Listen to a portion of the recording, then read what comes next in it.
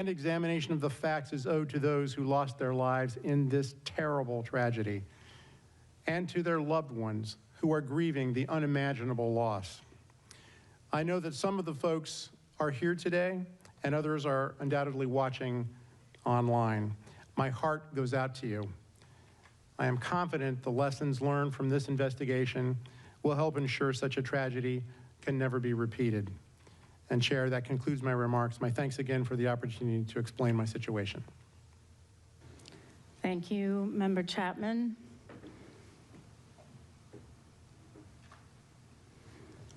Today's meeting is open to the public in accordance with the Government and the Sunshine Act. It's the first time board members and staff have come together to discuss the draft report and to consider the proposed findings, probable cause, and safety recommendations. Before I continue, I want to pause for a safety video. Olivia?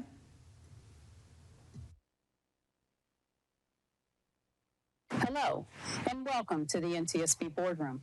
Before we get started with today's meeting, I'd like to quickly walk you through our emergency procedures. First things first, please take a moment to silence your phones or other electronic devices.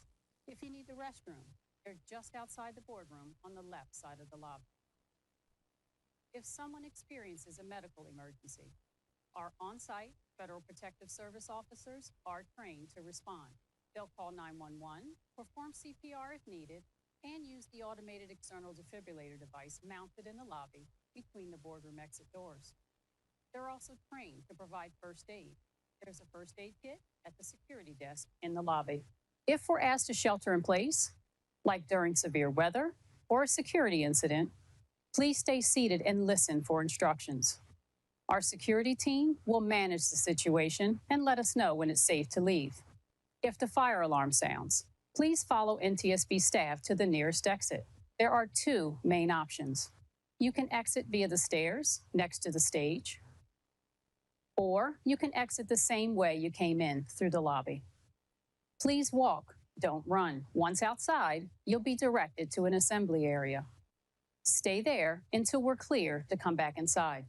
If there's a small fire, our security officers are trained to respond using one of the fire extinguishers. You'll find them in 3 locations: by the stairwells on either side of the stage at the front of the boardroom, mounted on the wall at the back of the boardroom, and near the security area in the lobby. For anyone who needs an accessible evacuation route, you can use the door on the left side of the lobby, which leads you into the parking garage. From there, turn right and follow the walkway to the street level. NTSB staff will be available to assist anyone who needs help. And finally, safety is everyone's responsibility. If you see anything that seems off or concerning, please let a staff member or security officer know right away. Thank you for helping us maintain a safe and secure space. Thank you, Sherry, for that excellent safety video. And before I continue on with my opening statement, I'll yield 2 minutes to Member Graham. Thank you, Chair. Today is a heavy day, and I do not think that is lost on any of us. This has been an incredibly difficult year for our agency and our investigators, the first responders to this accident, and the aviation community as a whole, as we have mourned the loss of 67 lives nearly 1 year ago from an accident and tragedy that never, ever should have happened. As difficult as this year has been for so many, though, I know it has been most difficult for the family and friends who lost loved ones in this accident. Whether you're here today with us or online or watching at a later date, please know that I, my fellow board members, and our entire agency mean it when we say we have not let a day go by when we are not thinking about your loved ones. They have been on our minds and in our hearts at each and every step of this process. Our investigation has been a grueling and challenging process, but I cannot imagine having to endure all of this in the eyes of the public. I will continue to pray for each and every one of you. I imagine there will be some difficult moments today for all of us as we try to provide answers to how a multitude of errors led to this tragedy. There will be some times where individual errors may be noted throughout the course of the day in relation to this accident, but I want to make it crystal clear. Any individual shortcomings were set up for failure by the systems around them.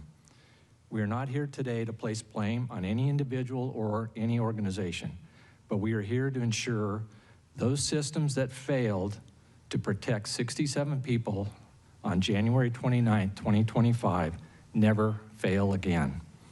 To that end, I remain steadfast in my commitment to forcefully advocate for all the safety recommendations we adopt today moving forward. Thank you, Chair.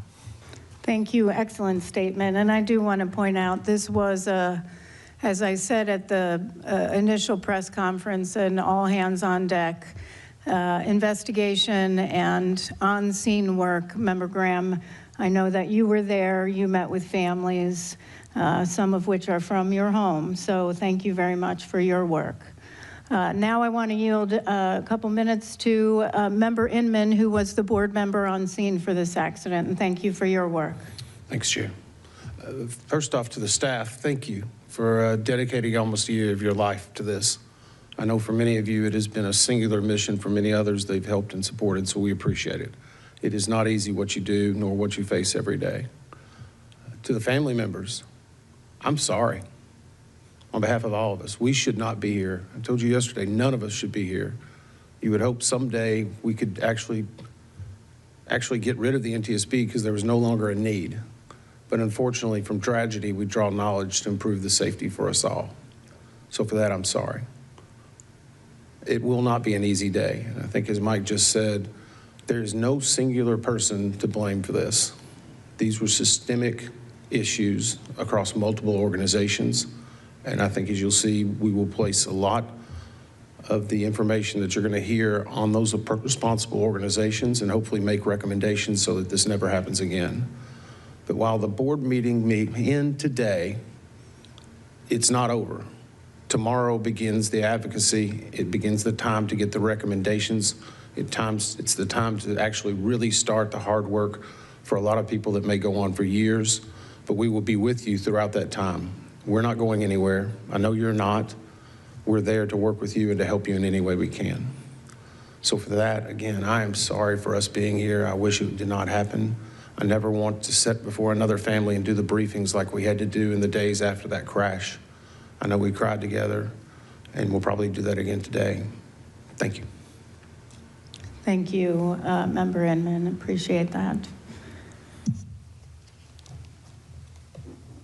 The NTSB meets today to finalize our investigation of the midair collision between a Black Hawk operated by the U.S. Army under the call sign PAT-25 and a CRJ700 operated by PSA Airlines as American Airlines Flight 5342. The collision occurred on January 29, 2025, at about 8:48 p.m. Eastern Standard Time, about half a mile southeast of Ronald Reagan Washington National Airport.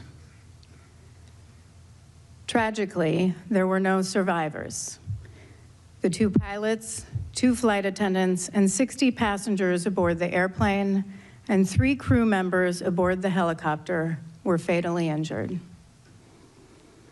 I want to take a moment to address the 67 people, the families and friends of the 67 people who died that day. I imagine every day since January 29th has been incredibly difficult. And I imagine that today is even more difficult. And Thursday, as we mark 1 year since this tragedy occurred, since you lost your loved ones. As a mom, I can only imagine all that you've been through. You are in our daily prayers. I pray for you every single day. And on behalf of everyone at the NTSB, our entire agency, please accept our heartfelt condolences and our deepest, deepest sympathies. Unknowingly, you are also an inspiration to so many of us. You have, in the wake of absolute devastation, shown remarkable selflessness, courageously advocating for important reforms in aviation safety to save lives for others. I have no doubt that the information uncovered by our investigation will support all of your efforts to make aviation safer, to work towards a future where no family endures such tremendous loss. Our family assistance team and the American Red Cross are here today to provide support for anyone here who might need it. Colleagues, where could you indicate where you are in the room right now? We have several. If you can stand, raise your hand. Some in the back. If anyone needs support, please do not hesitate to ask. We have private rooms that we can sit down with you and meet with you. I also want to recognize NTSB staff for your incredible work on this investigation, which is undoubtedly one of the most complex in NTSB's history. If anyone would like a glimpse of what these dedicated safety experts have done over the past year, look no further than the public docket for this investigation. It spans more than 19,000 pages and includes testimony from our 3-day, 33-hour investigative hearing last July. And yet, we can never quantify the time you dedicated to this investigation over the past year, from your work on scene to the countless hours spent analyzing and distilling the information into a comprehensive report that exceeds 500 pages to ensure every lesson is learned from this devastating tragedy. That you did so in less than 12 months' time while meeting the high bar for quality and impartiality that our agency is known for. At one point, working through the longest government shutdown in history with a myriad of other accident investigations underway is a true testament to your dedication and your professionalism, and we thank you for all that you do. There is a tendency in the immediate aftermath of any investigation or any accident that we investigate to question human error, the actions or inactions of individuals. However, human error in complex systems, like our modern aviation system and the national airspace system, isn't a cause, it's a consequence.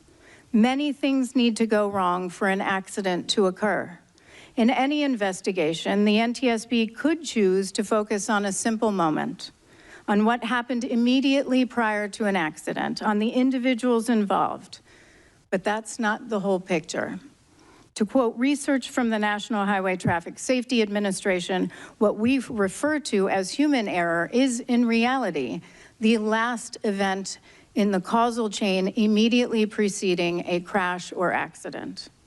Indeed, in board meetings over the years, in our findings and our analyses across all modes of transportation, we've often referred to the work of leading scholars like Dr. James Reason, Captain Dan Marino, and Professor Nancy Levison to demonstrate that human error is a symptom of deeper underlying systemic failures, as my colleagues stated in their opening statements. A consequence, not a cause.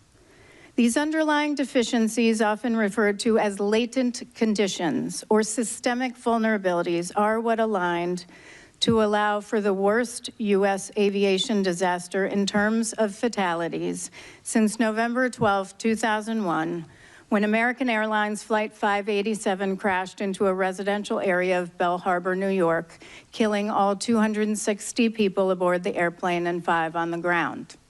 And certainly we remember always the 50 people who lost their lives on February 12, 2009, when Colgan Air Flight 3407 crashed into a residence in Clarence Center, New York.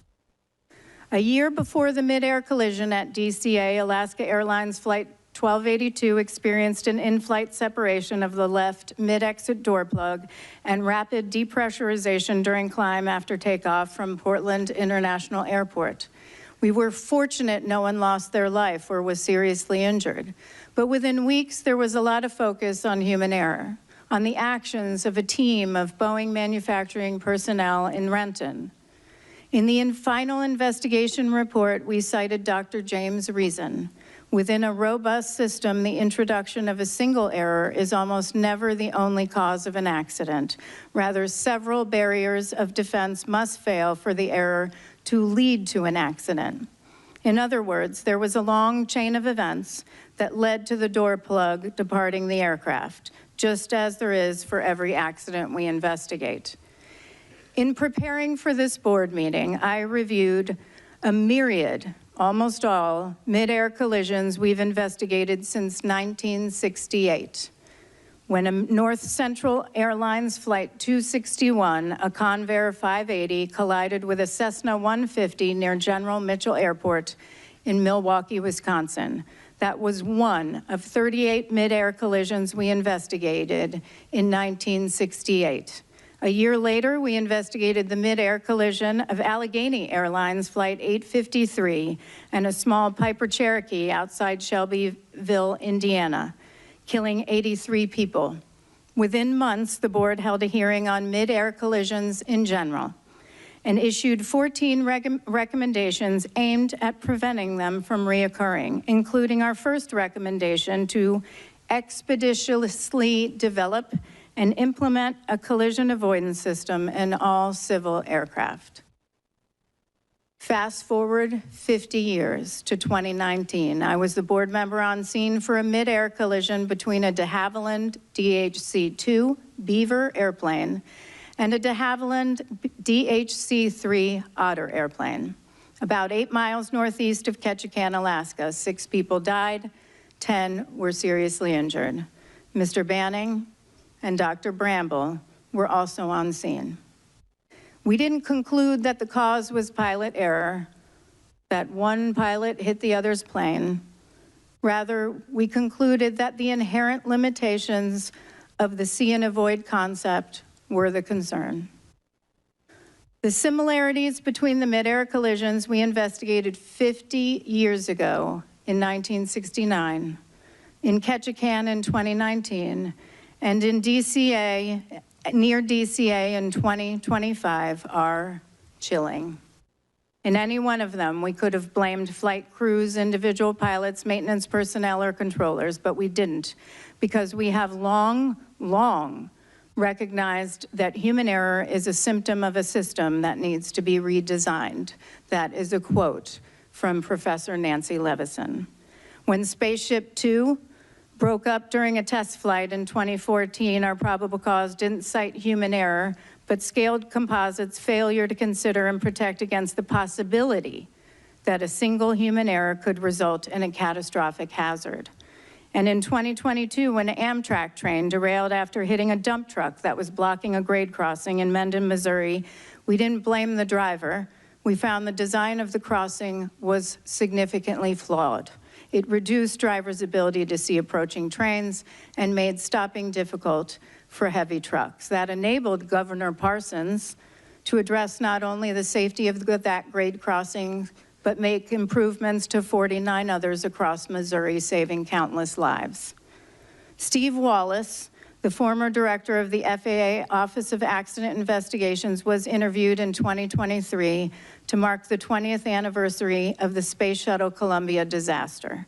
After the Columbia disintegrated upon re-entry to Earth, killing all 7 astronauts on board, the NTSB was heavily involved in the investigation. In fact, one of our leading aerospace engineers who actually did the structural work for this investigation did the work on Columbia with NASA.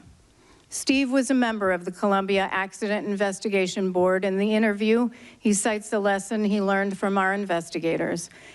Quote, NTS people have a saying that when you find the human error, that's not the end of the investigation, that's the beginning of the investigation. What is the true root cause. The root cause is the thing that you have to change so it doesn't happen again. Commercial aviation embraced the same shift in root cause analysis, and the results were powerful. In fact, they challenged the NTSB to do better when we only focused on human error back in the 1970s and before that. And as a result, flying became safer. Before this tragedy occurred on January 29th, 2025, the U.S. aviation system was experiencing a record level of safety. That is the power of taking a systems approach, which is based not on speculation, but on decades of research, evidence, and our own investigations where the lessons learned turn into lives saved. As aviation safety evolves, so do the systems and so do the risks. I'll repeat, within a robust system, the introduction of a single error is almost never the only cause of an accident. Rather, several barriers of defense must fail for the error to lead to an accident. We are here today to discuss those failures. Today, you will hear how deep underlying systemic failures, system flaws aligned to create the conditions that led to this devastating tragedy. From design of our airspace around DCA to the limitations of see and avoid, which we've been warning about for over 5 decades, to failures of entire organizations to evaluate and act on readily available data, heed repeated recommendations, and foster robust safety cultures, to name a few. Months ago, I received a letter from someone sitting in this audience today, whose fiance was aboard 5342. In that letter, he challenged us to, quote, leave no stone unturned, ask the hard, uncomfortable questions that will ruffle feathers, and let no one obfuscate or delay the truth. I assure you, we did just that. You will see today that we left no stone unturned. We asked the hard, uncomfortable questions that ruffled feathers, and we got to the truth. Our work, however, doesn't end today, as Member Inman stated, with the issuance of a final report. This is just the first step. We must, it is our duty to relentlessly, vigorously pursue safety change, which means we must do everything in our power, even ruffle feathers, to get our recommendations implemented, or this will happen again. I'd like to thank the first responders on behalf of the board. I have a slide listing all of the first responders that were on scene, the 8 organizations, tremendous work. As you can see, dozens of organizations responded to the scene of this tragedy to support search and recovery efforts and assist in our investigative work. Law enforcement, fire officials, dive teams, federal, state, and local agencies we don't often talk about, but they're human too. And what they experience can also be quite difficult. So thank you, if you're listening or you're here, thank you for your public service, for your dedication, and for your heart. You embody the best. You embody the best, each of you, of what public service means. Now let's turn to today's meeting. We're going to do things a little bit differently today, as there's a lot of complex information that we have to go through.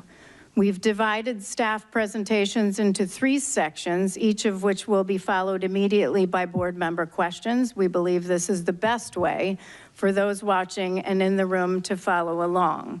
So let me go through today's agenda. Media will want to get their little pens out. You'll know, look, they are all actually doing it right now. Okay. So in a moment, Brian Curtis, our Deputy Managing Director for Investigations, will introduce the staff. Then we have 75 minutes of staff presentations, starting with our investigator in charge. Then we will move to air traffic control. We will discuss air traffic control and human performance, and then we will go through air traffic control post-accident drug and alcohol testing. We will then have 45 minutes or so of board member questions, and then we will take a break, a 15-minute break, which should occur somewhere around 11:30. We will then move into a second group of staff presentations. That will take about 45 minutes. We'll start with collision avoidance and ADSB, move into helicopter operational factors, and then move into human performance. Then there will be 45 minutes or so of board member questions just on that section and relevant material in our docket and the draft board report. Then we will break for lunch. I imagine, assuming everything goes right, and I mean that we don't lose heat or video, that I've probably doomed us now,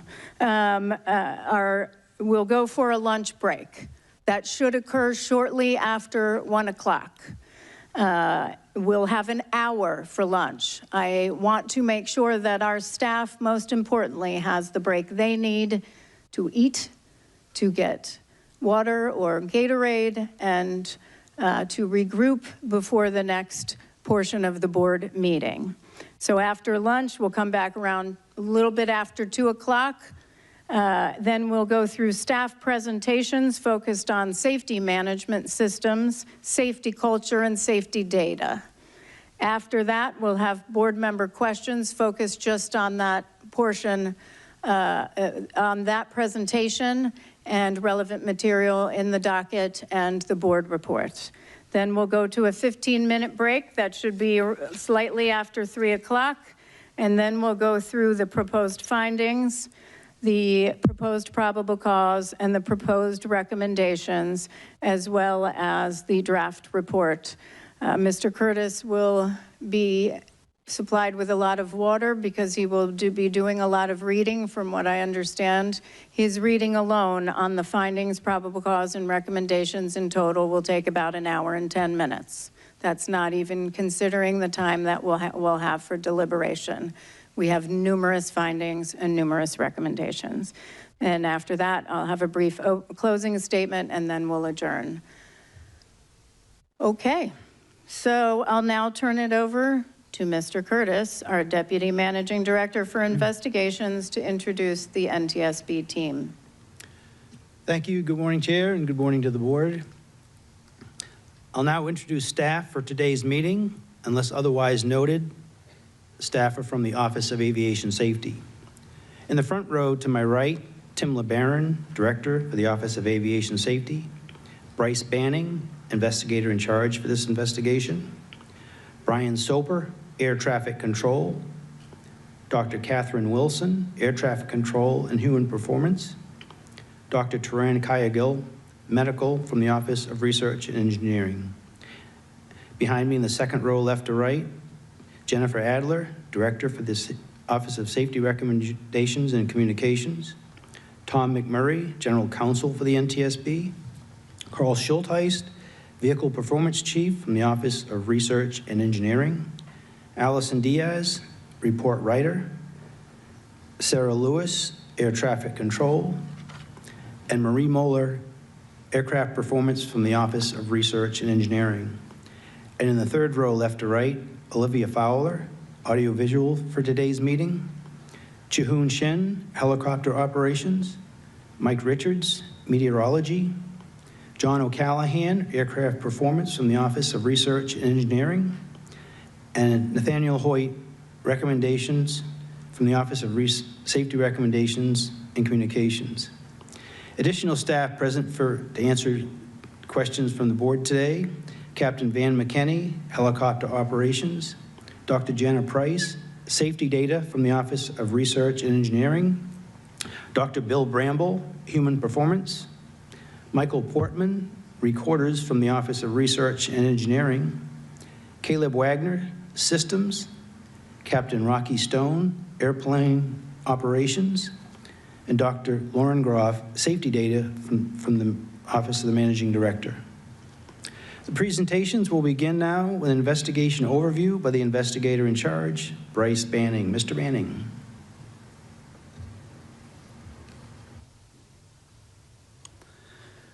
Good morning, Chairwoman Hamady, Member Graham, and Member Inman.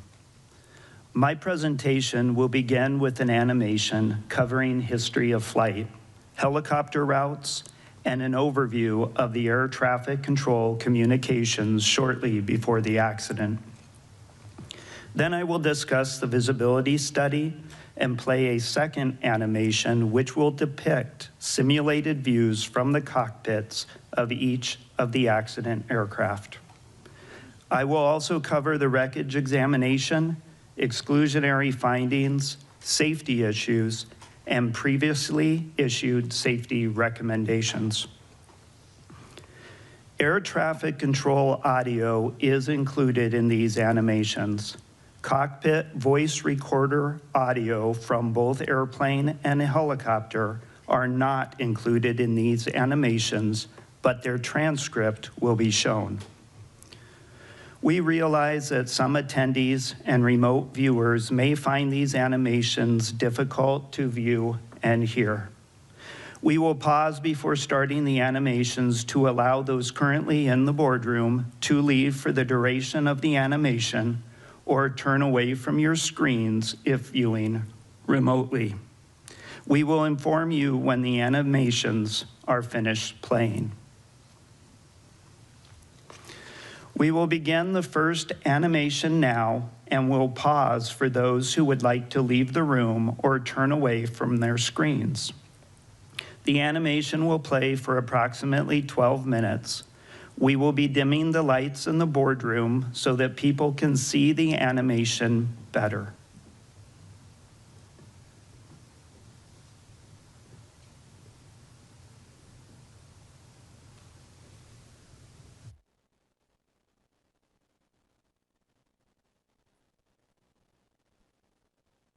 On January 29th, 2025, about 8:48 p.m. Eastern Standard Time, a Sikorsky UH-60 Lima helicopter operated by the United States Army and a PSA Airlines CRJ700 collided in flight approximately 1/2 mile southeast of Ronald Reagan Washington National Airport, or DCA. The 2 pilots, 2 flight attendants, and 60 passengers on board the airplane, and all 3 crew members on board the helicopter were fatally injured. The military helicopter flight originated from Davison Army Airfield, Fort Belvoir, Virginia. The flight was an annual evaluation for the pilot with the use of night vision goggles. The airplane was operated by PSA Airlines, doing business as American Airlines Flight 5342, a scheduled domestic passenger flight under Title 14 of the Code of Federal Regulations, Part 121, from Wichita, Kansas to Washington, D.C. Night visual meteorological conditions prevailed at the time of the accident. In the radio communications, the accident airplane was using call sign Blue Streak 5342, and the Army helicopter was using call sign Pat 25. The Federal Aviation Administration provides charts that specify helicopter routes to facilitate operations in high-traffic areas. The helicopter routes have no defined lateral boundaries, but they do have maximum altitude limits. The helicopter routes are depicted by a blue line on the Google Earth image. Helicopter Route 1's western section begins in Cabin John, Maryland, and follows the Potomac River southeast to Washington, D.C., through the Tidal Basin and the Washington Channel to Haines Point, and then turns east along the Anacostia River. At the time of the accident, Helicopter Route 4 intercepted Route 1 at Haines Point and continued south along the Potomac River's eastern shore past DCA and the Wilson Bridge. North of Chain Bridge, the maximum altitude is 1,300 feet. Between Chain Bridge and Key Bridge, the maximum altitude is 700 feet. Between Key Bridge and Memorial Bridge, the maximum altitude is 300 feet, and south of Memorial Bridge to the Wilson Bridge, the maximum altitude is 200 feet. At 8:33 p.m., 15 minutes before the collision, Pat 25 requested permission to travel from Cabin John along Helicopter Route 1 to Helicopter Route 4 to Davison Army Airfield. The DCA local controller approved the request. Pat 25 is looking for Cabin John, Route 1, Route 4 to Davison. Pat 25 approved. There was no communication between Pat 25 and the DCA local controller for 12 minutes. At 8:39 p.m., 9 minutes before the collision, Flight 5342 was cleared for the Mount Vernon Visual Runway 1 approach to DCA by Potomac Terminal Radar Approach Control. Select in-cockpit communications between the instructor and the pilot in Pat 25, primarily about altitude, will be shown on a black background in the animation. At 8:43 p.m., 5 minutes before the collision, Flight 5342 was handed off to the DCA Tower Local Controller. The local controller asked the crew of Flight 5342 if they could switch their approach from runway 1 to runway 33. Bushie 5342, Washington Tower 1 star 32017, gust 25. Can you take runway 33? The crew accepted the change and they were cleared to land on runway 33. This magnified satellite photograph shows the locations of runway 1 and runway 33 at DCA. Yeah, we can do 33 for Bushie 5342. Bushie 5342 at the Wilson Bridge, change to start runway 33, clear to land. Change to runway 33, runway 33 for land, Bushie 5342. There was no further communication between the local controller and the crew of Flight 5342 before the collision.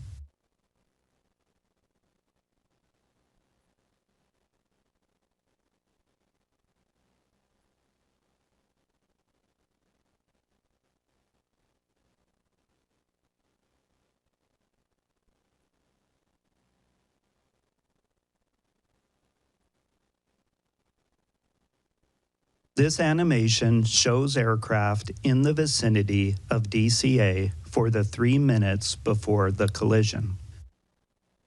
The local control and helicopter control positions were combined, and the local controller was communicating with 6 airplanes and 5 helicopters.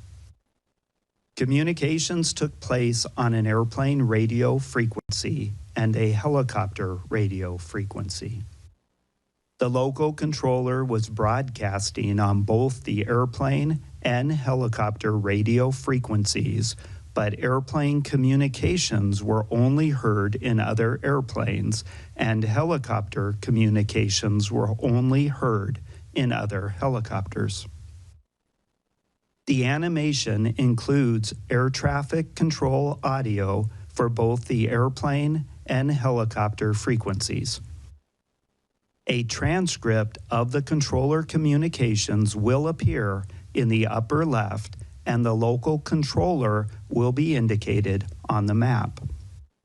A transcript of aircraft communications will appear in the lower left, and the aircraft call sign will be highlighted on the map.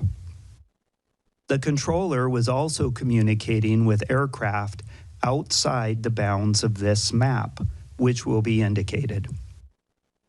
The accident helicopter is shown in orange with the label PAT 25, and the accident airplane is shown in magenta with the label PSA 5342.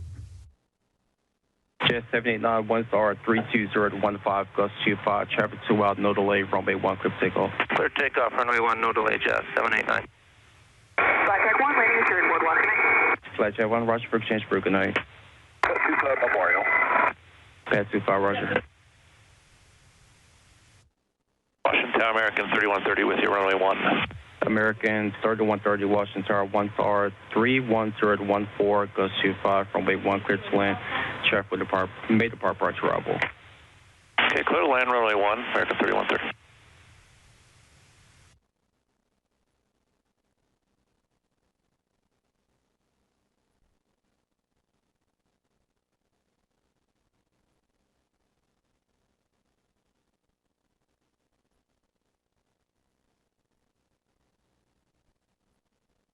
Jet 789, concept on Barge, good day. Okay. American 3130, slow the funnel. Slow on American 3130. Pat 25, traffic just south of Wilson Bridge to CRJ at 1,200 feet, circle runway 33. This is pressure roof. American 1630 tower, runway 1, lot boy, traffic throughout circle runway 33, this traffic on 6 mile funnel. Flight up rate, runway 1, American 1630. Runway 1. Most 7, stand by. Issue 5307, keep rolling out to November, ground point 7, good day. November 307.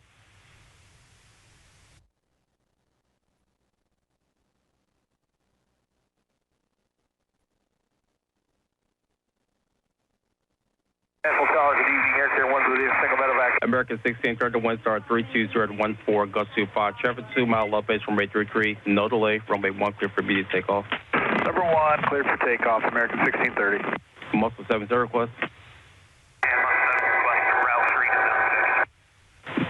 Most of you say route through to zone 6. Most 7 approved.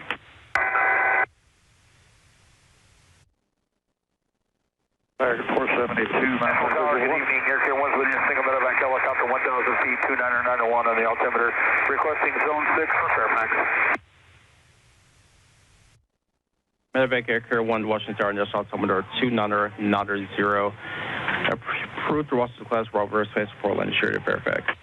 29990 for Air Care 1, copy. Pat 25, do you have the CRJ in sight? Pat 25, pass behind the CRJ. This club has a aircraft in sight, President separation. This separation.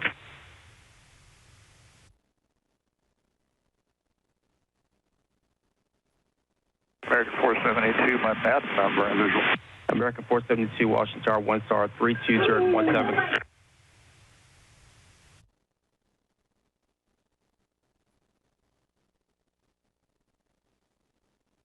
The following video shows the airplane and helicopter leading up to the point of collision.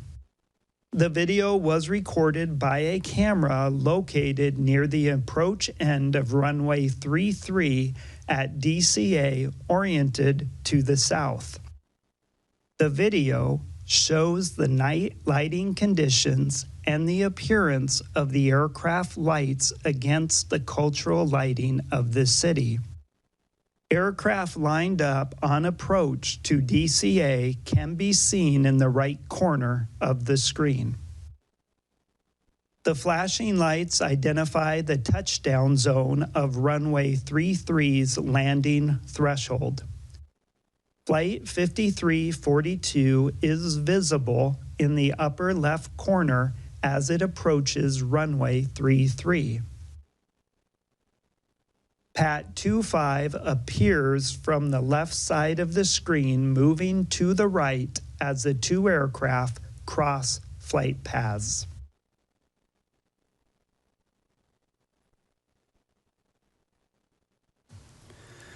The animation is done playing.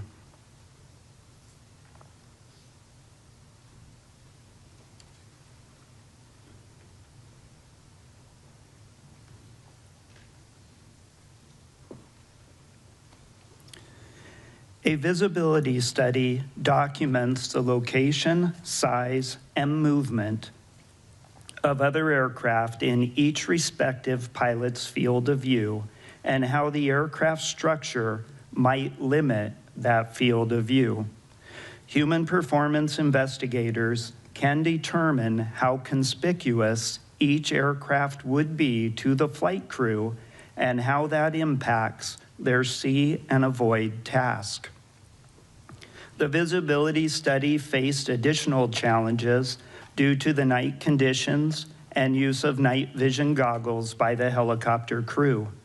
As we will discuss, it is difficult to accurately represent how the night lighting or cultural lighting looked to the crews at the time of the accident. Investigators documented the cultural lighting around DCA in a series of night observation flights conducted on March 27th and 28th of 2025. We chose these observation dates to replicate the conditions on the night of the accident. Crews flew the accident flight paths individually using exemplar aircraft, which were observed by human performance, operations, and air traffic control investigators. We recorded the view in both videos and photos from each aircraft, the air traffic control tower, and on the ground. This documentation was used to determine which available flight simulator program best represented the cultural lighting at the time of the accident and inform the human performance analysis. Shown is a video frame recorded from the cockpit of the CRJ night observation flight when turning onto final for runway 33. This captures a view of the cultural lighting in the DC area. However, no device records exactly how the human eye sees a scene. These types of images from various recording devices and the impressions of the human performance, operations, and air traffic control investigators from the night observation flights were used together to inform the analysis of the difficulty of the see and avoid task. The visibility study recreates the view from the cockpit and includes what the airplane structure would obscure. The photo on the left is of a CRJ700 cockpit and labels the 4 cockpit windows: left window, left windshield, right windshield, and right window, and indicates the location of the captain, who was the pilot flying, and the first officer, who was the pilot monitoring.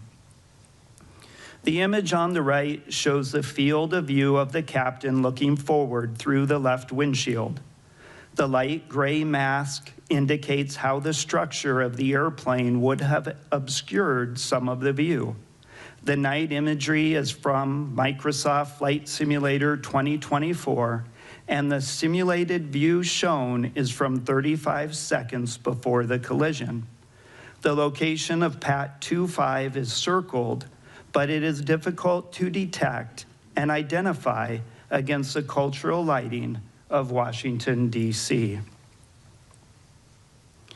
The left photo shows the helicopter cockpit and labels the left window, left windshield, center windshield, right windshield, and right window, and indicates the location of the pilot, who was the pilot flying, and the instructor pilot, who was the pilot monitoring. The image on the right shows a view of the instructor pilot in the right seat looking forward. In addition to the aircraft structure, the image on the right includes a mask of the night vision goggle view looking straight ahead. While the NVGs are binocular, the brain merges the image into a single circular view. In this image, the NVG view is shown as white phosphor, but the animation will show a green phosphor display. Both types of NVGs were available to the crew. This image is from 19 seconds before the collision, and the location of the CRJ is circled. While the location, size, and movement of each aircraft in a pilot's field of view is accurate, there are important limitations to the visibility study, including, first, the accuracy of the cultural lighting. You will see in the animation that some landmarks are unrealistically bright. Additionally, not all of the aircraft south of the Wilson Bridge were visible in the simulation. Secondly, the accuracy of the external lighting on each aircraft, which affects how visible it is against the cultural lighting. The CRJ700 model for Microsoft Flight Simulator 2024 did not have functional external lighting, so a model of a Boeing 737 was used instead. The differences in the appearance of these airplanes at night is insignificant until just before the collision. Lastly, the accuracy of the night vision goggle view. The goggles are shown stationary, and the pilot's head does not move or scan. The imagery also does not include additional light sources that night vision goggles would show more brightly, such as stars. We will begin the second animation now, and will pause for those who would like to leave the room or turn away from their screens. The animation will play for approximately 8 minutes. We will be dimming the lights in the boardroom so that people can see the animation better.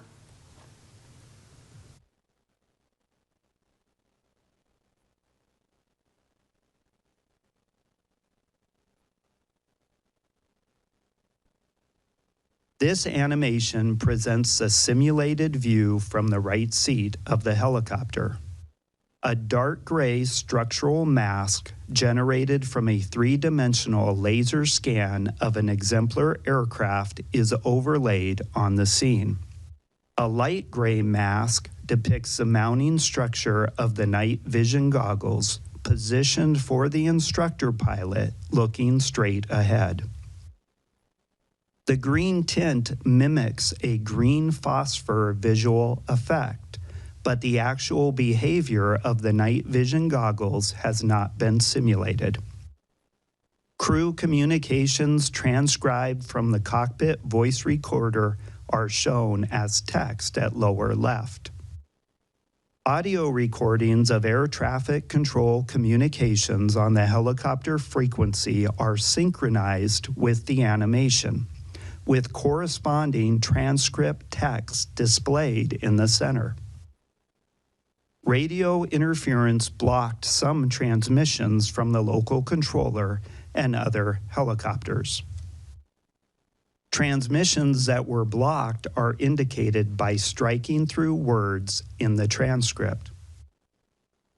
A moving map depicting the locations of PAT 25 and Flight 5342 and synchronized with the view from the cockpit will be shown at lower right.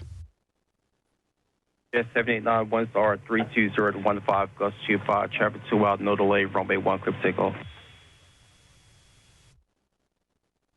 Black Jack 1, landing is 34, Flight Jet 1, Roger for exchange for good night. Pet 25 Memorial. Pad 25, Roger.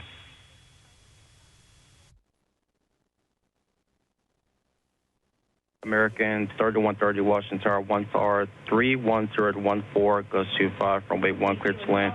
Traffic with may depart departure arrival.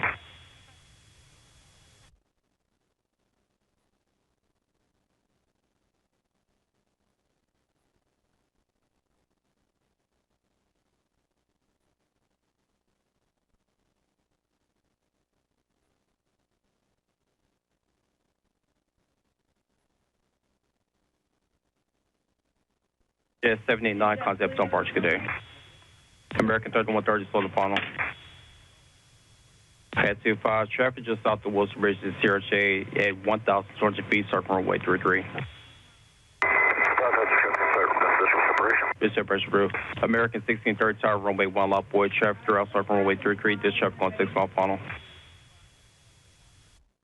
Tower Muscle 7, approaching Springfield, request route 3 to zone 6. 17 standby.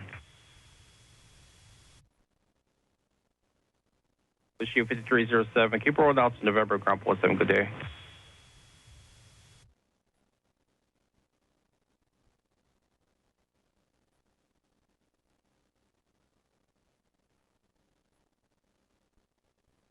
National Tower, good evening, Air Carrier 1's with you, single medevac. American 1630 Wind Star 32014, gust 25, traffic 2 mile left base from runway 33, no delay, runway 1 clear for immediate takeoff.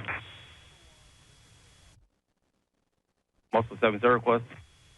And Muscle 7 request route 3 to zone 6. Most of you say route 3 to zone 6. Yes, sir, Muscle 7 approved.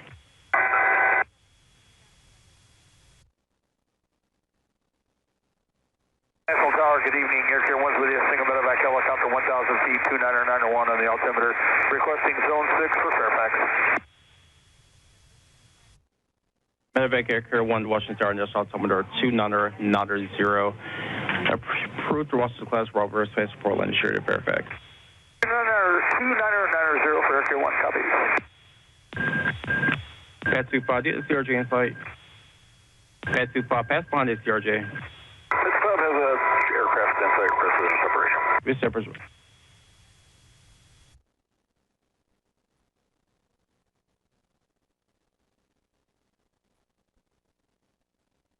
American 472 Washington Tower 1 star 32017.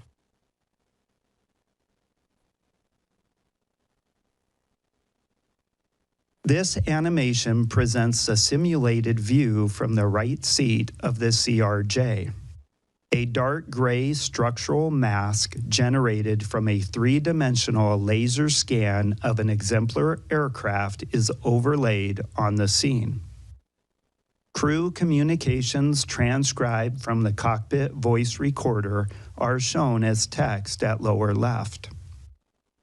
Audio recordings of air traffic control communications on the airplane frequency are synchronized with the animation, with corresponding transcript text displayed at lower right. A moving map depicting the locations of both aircraft synchronized with the view from the cockpit is shown at upper left. Jet 789 1 star 32015, gust 25, traffic 2 out, no delay, runway 1 clear takeoff. Clear takeoff, runway 1, no delay, Jet 789. Flight Jet 1, Roger for exchange for good night. Pad 25, Roger. Washington Tower, American 3130 with you, runway 1. American 3130 Washington Tower 1 star 31014, gust 25, runway 1 clear to land. Traffic with may depart departure arrival. Okay, clear to land, runway 1, American 3130.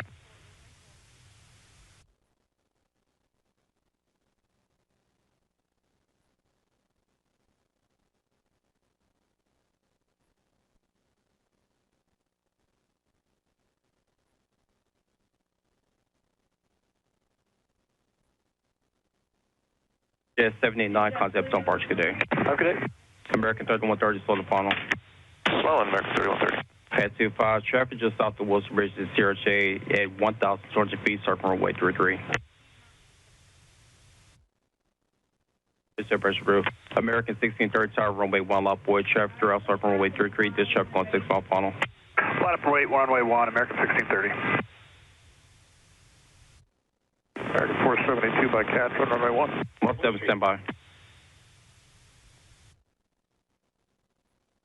Issue 5307, keep rolling out to November, ground 47, good day. November 307.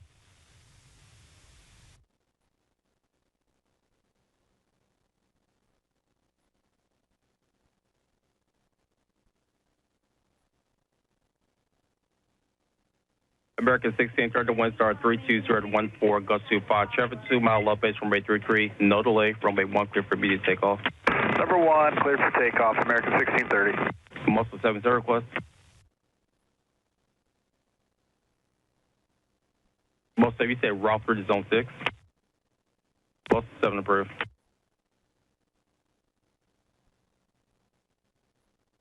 American 4782, Mount Vernon visual 1.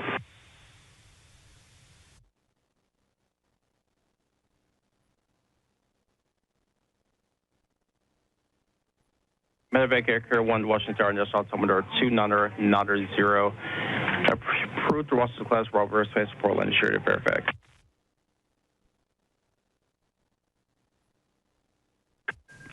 Pad 25, do you have the CRJ in sight? Pad 25, pass behind the CRJ. Mr. President.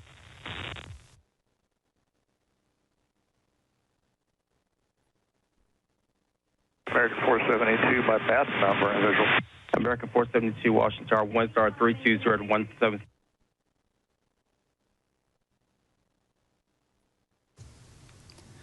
The animation is done playing.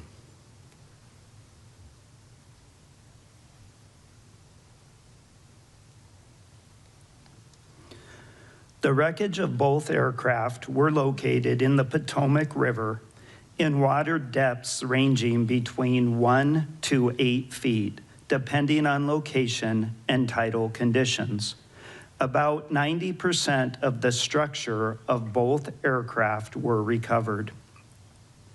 Examination of the recovered wreckage indicated that the helicopter's main rotor contacted the underside of the airplane's left wing, resulting in the outboard section of the wing separating in flight. Video evidence showed both aircraft rapidly descending and impacting the water after the collision. The NTSB's investigation's comprehensive review of the accident circumstances determined that the following did not contribute to the cause of the accident.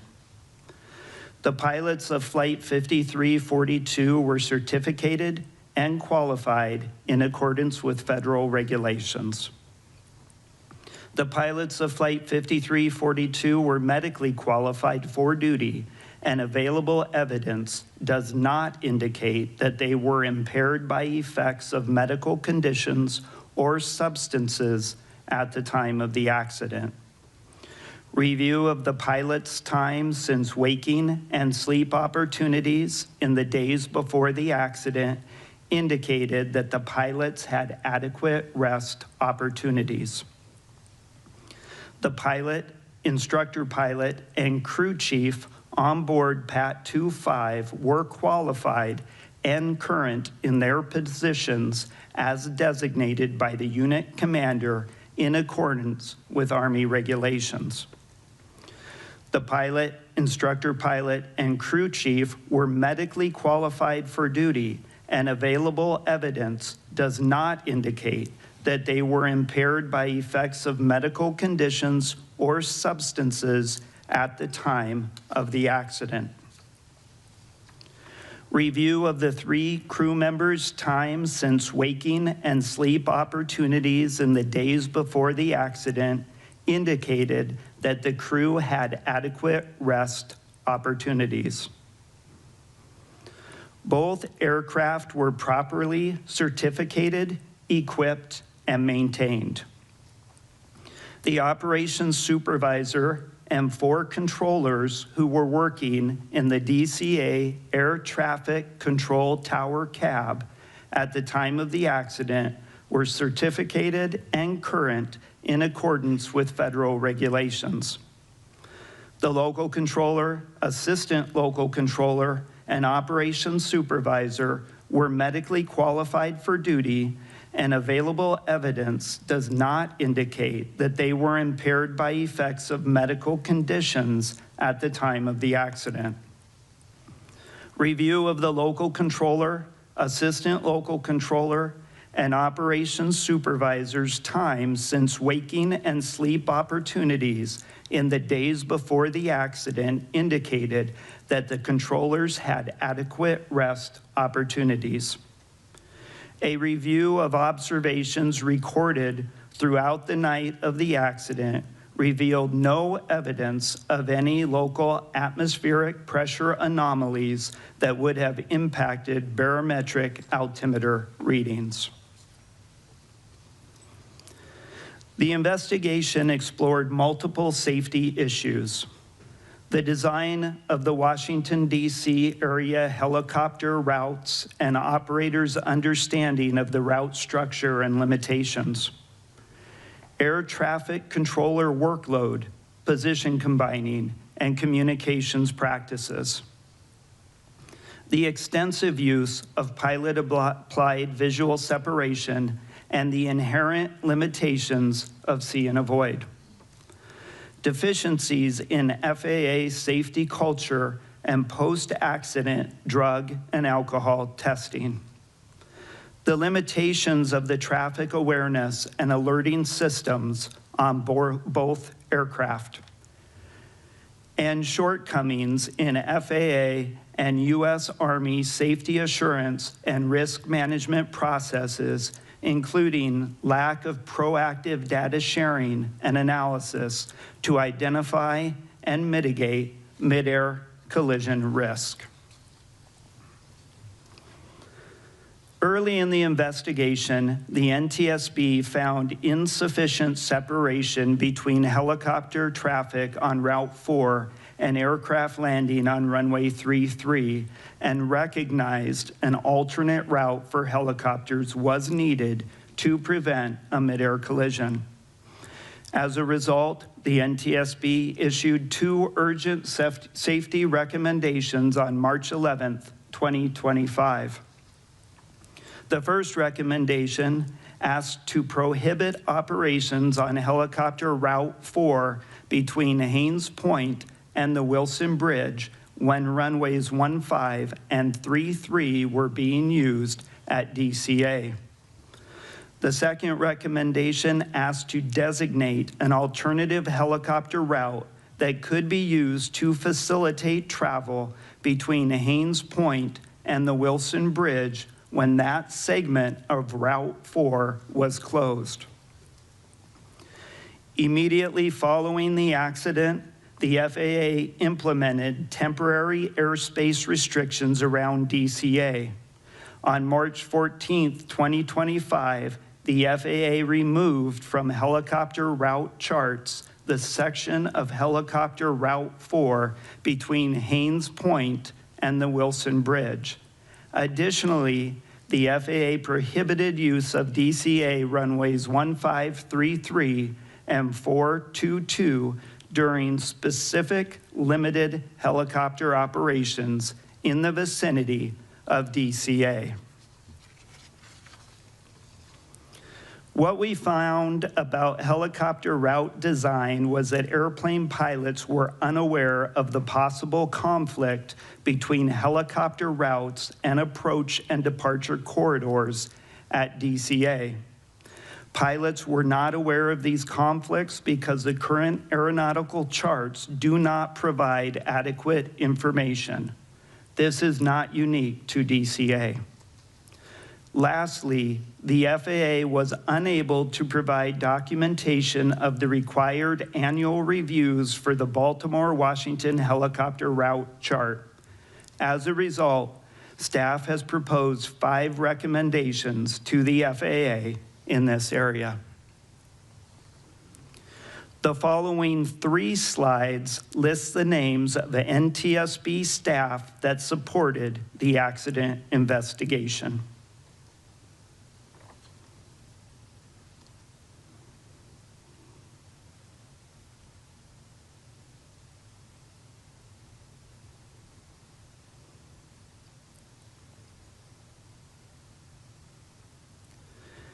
NTSB invited qualified parties to participate in our investigation.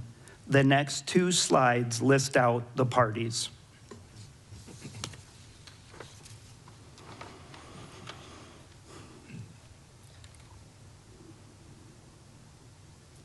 In accordance with the provisions of Annex 13 to the Convention on Civil Aviation, the Transportation Safety Board of Canada, representing the state of design and manufacture of the airplane, provided an accredited representative. Technical advisors from Transport Canada and MHIRJ Aviation participated in the investigation. Staff will be giving presentations on the following topics: air traffic control, human performance as it relates to air traffic control, and the FAA's post-accident drug and alcohol testing of air traffic controllers. A discussion will follow these presentations.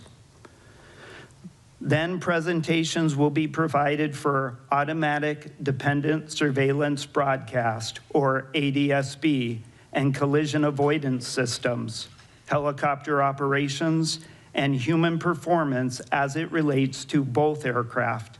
A discussion will follow these presentations. Lastly, we will have a presentation on safety data and safety management systems, followed by discussion rounds. Chairwoman Homendy, this concludes my presentation. Mr. Soper will now discuss air traffic control. Good morning. My presentation will discuss the airspace surrounding DCA, helicopter Route 4, formation and activities of the DCA ATC Tower Helicopter Working Group, the DCA Tower Facility Level Classification, traffic management challenges at DCA, combining of the local and helicopter control positions, use of visual separation, traffic advisories, ATC safety alerts, and positive control. The airspace surrounding DCA is uniquely complex, being a Class B airspace that includes the Washington, D.C. Special Flight Rules Area, or SFRA, the Flight Restricted Zone, or FREEZE, as well as prohibited areas.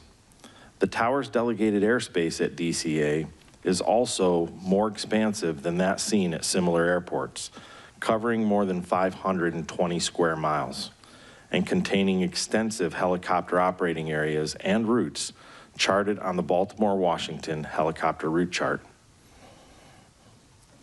Helicopter Route 4 was established in 1986 in the first edition of the Baltimore-Washington helicopter route chart and had changed very little since that time. Helicopter Route 4 was one of several charted routes designed for the transition of helicopters through the DCA Class B airspace. The Route 4 design had always posed a proximal conflict to the runway 33 approach corridor and runway 15 departure corridor, but it would continue to be used through the years. The routes were never procedurally separated, meaning there were no written procedures in place to ensure that when applied, aircraft would be automatically separated by a required minimum. While we learned from the FAA during the investigative hearing that these routes were never constructed to provide or ensure separation, we also learned that there was a lack of clear and consistent understanding and varied interpretations across user groups. The DCA ATC Tower Helicopter Working Group was formed as a direct result of a significant near midair collision in 2013 between a helicopter and an airplane in the very same location of this accident. The working group was composed of ATC personnel from DCA Tower only, with local helicopter operators being invited as necessary to address identified safety concerns as they arose.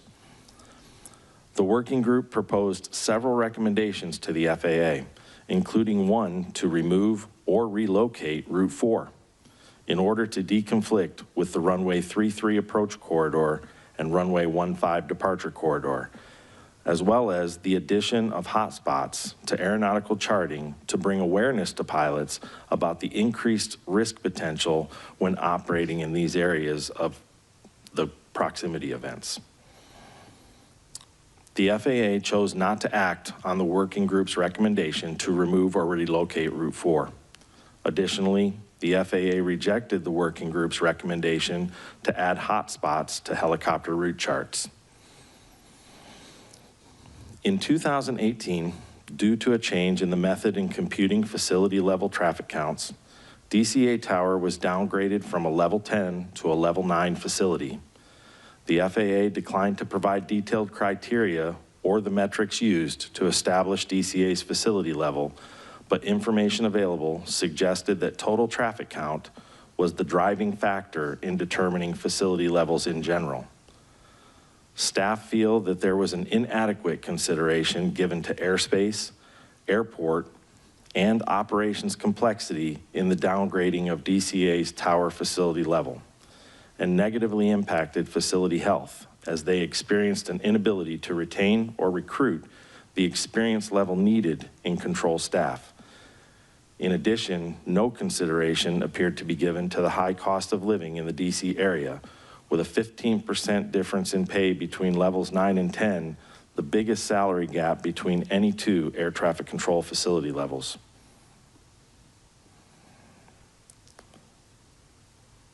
We found that DCA Tower had significant airfield, airspace, and mixed fleet operations complexities that were inconsistent with their current facility level.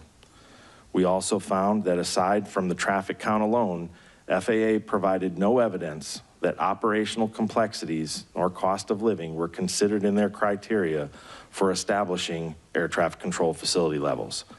Staff have proposed 2 recommendations to the FAA in this area.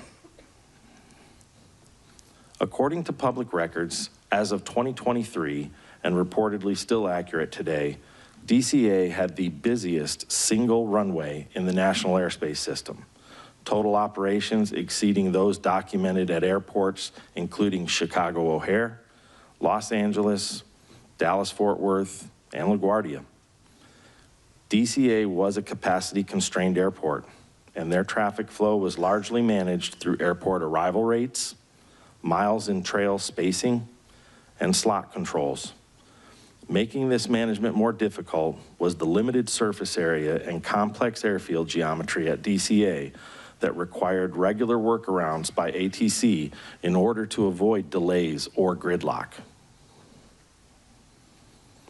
The FAA used slots to limit scheduled traffic at capacity-constrained airports like DCA, as well as John F. Kennedy International Airport and LaGuardia International Airport in New York. DCA was limited to a maximum of 67 slots per hour, 60 of those by regulation, and an additional 7 allowed by statute. According to post-accident interviews conducted with DCA ATC staff, certain air carriers would routinely front and backload their scheduling into the first half hour and last half hour of a 2-hour block, which resulted in periods of compacted demand. This resulted in DCA reaching total operations of 80 or more per hour at times. DCA slots are allocated in 60-minute blocks. After LaGuardia experienced similar problems, a rulemaking change was adopted that requires their slots to be allocated in 30-minute blocks, providing a more consistent traffic flow. Time-based flow management, or TBFM, was a system whose core function was to provide the ability to schedule aircraft within a stream of traffic to reach a defined constraint point at specified times, creating a time-ordered sequence of traffic. Though reportedly equipment had been installed and the capability was there for several years, the FAA had not activated the system for DCA. Additionally, American Airlines testified at the investigative hearing that TBFM was used at several of their other hub airports and that it smoothed out the volume of traffic while also providing more accurate miles in trail. We found that DCA Tower routinely received less than the required miles in trail spacing from the Potomac TRACON, requiring controllers to build spacing to accommodate departures using various methods. A common mitigation strategy was to periodically offload arrivals to runway 33 as they were doing on the night of the accident. This involved requesting crews that were on approach to land on runway 1 to change their landing runway and circle to land on runway 33 instead. We found that DCA would benefit from established rulemaking similar to that used by LaGuardia, requiring allocation of traffic in 30-minute blocks rather than 60-minute blocks. We also found that time-based flow management would provide DCA Tower with a consistent flow of traffic, more accurate spacing, and greater predictability. We recently learned that phase 1 of this went operational in October of 2025, with full implementation planned to be completed by March 2026. Staff have proposed 3 recommendations to the FAA in this area. Combining of the control positions is commonplace in air traffic control, and in facilities like DCA Tower, detailed policy guidance is required to reduce the risk by preventing the combining of positions under the wrong circumstances. The policy at DCA regarding staffing of the helicopter control position had changed several times over the years, becoming less restrictive each time. During prescribed hours, the policy went from helicopter control must be open in 2016 and only authorized to be combined with air traffic manager or support manager approval to 2023 becoming helicopter control must normally be decombined, meaning staffed separately. Then in 2024, it became helicopter control should normally be decombined, and it authorized the positions to be combined at the supervisor or controller in charge level's discretion. The softening in this policy from helicopter control must be open to helicopter control should normally be decombined with no requirement of a corresponding log entry or rationale opened the policy up for varied interpretation. On the day of the accident, the helicopter position had been open or staffed separately for less than 1.5 hours the entire day and had been combined with local control for more than 5 hours leading up to the time of the accident. There was no requirement to log the combining of helicopter and control positions nor any position combination at DCA Tower. Staff have proposed 1 recommendation to the FAA in this area. We will now show an animation and will pause for those who would like to leave the room or turn away from their screens. The animation will play for approximately 3 minutes. We will be dimming the lights in the boardroom so that people can see the animation better.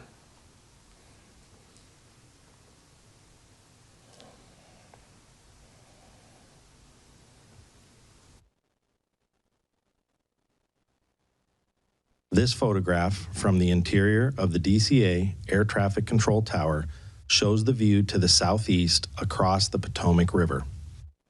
Traffic displays can be seen overhead. The traffic displays can be moved to suit the needs of the staff in the tower. This animation presents a simulated view from the tower. The point of view was based on the local controller's recollection of his position. The local controller could have changed position or orientation slightly on the night of the accident. The underlying animation was produced by the Federal Aviation Administration Target Generation Facility Simulation Branch. A dark gray structural mask generated from a three-dimensional laser scan of the tower conducted by NTSB staff is overlaid on the scene. Audio recordings of air traffic control communications are synchronized with the animation. Local controller broadcasts are shown in text at lower left.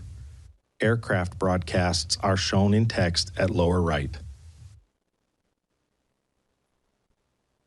National Tower, good evening. Air Care 1 busiest, single medevac. American 16, third to 1 star 32014, gust 25, traffic 2 mile left base runway 33, no delay, runway 1 clear for immediate takeoff. Number 1, clear for takeoff, American 1630. Muscle 7, third request. Most of you say route 3 to zone 6. Most 7 approved.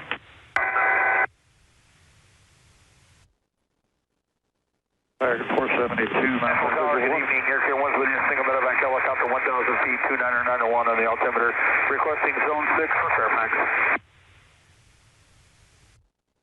Medevac Air Care 1 Washington Tower, national altimeter 29900. Approved through Washington class, Robert Airspace, Portland, shared at Fairfax. 29990 for Air Care 1, copy. Pad 25, do you have the CRJ in sight? Pad 25, pass behind the CRJ. This club has a aircraft in sight, precision separation. This separate.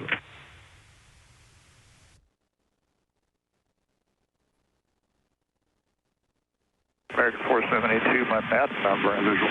American 472, Washington Tower, 1 star 2017. The animation has completed playing.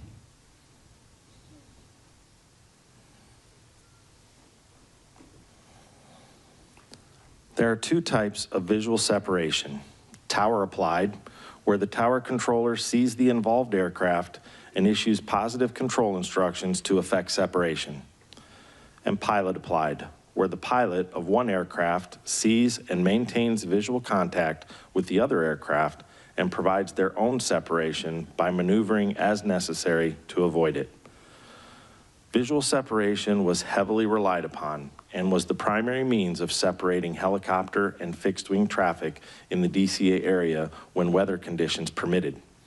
To not increase controller workload, traffic congestion, and traffic complexity, controllers were motivated to and routinely authorized visual separation for helicopters transiting the DCA airspace, and helicopter crews were encouraged to request visual separation as early as possible. According to facility records, DCA Tower had a documented history of controllers lacking in the understanding of basic fundamentals in pilot-applied visual separation, as well as a history of the misapplication of pilot-applied visual separation. The local controller's initial traffic advisory provided to PAT 25, reference PSA Flight 5342, was technically compliant, but no follow-on or updated traffic advisories were provided. There was no corresponding traffic advisory provided to PSA Flight 5342 at any time. The conflict alert first activated between PAT 25 and Flight 5342 26 seconds before the collision, while they were still about 1.6 miles apart and on converging courses. Considering the proximity of both aircraft and their continually converging courses, according to the radar replay of the event, targets were such that merging target procedures should have been provided, which would have included traffic advisories to both aircraft. The local controller stated they were concerned about both the close proximity of PAT 25 to PSA Flight 5342 and their converging courses. This, coupled with the conflict alert that was active at the time, the controller should have issued a safety alert, which would have included updated traffic advisory information and an alternate course of action if feasible. Neither were done in this case. Had a safety alert been issued, it would have increased the situation awareness of both crews and alerted them of their closing proximity to one another. Additionally, a timely safety alert may have allowed action to be taken by one or both crews to avert the collision. Positive control is defined by the FAA as the separation of all air traffic within designated airspace by air traffic control.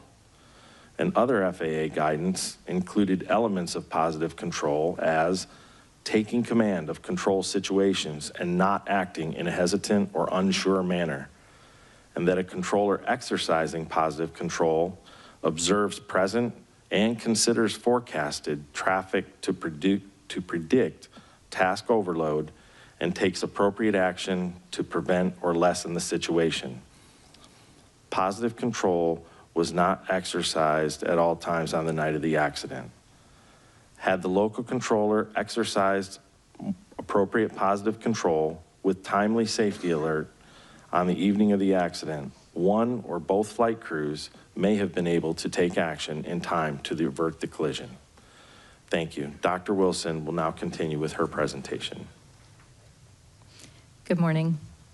I will discuss DCA air traffic control tower use of visual separation on the night of the accident, the concept of situation awareness, combining the local control and helicopter control positions, recognition of impending collision and expectation-driven process, the conflict alert system, radio communications when the local control and helicopter control positions are combined, time on position limitations, threat and error management, and risk management.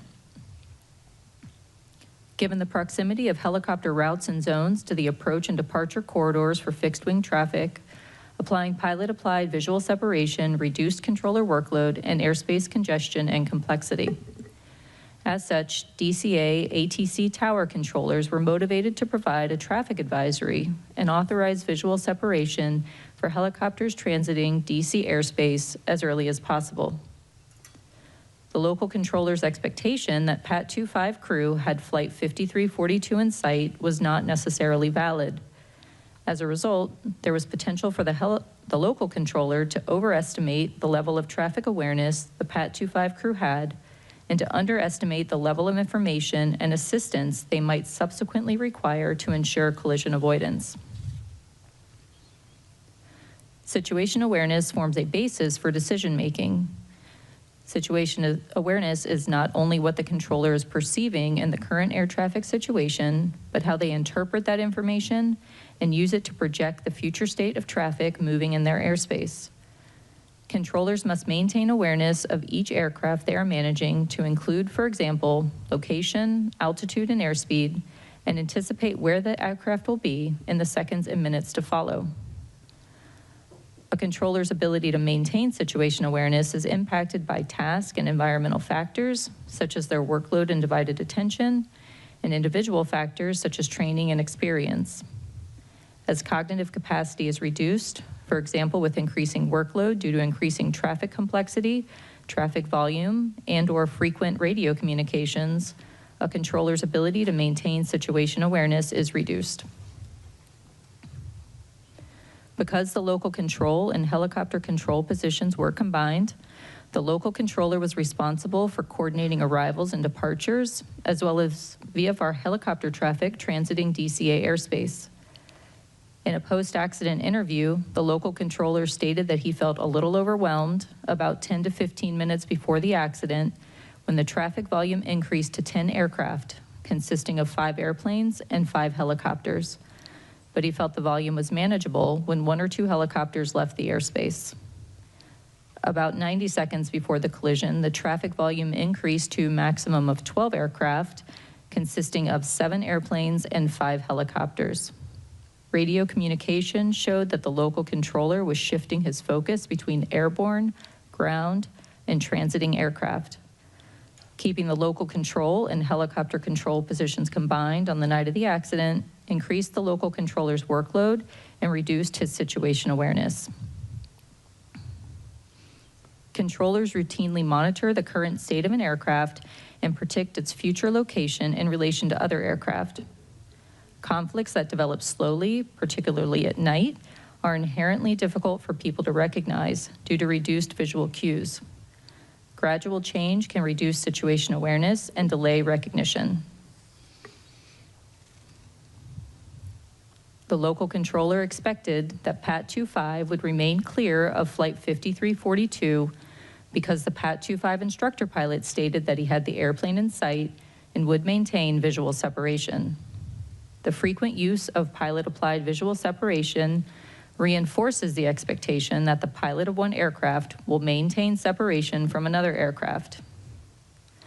Because it has repeatedly worked as expected, it can be more difficult for a controller to notice deviations, especially when workload is high, like on the night of the accident. The conflict alert system acts as a safety net designed to draw a controller's attention to a potential conflict using an oral alert, a flashing red CA on the certified tower radar display, or CTRD, and a conflict list on the CTRD indicating in red the aircraft involved. The image on the right depicts the red conflict alert that appeared for the accident aircraft. Conflict alerts are presented the same regardless of the severity of the conflict. Conflict alert activation is common at DCA ATC Tower. NTSB staff are concerned that frequent nuisance alerts may desensitize controllers to the alerts and lead to slower reaction time. Providing controllers with additional salient cues regarding the severity of a potential conflict would reduce controller cognitive load and likely improve response time. Staff have proposed 2 recommendations to the FAA in this area. The DCA ATC Tower utilized a discrete frequency for communicating with helicopters to avoid interference and frequency congestion, even when the local control and helicopter control positions were combined. Separate frequencies also made the process of decombining the helicopter and local control positions easier. When the local control and helicopter control positions were combined, airplane and helicopter pilots could hear all transmissions made by the controller. However, transmissions made by helicopters were not audible to airplanes, and transmissions made from airplanes were not audible to helicopters. This alleviated frequency congestion. However, pilots reported that hearing all transmissions would improve their situation awareness. Staff have proposed 1 recommendation to the FAA in this area. The operations supervisor had been working on a control position for over 4 hours at the time of the accident and had been working on the operations supervisor position specifically for the 2 hours before the accident. Given his extended time on position, it is likely that the operations supervisor was experiencing reduced alertness at the time of the accident, which decreased his ability to effectively assess operational risks. The collective bargaining agreement between the National Air Traffic Controllers Association, or NATCA, and the FAA require relief opportunities for all operational staff.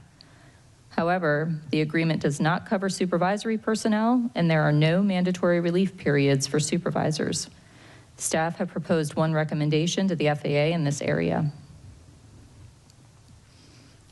Threat and error management originated in the human factors literature and was first applied in flight deck operations before being applied in air traffic control. Threat and error management, or TEM, is a process for identifying safety risks in the environment, analyzing those risks, and minimizing or mitigating those risks. In November 2016, the NTSB issued Safety Recommendation A-16-51, asking the FAA to provide initial and recurrent training for air traffic controllers on controller judgment, vigilance, and/or safety awareness, with specific reference to 2 midair collisions that occurred in 2015. In July 2017, the FAA responded that instruction on threat and error management was being delivered to controllers as part of 2017 instructor-led recurrent training and would be required training for future controllers. A review of training records for controllers involved in the accident did not indicate that they received TEM training in 2017, nor were controllers familiar with the term threat and error management during post-accident interviews. TEM training can strengthen situation awareness, promote team communication, emphasize effective scanning habits, help in recognizing patterns and developing adverse events, and enhance decision-making under stress. TEM training would also benefit controllers performing supervisory duties who who are responsible for overseeing facility operations and making operational decisions, such as when to combine or decombine control positions. Staff have proposed one recommendation to the FAA in this area. When making operational decisions, supervisors must balance safety and risk management with the operational demands of the facility. The DCA ATC Tower Standard Operating Procedures did not provide guidance or make a tool available to support supervisors in identifying risks, analyzing the impact of risks, prioritizing risks based on the likelihood and impact, or developing strategies to reduce or eliminate risks. A real-time risk assessment or decision-making tool would have likely benefited the operations supervisor in identifying and mitigating the operational risk factors that were present on the night of the accident. Staff have proposed one recommendation to the FAA in this area. Thank you. Dr. Kayagil will now continue with his presentation. Good morning. I will discuss post-accident drug and alcohol testing requirements for FAA-employed air traffic controllers. I also will discuss the post-accident drug and alcohol testing of the local controller, assistant local controller, and operations supervisor involved in this accident. FAA-employed air traffic controllers are subject to federal workplace drug and alcohol testing requirements for Department of Transportation employees. These requirements are established by DOT order and are distinct from the drug and alcohol testing regulations that apply to DOT-regulated employers, such as airlines. By DOT order, post-accident or post-incident drug and alcohol testing is required after an accident or incident that involves any of the following: a fatality, substantial damage to aircraft, vehicles, or property, required medical treatment away from the accident site, or other unsafe practices as defined by orders or regulations. Controllers are identified as being subject to required testing when their performance provides reason to believe that it may have contributed, or when their performance cannot be completely discounted as a contributing factor. By DOT order, required post-accident drug and alcohol testing must be conducted as soon as possible following an accident. Whenever possible, required post-accident drug testing must be completed within 4 hours of the accident, and required post-accident alcohol testing must be completed within 2 hours. The DOT order allows for drug testing up to 5 days after the accident, and alcohol testing up to 8 hours after the accident. The controllers in this accident underwent workplace post-accident urine drug testing about 18 to 20 hours after the accident. This testing did not find any evidence of prohibited substance use. Post-accident alcohol testing, although required, was not performed. This investigation determined that the FAA Air Traffic Organization made the drug and alcohol testing determination almost 3.5 hours after the accident. The decision was made to test for drugs only because the controllers already had been released from the facility about 15 minutes earlier. Drug testing was scheduled for the afternoon of the day after the accident. Staff found that the ATO's drug and alcohol testing determination was not sufficiently timely to meet DOT's required testing timeframes. Additionally, the ATO's decision to not conduct drug testing as soon as possible and to not conduct alcohol testing at all violated DOT requirements. The ATO's delayed and inappropriate drug and alcohol testing determination was due in part to inadequate ATO staff understanding of the DOT's requirements for timely testing. Staff also found that the ATO's initial event response procedures are inadequately designed to meet requirements for timely testing.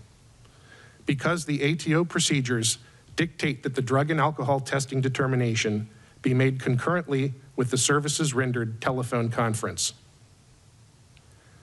The SRT is a management review to assess air traffic services associated with an event and does not take place until after multiple time-consuming administrative and initial investigative actions, including notifying and convening various personnel and preparing audio communications and radar display information for playback.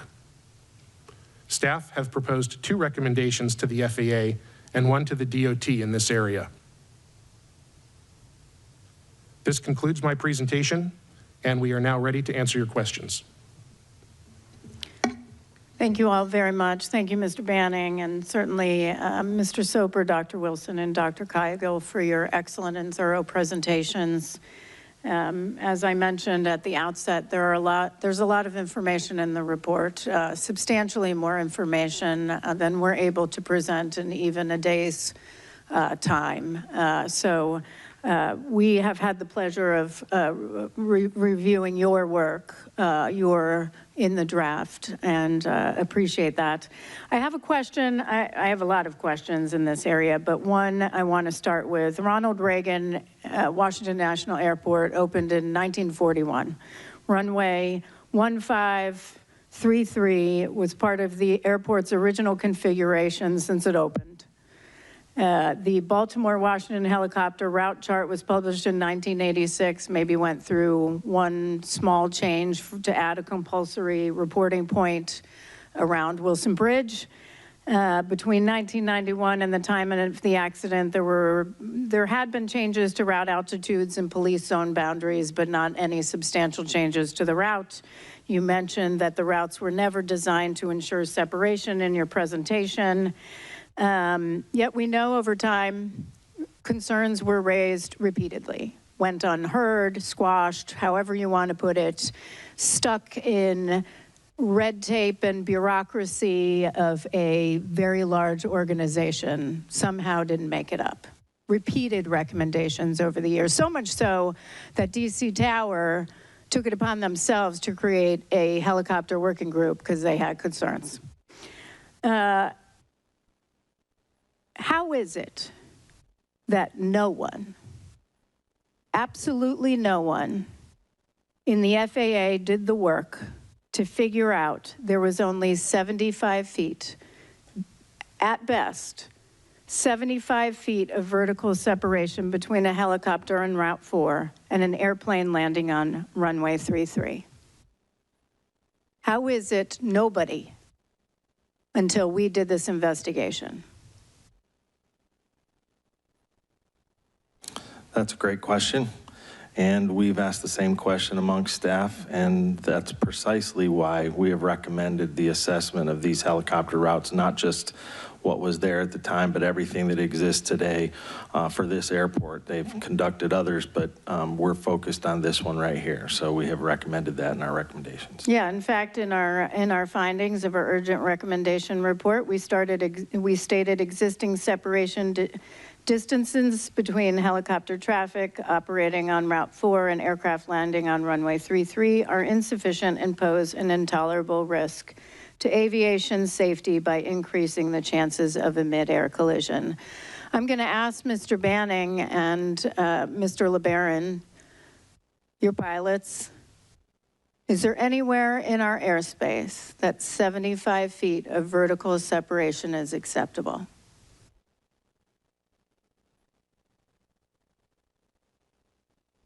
I'd say not to me, as a pilot.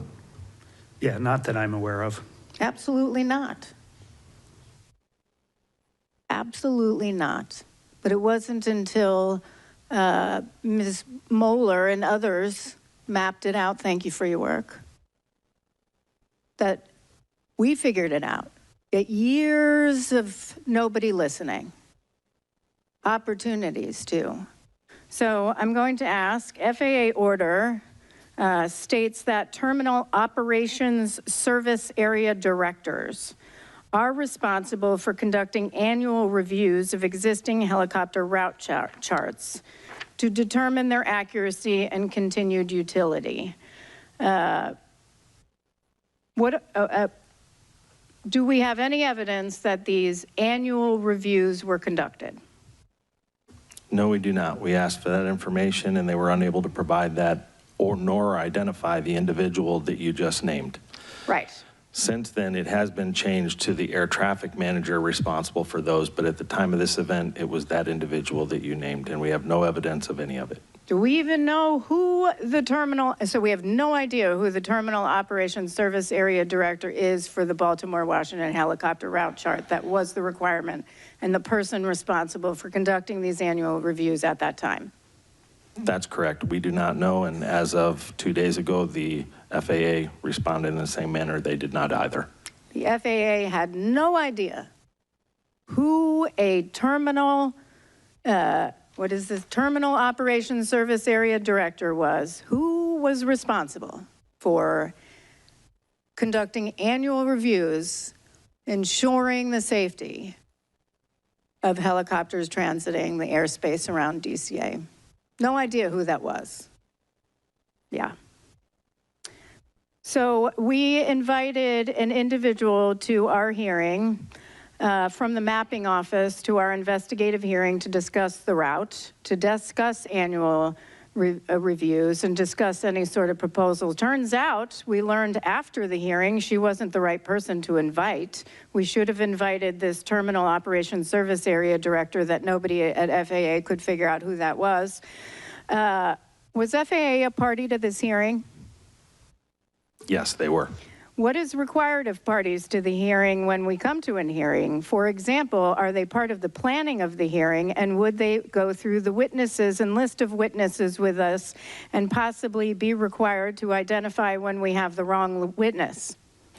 Absolutely. Their responsibility is to advise us on the correct witness for the correct subject area. Did FAA raise this with us at all, that this was not the right person to question at the time? They did not. They actually provided this person to us. They provided this person to us that could not answer any of our questions at the hearing regarding annual reviews, probably because they had no idea who a Terminal Operations Service Area Director was. Thank you. That runs out my 5 minutes, so turning to member, I am so sorry, Mike Graham. It's been a long few weeks, hasn't it? I'd like to direct these questions to Mr. Soper, and I'm going to ask you some questions about the primary duties and responsibilities for the different control positions in the control tower as they relate to the DCA ATC tower information outlined in their SOP. As a former controller yourself, I want you to share your perspective on which duty or responsibility is most important for each of the following positions. What would that be for the local controller? According to the DCA's SOP, Air Traffic Control Tower's SOP, the local controller must provide initial separation between successive departures and arrivals, and provide separation between arrivals and departures in those aircraft operating under their jurisdiction airspace. That's their primary duty. Yes. How about the helicopter controller? The helicopter control, according to the SOP, is to separate VFR traffic from the DCA arrivals and departures or fixed wing traffic, issue safety alerts and traffic advisories as required, and to clear VFR aircraft on routes or into zones as depicted on the Baltimore-Washington helicopter route chart. How about the assistant local controller? They are there exactly like you might think, to alert the local controller or assist and alert the local controller of any unusual situations or developing traffic conflicts, maintain surveillance of the local traffic pattern and landing areas, and utilize visual memory aids when required to help them not miss anything, and assist the local control in monitoring aircraft in their airspace as well as on the CTRD or the control tower radar display. And how about the primary duty and responsibility for the operations supervisor? The operations supervisor provides operational supervision and directs the tower operation to ensure an efficient flow of air traffic, making necessary notifications of suspected operational errors, pilot deviations, near midair collision reports, other incidents requiring notifications, combining and decombining of positions in accordance with criteria outlined in their SOP. Thank you. Can you share a brief summary of how the decision was supposed to be made according to the SOP in effect at the time of the accident to combine or decombine the local and helicopter control positions? Yes, in the SOP, it outlined that the supervisor or controller in charge at their discretion, though it stated, let me start out first with, it stated that the helicopter position must normally be decombined. So normally it should be decombined during these core hours, period. If the supervisor or CIC has a need to combine or decombine, if they were already combined, the positions there to consider, they have a list of 7 things, which I can list here for you: the weather conditions, VIP movements, special helicopter operations, training initiatives, staffing constraints, air carrier traffic volume, helicopter traffic volume within the DCA Class Bravo. So when making a decision to combine or decombine, they should be taking all of these into account. And who makes that decision to combine or decombine? At that time, it was the operations supervisor. Okay. If they were to decombine it, which they were not at the time of the accident, did they have enough personnel on the tower to do it? They did. They did. Okay. So based on the procedures and the present staffing levels in the tower, with 12 aircraft total on frequency in the 90 seconds leading up to the accident, as well as a steady stream of helicopter traffic in the airspace all evening, in your opinion, should the local and helicopter control positions have been decombined at the time of the accident? Staff looked at this very closely, and we agree that we believe they should have been decombined in accordance with their manual, however softly it may have been written, and that we focused some recommendations actually in this area because we're concerned about that combining of positions. Right. One last question. I know there's a good discussion of this in the draft report of the operations supervisor's extended time on position without a break. And I think Dr. Wilson had talked about this. Based on your investigation, are there any other factors you see as potentially playing a role in the operations supervisor's loss of situational awareness and the reduction in their ability to proactively assess the risk posed by the traffic and the environmental conditions at the time of the accident? We looked at a number of factors that could have impacted his performance, or his awareness on duty that day, but we really felt that his extended time on position was the reason that he had the decreased vigilance and attentiveness. And was there anything looked at as the amount of time that they had been at that facility? Could you clarify what you mean by that supervisor? How long had they been at that facility and making their tenure there?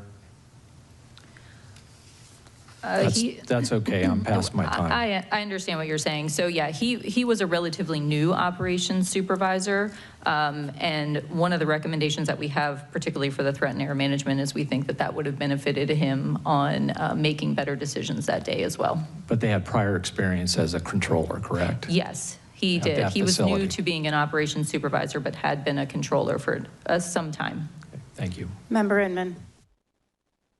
Kat, I want to follow up just a little bit on that, because you mentioned threat and error management. We made this recommendation in 2016 based on something we had seen, and the response we got was, yes, we're going to do it, and all new controllers are going to get it. We were promised that this was happening, right? We were. Did they do it? When we reviewed the training records for the controllers involved, we did not see that they received the integrated safety training workshop, which included threat and error management training. We did see that the operations supervisor did have a workshop of that same name several years, a couple of years before, and then a new hire who was working on position, not one of the controllers involved, he had a workshop in, I believe, 2023 with that same name. But that was the only evidence that we had of that workshop being provided to any of the controllers on duty. So you just mentioned 2 people? Yes. And there were 21 that were assigned to the tower? We only looked at the training records for the controllers that were involved the night of the accident. Okay. But obviously, what we were told that has happened and was occurring did not actually occur. We don't have evidence that it occurred. It's okay, I can say that. Thanks, Kat. The answer's no. It's kind of like congressional testimony. I'll get you there eventually. Dr. Cahill, you mentioned about alcohol and drug testing, and I know we don't know or don't believe that it may have played a role in this, but it's obviously a violation and something we've looked at many times before. Is that correct? This is not the first time that we've seen it, and you're correct. We did not find any evidence that this was an issue in this accident, but we did address it as a safety issue in our recommendations. So you saw the investigative hearing, correct? Yes, sir. And Nick Fuller testified at that point that they were aware of their shortcomings and they were going to make modifications and changes. Is that right? That's correct. Mr. Fuller testified that the FAA was working to revise the FAA's order for initial event response procedures, which are the orders that tie the drug and alcohol determination to the services rendered telephone conference. And do we know if they've done that yet? As of this date, they have not published that as a revised procedure, no, sir. Exactly. But the answer to the question is no, because I was in Louisville, Kentucky when 15 people died and they didn't test then either.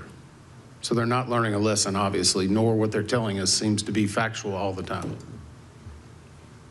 It's okay, it's a rhetorical question, Dr. Cahill. I want to go back, I guess, Mr. Soper. I asked or questioned this about putting this into the report, and I understand staff's reservation because it's considered slang. But can you tell us what squeeze play is? It was mentioned in several of controller interviews and was discussed somewhat in the reports. Yes, so there is no definition, formal or informal, for squeeze play. It is sort of a slang term, but controllers understand it. For those times when you are taking action to get a departure out in between arrivals that might be a tight space, or to fit one into an arrival sequence, and maybe in a radar situation where they're having to expedite everything and everything has to kind of work just right for it. So I think you're describing this type of scenario that happened with 5342, is that correct? 5342, somewhat. Yeah, it's similar to a squeeze play, yes. So I'm kind of curious.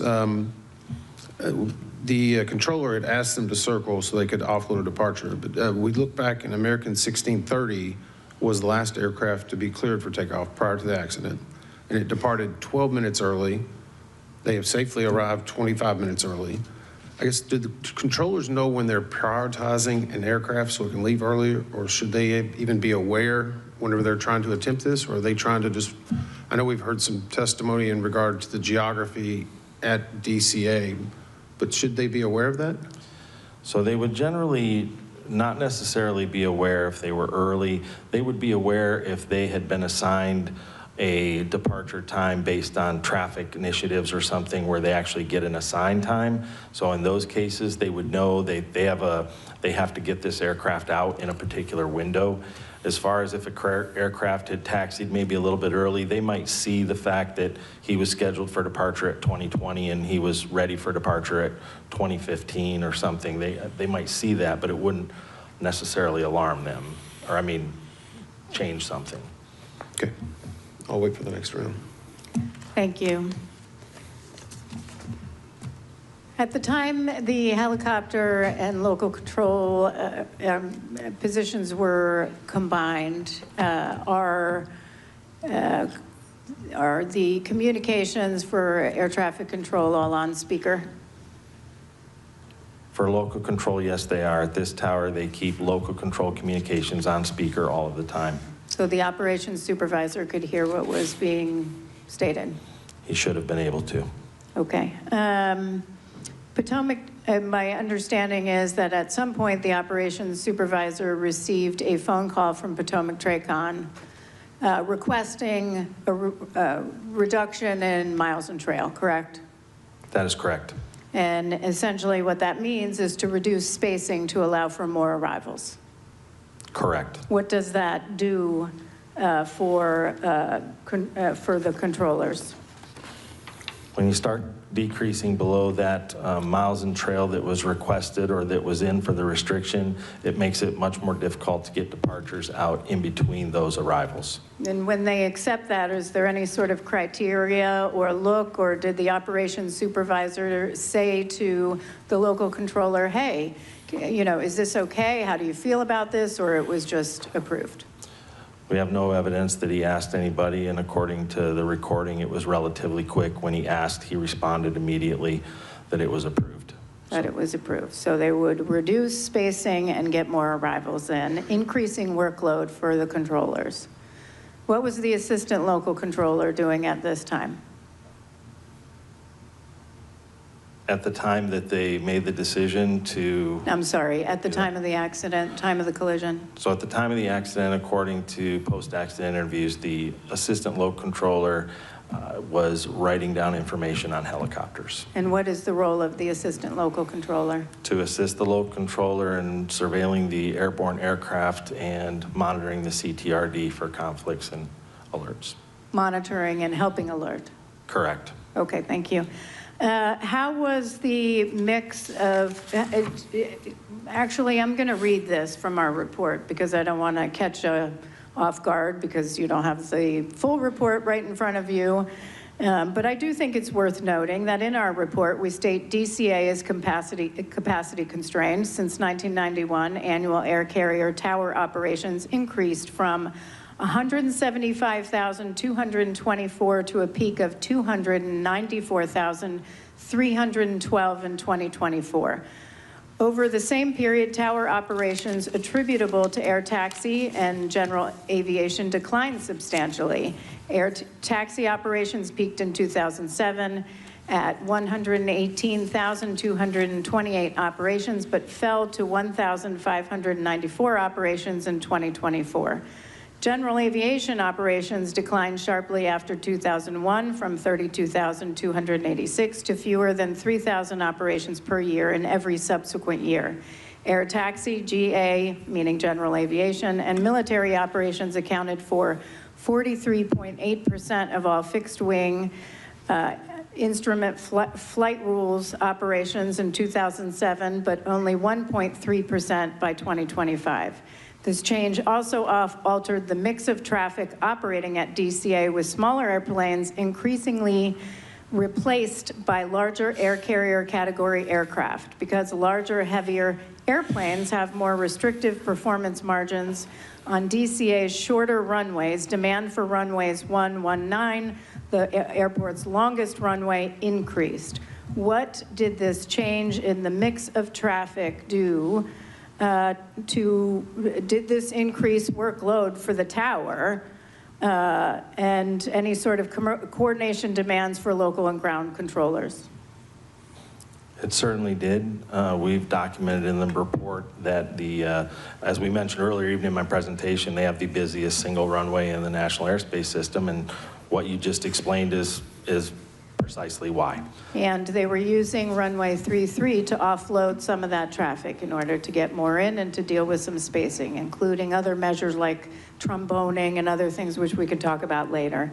But my point is, this did increase workload, and did anyone in the FAA ever say, hey, maybe we should look at how things have changed at DCA? We have found no evidence of that and have made recommendations directly to that. Yeah, well, I wonder if they actually looked at any other airspace or major airports in the U.S. With that, Member Graham. Thank you, Chair. I think these are for you, Mr. Soper. How often are airport arrival rates reviewed? According to FAA procedure, they should be reviewed annually every February. Okay. And what factors go into those reviews to determine if an arrival rate needs to be reduced? I'm going to look at my notes real quick. No problem.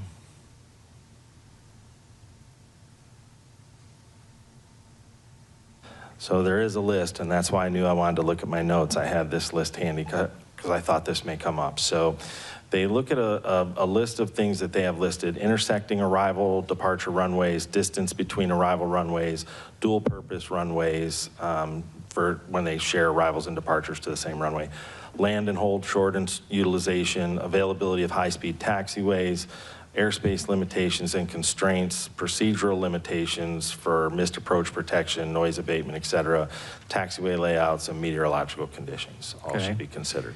And all those factors in context with DCA, would you say that every one of those factors was in play with the arrival rate at DCA?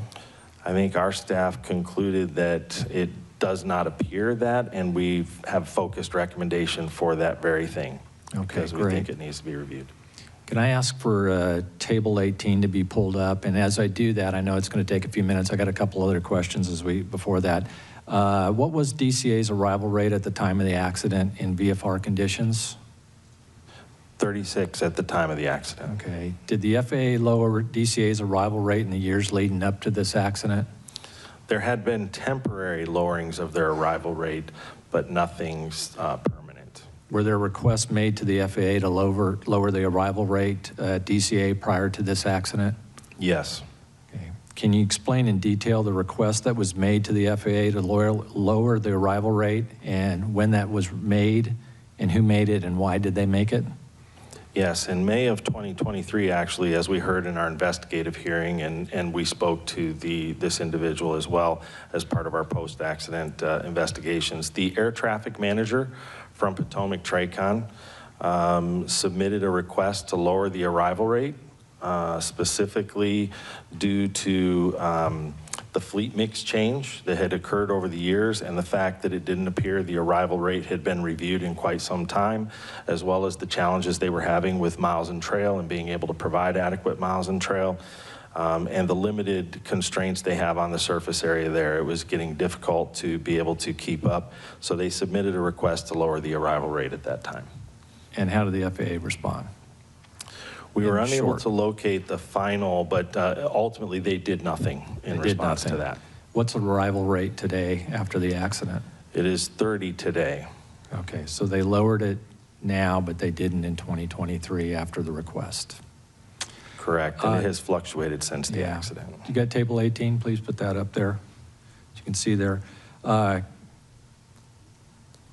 This is the percentage of flight offloaded per year to runway 33 when landing in the northbound configuration. Is that correct?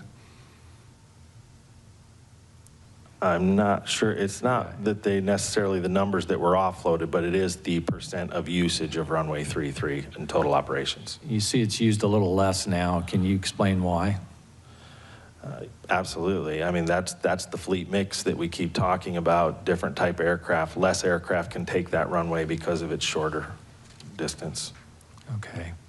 I know you had are there any other ways that a controller can offload going to runway 1 other than runway 33?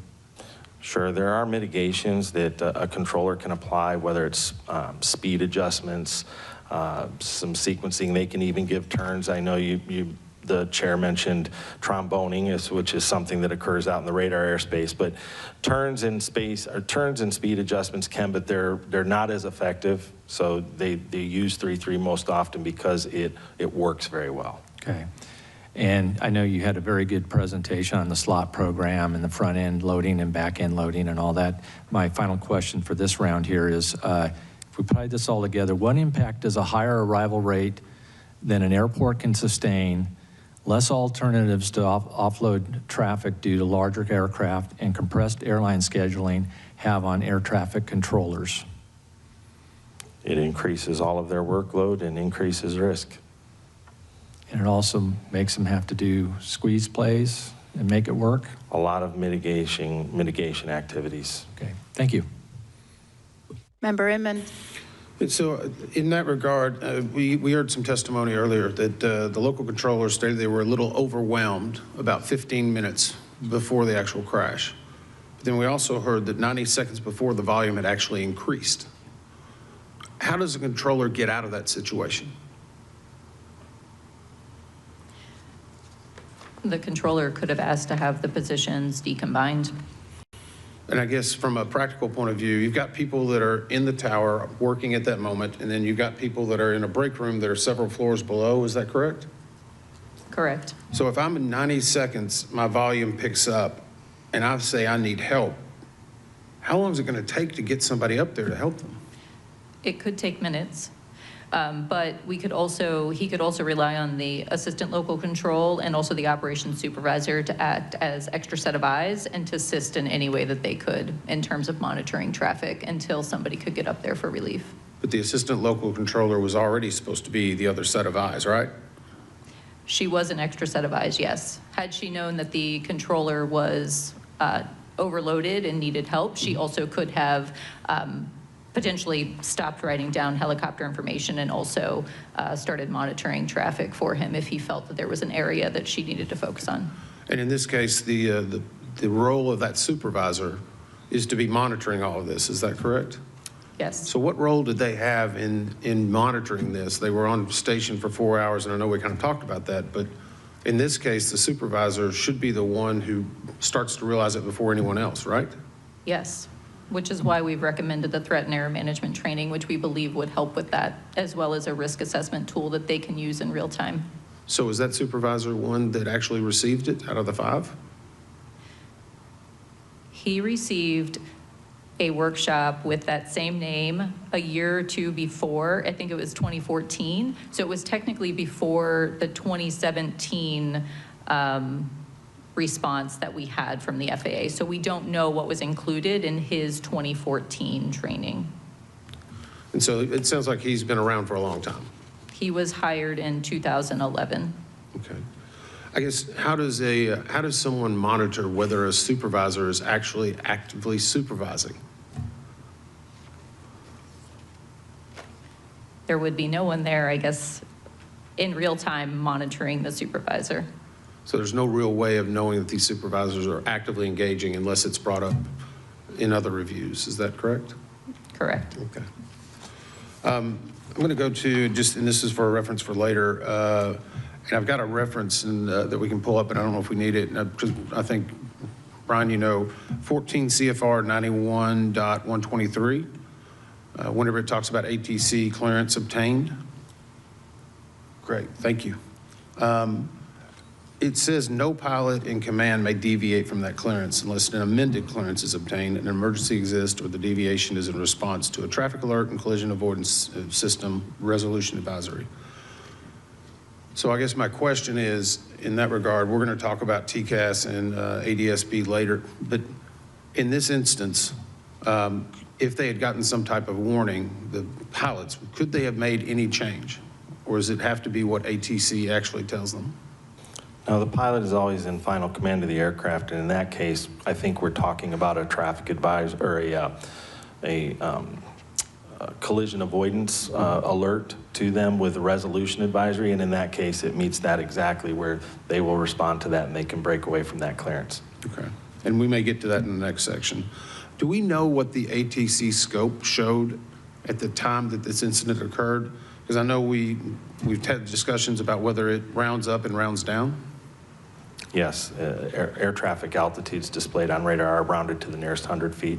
And at the time of the closest time to impact that we can see there, the helicopter was shown at 300 and the CRJ was shown at 200.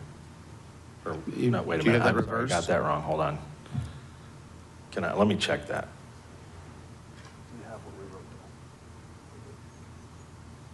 They were both 3, it was 3 and 4,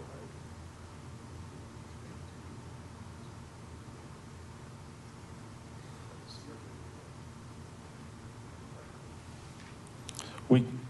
We can look and check on that, but essentially we believe that the CRJ showed above the helicopter, but the helicopter climbed right just before impact. It showed a climb from 200 to 300. I do know that. Okay, so we can go on the next round. You can maybe answer that for me if that's okay. Yes. Okay, great. I want to, I've been asked a lot about staffing. Obviously, we felt that you determined the tower was adequately staffed, though certainly the workload was significant given positions were combined. But I do want to I asked the staff to check based on September 29th, 2025 versus today, I think we looked at January 5th, 2026, and what those numbers were. And I'm just going to go for, certainly there are more authorized positions, but I think I'm going to focus on who was operational, meaning numbers of people available to work that are working in the tower, not what's authorized, but that are working on the tower. And so, by my, the draft report shows for certified professional controllers on January 29th, operational was 25. Today, 20. Traffic management coordinators, they had 2, today 0, operational. Operations supervisors, 4 on that date today, or as of January 5th, 3 operational. Operations managers, 1 on January 29, 2025. Just a few weeks ago, 2. Support manager, 1 at that time, now 2. Air traffic manager, still at 1 temporary, was what existed on January 29, 2025. Today, still 1 temporary. Staff support specialists, although authorized to have 3, there are 0. So by my calculations, you actually have a lower number of personnel today that are operational in the tower than existed on January 29th. It's not a question, it's just, we provide that in the report, and so we're not going to talk about it, but I want to make sure that folks are aware of that. Certainly there are several trainees in the process, but we are at a lower number than we are today that are operational. With respect to the facility level, I do want to get into that. Talk about a little bit on, it was a level 10 facility, now it's a level 9. Why was it changed? It was due to a change in the way they computed traffic counts. So they had traffic counts for Potomac Tracon, they had traffic counts for the tower, which included helicopters. And at some point they said, you know what, we're going to give all those counts to Potomac Tracon. We're going to take it away from DC Tower.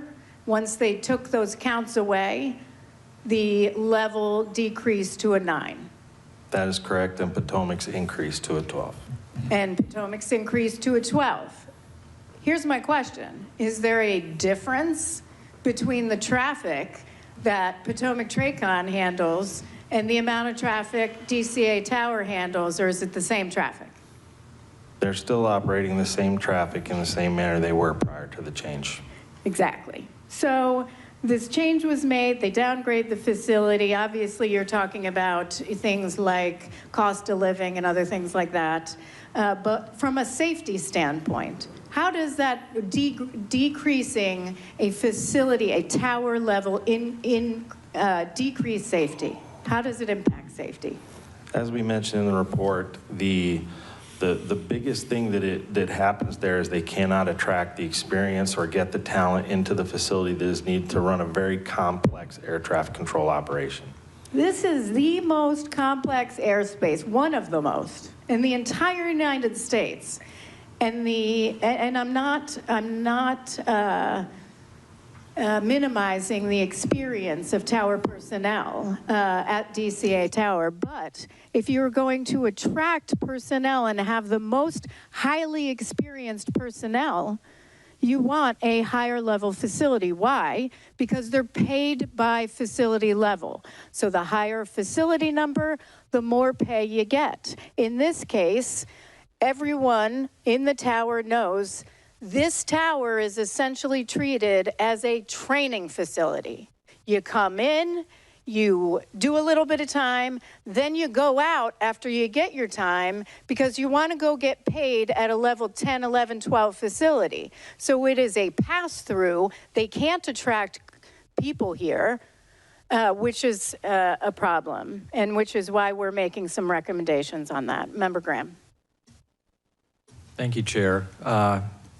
Mr. Soper, is there a minimum distance between converging aircraft where a controller can approve a request for pilot-applied visual separation, or do controllers have the latitude to approve requests for the pilot applied visual separation whenever they deem appropriate? So when a controller is going to approve the application of visual separation, they must have approved required standard separation prior to that. So in the case of DCA, they're a Class Bravo airspace between a helicopter and a VFR helicopter and an IFR fixed wing. They would be required to have 1.5 miles of separation or 500 feet vertical separation, and before up until the point they approve visual separation. Okay. And so after the pilot applied visual separation is approved in a Class B airspace, you said it's the minimum step's 1.5 miles and 500 feet, correct? Not after it's vertically approved, prior to approving it. Once it's approved, then it becomes the pilot's responsibility for that distance. Is there a distance in there that if they decrease that range, that's something the controller has to do at that point? No. Okay. So when would a controller make a safety alert? Anytime the controller observes an aircraft that they believe to be in unsafe proximity to terrain or another aircraft. And is there a design, there's not a designated distance or vertical separation for that, is that correct? That is correct. That's correct, okay. What does a safety alert entail? Safety alert would include the words, in a case of between two aircraft, it would be the words traffic alert, followed by an appropriate traffic advisory, followed by an alternate course of action if feasible, and then the word immediately. Should these two aircraft in this accident have received a safety alert? Yes, we've stated that in ours, or in the report, that the controller should have issued would have been the most appropriate thing at that time. Okay.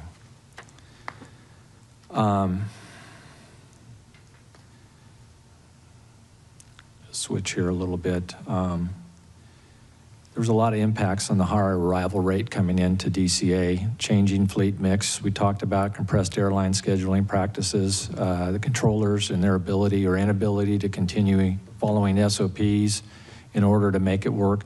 Would you agree that one of the consequences of the cumulative effect was the deviations in traffic calls, phraseology, application of visual separation, call signs, radio comm, training records, the list goes on, and other issues that had become standard and were identified in multiple external compliance verifications of DCA air traffic control tower? I think I understand your question, and I would say that we've outlined in the report, and staff believes that the continually increased workload for many reasons, whether you're talking about from the traffic to the combining of positions inappropriately to whatever at the time, we believe that led to the ability for a lot of deficiencies to occur, or operating, as we heard during the investigative hearing, the operations manager said specifically we're operating on that borderline of safety regularly. So we made recommendations, obviously focused in that area. Okay, so do you think the controllers at DCA had fallen into a state of relying on pilot-applied visual separation as a crutch, despite its many well-known and well-documented shortcomings? Staff does believe that there was an over-reliance on the use of visual separation as a means of providing separation for aircraft and moving aircraft through the airspace so regularly. Okay. Yes. Thank you. And finally, the last communication between the controller and Pat 25, was that an appropriate safety alert? It was not a safety alert by definition, but it was an attempt at the time to deconflict. Thank you. Thank you. Member Inman. You have an answer for me, Ryan? Or you haven't maybe had a chance? Sorry. I do have an answer for you. According to the STARS maintenance replay, the PSA Flight 5342 was at 400 and Pat 25 was at 200. The moment targets merged, we had 400 and 300. And so the controller, if they were looking at their scope, would have seen that, at least indicated on the scope, that it was 100 feet or approximately 100 feet, depending on the averaging of the recommended route maximum altitude? Well, it had actually been at 200 feet for a brief time there where he was at 200 right up until he was at 300, then 200 for a little bit, and then came up to 3 right when targets merged. Okay. So, and that would have made a conflict alert, correct? The conflict alert was active at that time, yes. So I think in your research, I believe in the 30 minutes prior to this accident, we have 18 controller radio transmission where a conflict alert is going off. Does that sound accurate? It is accurate. And that actually was, it appears to be 5 separate interactions that were occurring. We had, well, not for the full 30 minutes. We were only able to get replay information for 18 minutes prior, but in the 18 minutes leading up to it, there were 5 separate instances of conflict alert that resulted in 9 times there was a transmission with it in the background. You could hear it. So in that 18 minutes, there were that many times, and that would have been heard in the entire tower cab? Yes.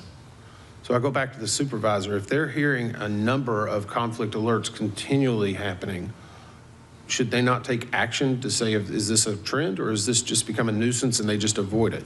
They should, and I think that's exactly why, as Dr. Wilson has mentioned previously, we specifically have a rec in this area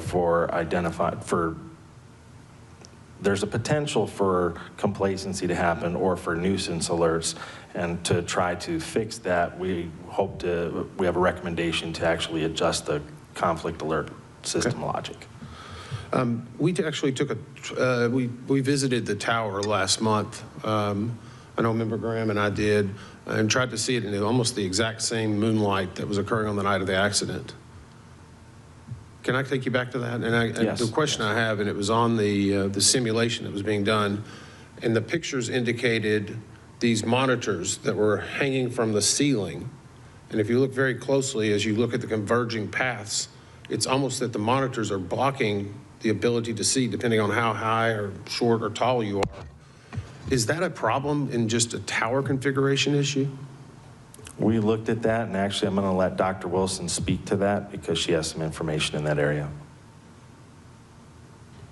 I think it's just important to note that those monitors are movable, so they can be adjusted. And also when we talked to the controllers who were on duty, everyone said that they had no issue identifying both aircraft, that there were no limitations in them being able to see. So they didn't feel that the monitors were in a position that blocked their view from monitoring both aircraft. Okay. And during that tour, Brian, did we talked about whether the morale and the staffing had increased, or at least the perception of the training for that tower, correct? Yes. During that discussion, did we hear anything about any other towers that might be having the same issues that DCA was having at the time of the crash? I don't recall specific ones, but I do remember maybe 1 or 2 of the people from the FAA just kind of socializing that there's several, there's facilities across the NASA experiencing staffing problems and training deficiencies and the ability to staff appropriately. Yeah, I think that's my concern, as we were talking about. They may be getting the time and attention and the training, but is there other places in the United States? Are we going to sit here 5 years from now and say the data was there 5 years ago? Because we know now the data, the people were raising the concerns. People were saying this was dangerous 5, 10 years ago, and nobody was really listening. My concern is this somewhere else in the country, and do we know that they're getting the proper resources? Our hope, staff's hope, is the recommendations that we have in these specific areas will not just be focused on DCA, and the air traffic organization will organically look at that and say we need to look everywhere, because it does apply. How's their track record been in the past? Come on, Brian, this is your chance. Not great. Okay. Thank you. All right, thank you very much. I actually want to ask along the lines of where Member Inman was, because I do have this question about the operations supervisor. It was on speaker, all the conversations. I mean, all the communications going back and forth. He took a call to then reduce essentially miles and trail and approve that reduction by Potomac Tracon. And I want to point out, you know, something in our report. In the 20 minutes before the accident, the total number of aircraft the local controller was handling fluctuated between 7 and 12. At about 10 to 15 minutes beforehand, he said he was feeling a little overwhelmed. The operations supervisor said it was totally fine, no problem. I was a little bit surprised by that. I mean, even if you have procedures in place on decombining, you've got, how do you even capture to one person, he's fine, to that local controller who's busy, busy, busy, and maybe doesn't have 2 seconds to say, hey, let's deconflict, while the operations supervisor is listening to all of this. Everybody in the tower is hearing it. I mean, how is that not complacency? I mean, we talk about reduced alertness and vigilance, but I raised this earlier about, is it complacency? You just mentioned complacency, actually, Mr. Soper, in your answer to Member Inman. I do agree. I do believe, and I mean, I think that staff believes there was complacency occurring in that tower on some level. But again, not to keep going back to them, but that's actually the primary reason for our focused recommendation in the area of giving them the tools that they should need, the requirement to log when they combine positions. So there's some sort of accountability and tools available to the supervisor to be able to make better decisions and understand what their true responsibilities are while they're there, instead of just kind of, here you go, you got it. He had received very little supervisory training from what was documented from the FAA to prepare him for that job. And so we made recommendations there. We hope would improve that. Well, I think when we get to those findings and recommendations, I may have some more questions on that. You talked about, Member Graham had asked about what are essentially merging target procedures, where you do issue a safety alert. At what point, and Member Graham had asked about a communication, you know, at first it was, do you have visual on that? Do you have visual on that CRJ? First of all, that you can't distinguish between a CRJ700 and anything else in the dark with night vision goggles at that point. But at 8:47 and 41.9 seconds, the communication of pass behind the CRJ was made.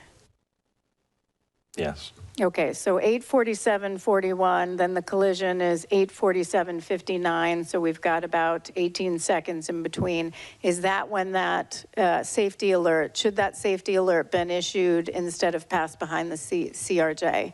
Is that when, I'm asking when that should have been issued? So from the stuff there, the time in which the safety alert should have been issued was when he first asked him, do you still have that CRJ in sight? Okay, so 8:47:39 seconds. So that does that provides about 20 seconds. Yes. Okay. My last question is, given that no one, apparently no one, we interviewed was aware of routine close encounters of helicopters other than people in the tower, was any organization in your opinion, effectively monitoring the potential for the risk of a midair collision between military helicopters and civilian aircraft in that area? I believe that's going to be discussed with some depth in the third panel today. In the third panel. Yes, we'll go ma'am. with that back in the third panel. And Dr. Price, thank you for that. Okay. Do you have any additional questions? You have one more. Member Graham. Let's talk about the supervisor at the time. This was brought up about the situational awareness. What did they say in the interview when asked about how many helicopters they thought were on frequency at the time? Oh, I'm sorry. Yeah, the supervisor only recalled one helicopter But yeah, throughout the time. leading up to it, there were 5. It varied That's a between, yeah. That's a 3 and 5. considerably different. Yeah, loss of situational awareness, I'd say. Thank you, that's all I have. Member Inman? I've got just a little bit of follow-up, and I'm going to go back to the helicopter route structure itself. And this was a little bit baffling to me that we got so many different answers from the FAA. Is there a maximum altitude for a helicopter route? Yes, they do have maximum altitudes published on the chart, as we found. Then why did their testimony say it was only recommended? Because they had conflicting information on the helicopter route chart, as we outlined in the report, and produced recommendations to hopefully correct that. In one place it said altitudes are recommended, and then in another place it said altitudes are maximum. Where I'm from, that's called talking out of both sides of your mouth. Right. And I mean, just to add on to that, the letters of agreement with all of the helicopter operators are clear that the altitude maximum is what they are being cleared at. They are to maintain that altitude through the airspace. That's their Class Bravo clearance, actually. Okay. And the same thing in this route structure. I continue to be amazed as we learn more about it. How can the Coast Guard tell me the exact depth of every piece of terrain that's on the Potomac, and yet someone tells us that this route is drawn with a Sharpie on one side and a riverbank on the other? Again, we do have recommendations to that effect too, because of the vagueness of that routing, or to at least explain better so operators understand fully what their responsibilities and restrictions are. And I guess I'll go to Bryce if you don't mind, just because of being a pilot, not going to let you off that easy. Is it not concerning that, I mean, you have 16,000 hours, I think? About 8,000. Sorry, doubled it. It's a long time ago. 8,000 hours. Is everything usually very precision in regard to not only landing, approach plates, everything is lined out with GPS, exactly where you have to be when you're on the bug, IFR? Is that not just a science that's defined? Yeah, in the instrument flying world, it is very regulated, and yes, and it was disturbing to see that these helicopter routes had no lateral boundaries, and the confusion on the charts with regard to altitudes. So it was set up for failure just by the administration of what they were telling aviators? It was most certainly not clear, and there was a misunderstanding about what those routes also provided, which we'll, I think, discuss in more detail in another panel. That's all I got for this one. Thank you. Just a few for me. Dr. Kayagil,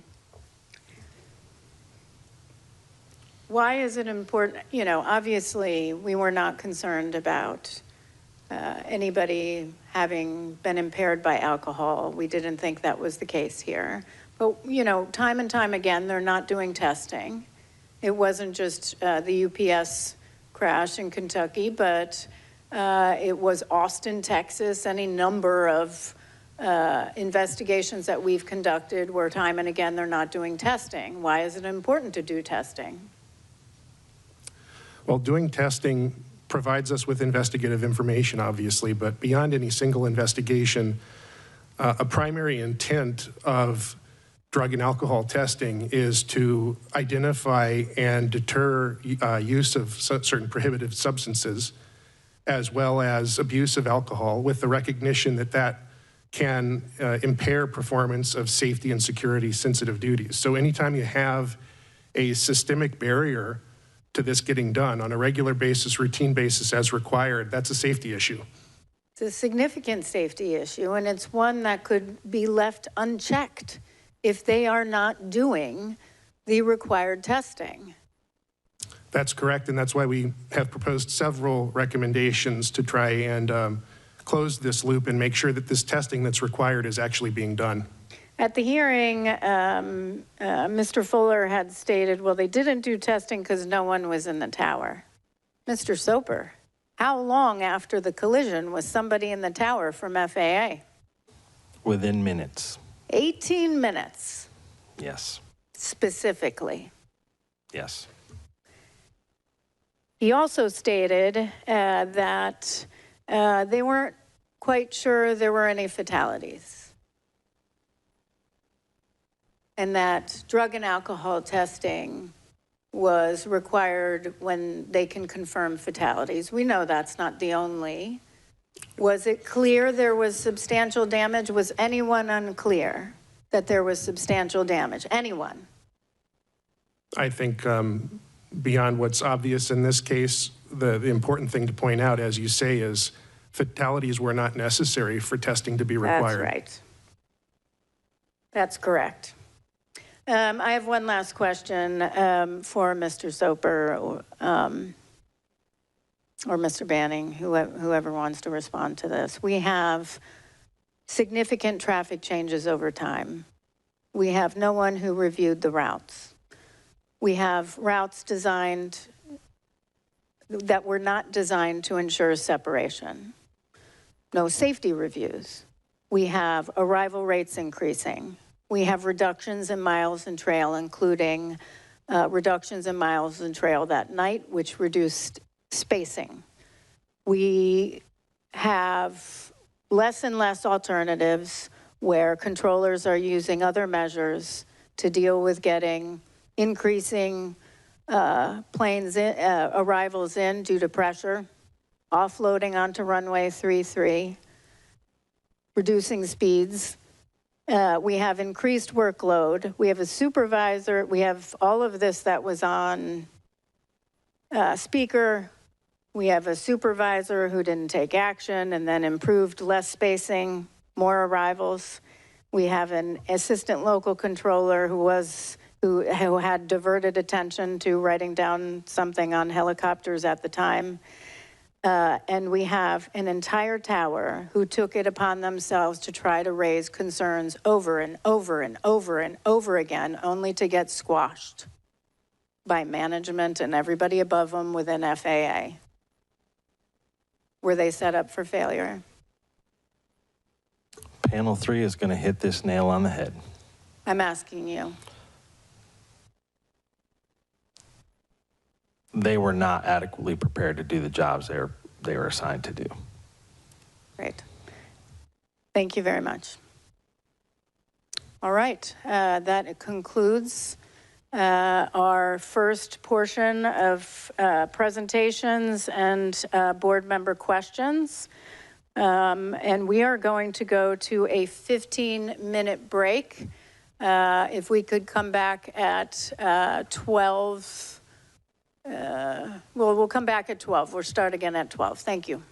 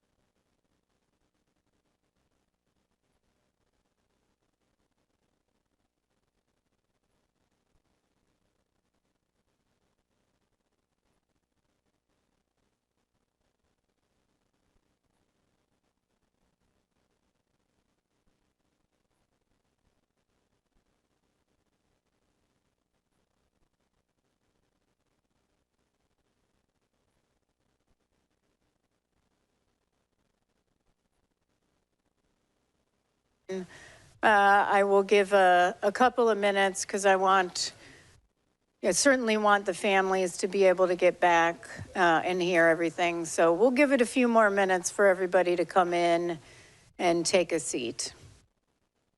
I know sometimes there are bathroom lines, so that could be going on as well.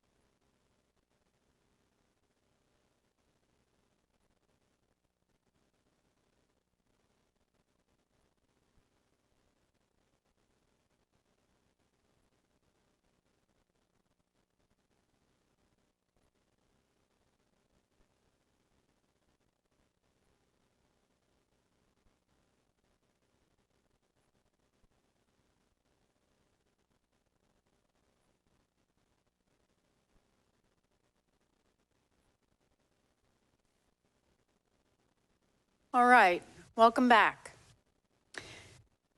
We're ready for the next round of staff presentations. So I don't know if I defer to Mr. Wagner or tell Bryce to take it away. Mr. Wagner, the floor is yours. Good afternoon, Chairwoman Hamidi, Member Graham, and Member Inman. My presentation will begin with background information on Automatic Dependent Surveillance Broadcast, or ADSB, and the Airborne Collision Avoidance System, or ACAS. Then I will discuss the limitations of the airplane's collision avoidance system. Finally, I will present new collision avoidance technology for both commercial airplanes and rotorcraft. Automatic Dependent Surveillance Broadcast, or ADSB, is a surveillance technology that uses GPS, aircraft avionics, and a network of ground stations to determine an aircraft's location with more precision than legacy radar technology. ADSB includes two different services, ADSB out and ADSB in. ADSB out works by broadcasting information from an aircraft at least once per second regarding the aircraft's GPS location, velocity vector, altitude, ground speed, and other data to ground stations and other ADSB-in equipped aircraft. Since January 1st, 2020, ADSB out has been required on all aircraft in most controlled airspace within the National Airspace System. ADSB in is the capability to receive ADSB information. This information can be received via air-to-air transmissions from nearby aircraft that are broadcasting ADSB out, or via ground-to-air transmissions from nearby ground stations. Once an aircraft has ADSB in data, it can be used by various applications to provide the pilot with information such as displaying or alerting of nearby traffic. The FAA does not mandate ADSB in. The accident airplane was equipped with and transmitting ADSB out. It was not equipped with ADSB in.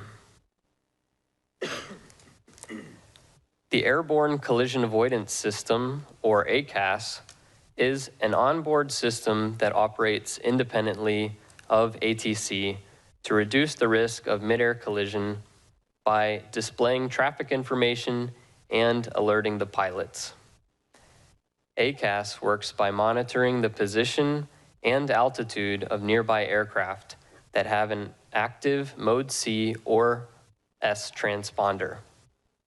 ACAS serves as a last resort safety net when other safety barriers have failed. As shown in the figure on the right, ACAS iterations include the Traffic Alert and Collision Avoidance System, TCAS-1, TCAS-2, and ACAS-X. ACAS products can issue two types of alerts to pilots. Traffic advisories, or TAs, are aural and visual warnings used to alert the pilot of a potential collision threat. Pilots can use a display to help them visually acquire the intruding traffic. FAA and operator guidance instructs pilots not to maneuver based on TAs alone. On the other hand, resolution advisories, or RAs, are aural and visual warnings with vertical maneuvers to avert a midair collision. Only TCAS-2 and ACAS-X products issue RAs. The vertical maneuver commands are issued to pilots to climb, descend, level off, or maintain their flight path to resolve traffic conflicts. Pilots are trained to immediately obey RAs. They serve as a backup to see and avoid the application of right-of-way rules and ATC separation services. While TCAS-1 provides TAs, it does not provide RAs. Since 1993, large transport category airplanes engaged in air carrier or commercial operations have been mandated to have TCAS-2 installed and active. The airplane in this accident was equipped with TCAS-2. As part of the investigation, a simplified TCAS display was simulated using the accident flight data. Due to technological constraints, the simulation omits details that would have been available to the crew, such as the airport symbol, course overlay, extended runway centerline, or terrain. A symbol depicting the airplane is shown in the bottom center of the display. This video shows the display set to a 5-mile range. 5 and 2.5-mile distance rings are visible. An indication, TA only, located in the top right corner, indicates that RAs are inhibited at this altitude. The blue diamond depicts the relative position of the helicopter. Below the blue diamond are numbers that indicate the helicopter's altitude below the airplane in hundreds of feet. Occasionally, an up or down arrow will appear to the right of the blue diamond to indicate if the helicopter is climbing or descending. Using accident flight data, a simulation of the accident airplane's TCAS display is shown on the right. The blue diamond represents PAT-25, and the target symbology will change from a blue diamond to a yellow circle when a traffic advisory is issued. The crew of Flight 5342 received a TA for PAT-25 about 20 seconds before the collision.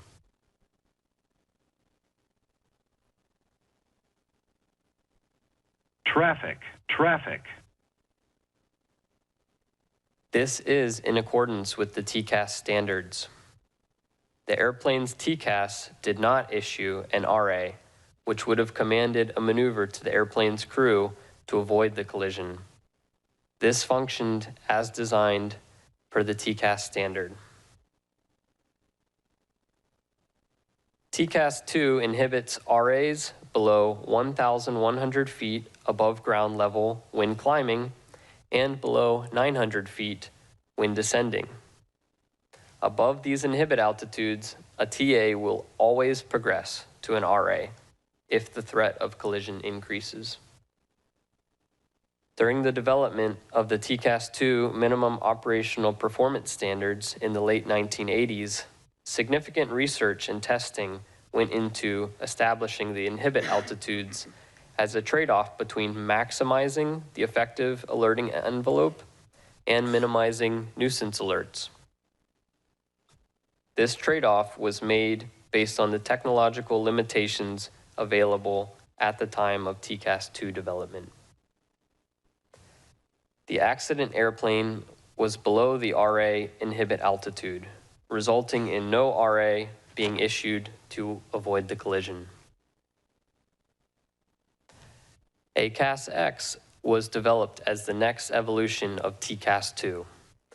The goal was to create a system that improved existing collision avoidance alerting while reducing the number of nuisance alerts.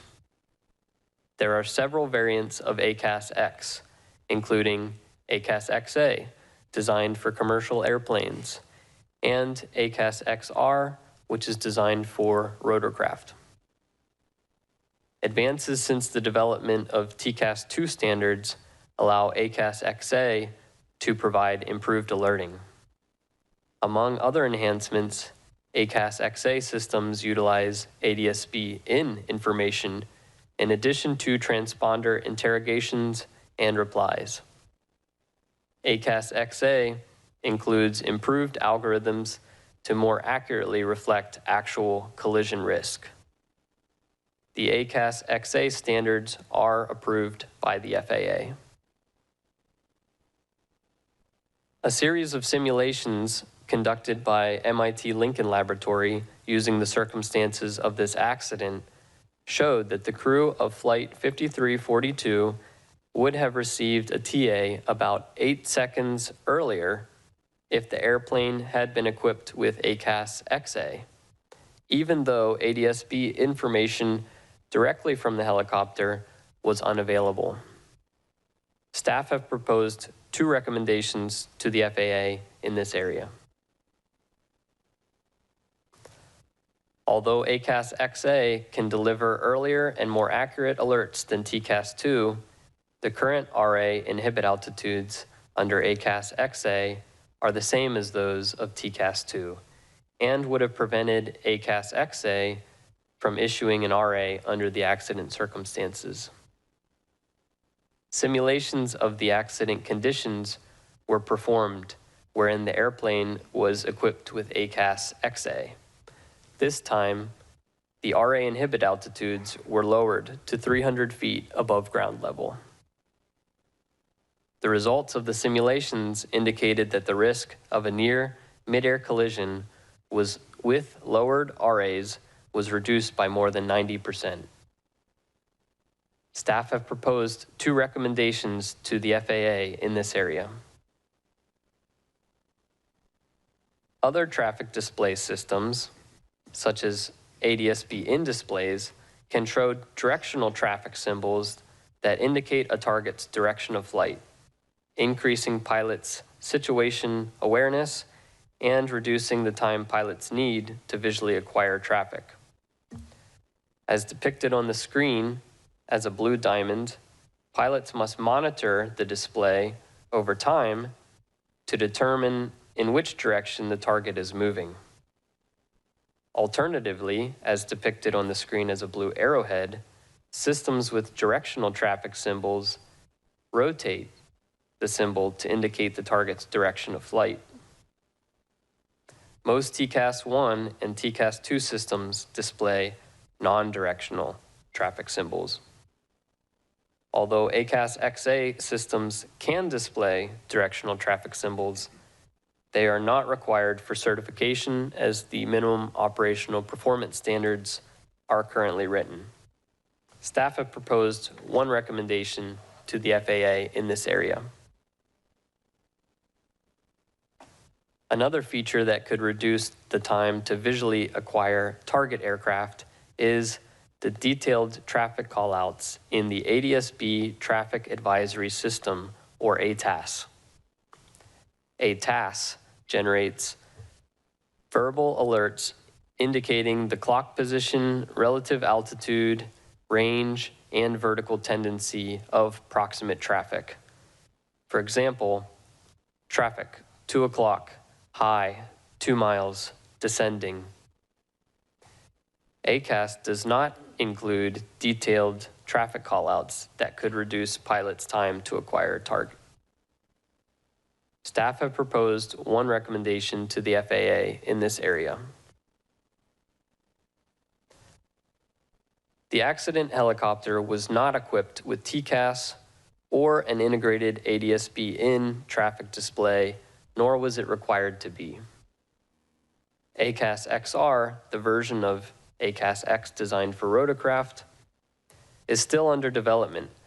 Therefore, no ACAST XR systems are commercially available. The simulations using the circumstances of this accident showed that had the helicopter been equipped with ACAST XR, the risk of a near midair collision would have been reduced by more than 50% without changing the airplane's TCAST to inhibit altitudes. Staff have proposed one recommendation to the FAA and one recommendation to RTCA in this area. This concludes my presentation. Now Captain McKenney will present.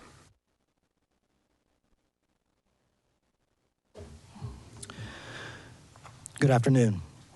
My presentation will discuss U.S. Army helicopter operations and specifically ADSB out policies, transponder issues, UH-60 Lima altimeter errors, and night vision goggle characteristics. FAA regulations that require ADSB out have exemptions for certain aircraft performing sensitive government missions where transmitting ADSB could compromise operational security.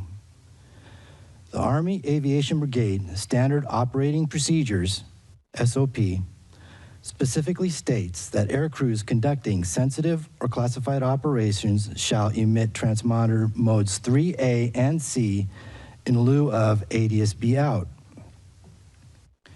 Transponder modes 3A and C reply to radar interrogations with an aircraft assigned squawk code and altitude making it visible to FAA radars. The SOP also prevented air crews from switching transponder modes in flight, which prevented them from switching from modes 3A and C to ADSB out once sensitive portions of the flight were completed. PAT 25 was not transmitting ADSB out during the accident flight, but had an active transponder. The lack of ADSB out information was not a factor because the transponder replies provided the same altitude information to ATC. A review of ADSB data from the UH-60 Lima helicopters at the battalion showed that the accident helicopter, as well as 7 others, did not have a recent history of transmitting ADSB out information since 2023. We found that an incorrect transponder setting on these 8 helicopters was the cause of the ADSB out issue. The Army Aviation Brigade Standard Operating Procedure restricted flight crews from changing transponder modes in flight. This restriction prevented flight crews from transmitting ADSB out when flying non-sensitive portions of their mission. Additionally, the U.S. Army did not require a recurrent check of the installed transponder to ensure it was transmitting properly, including the ADSB out function. Because of this, the battalion was unaware of the ADSB out issue on 8 of their helicopters. Staff have proposed one recommendation to the U.S. Army and 2 recommendations to the Department of War in these areas. The Baltimore-Washington helicopter route chart provided recommended paths without defined lateral boundaries. As seen in the figure, The chart provided conflicting information about whether published altitudes were recommended or maximum. This created the potential for pilot confusion about interpretation of the published altitudes. Although some Army pilots believed momentary exceedances above the published altitudes were acceptable, most regard them as maximum altitudes. However, most Army pilots interviewed incorrectly presumed complying with the published altitudes would provide them separation from arriving and departing aircraft. They rarely had the opportunity to test this presumption because they rarely encountered airplanes circling runway 33, and when they did, ATC typically instructed them to hold for arriving traffic. Staff have proposed one recommendation to the U.S. Army in this area. Aircraft pitot-static systems and barometric altimeters have defined performance specifications, including tolerances for allowable errors after manufacture. These allowable errors can generally be split up into two categories: instrument error related to the performance of the barometric altimeter itself, and position error due to the effects on the pitot-static system, such as external aerodynamic effects. Instrument and position errors can become additive, but still must remain within their design criteria.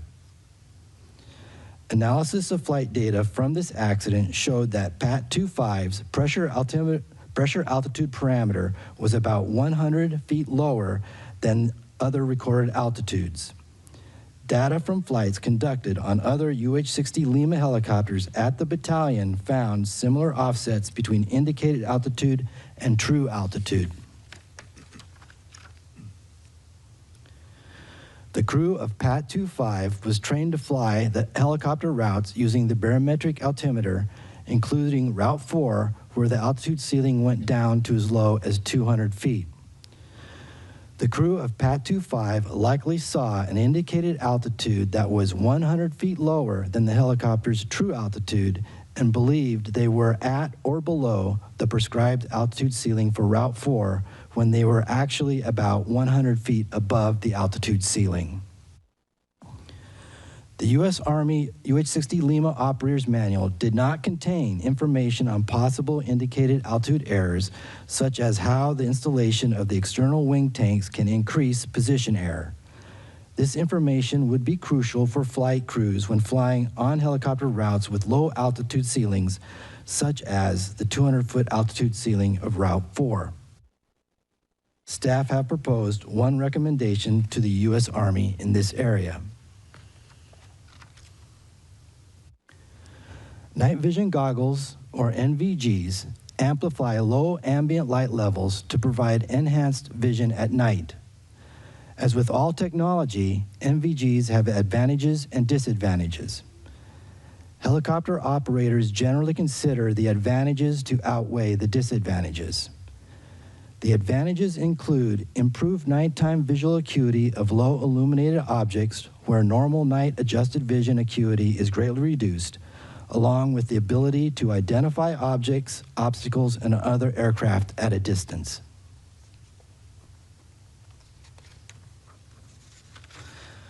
To illustrate the difference between aided and unaided night vision, we can take a look at these three images.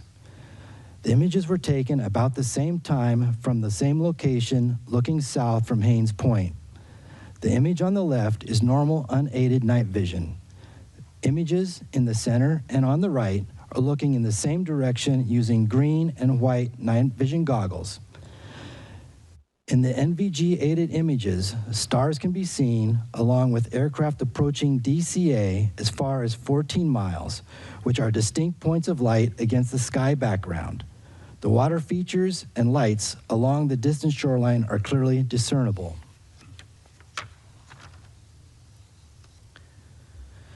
The disadvantages of NVGs include a field of view limited to 40 degrees, a monochromatic image, depth perception is degraded, both ground and airborne lights appear similar, light sources tend to have halos, and aircraft silhouettes are faint, making it difficult to determine type and size of aircraft.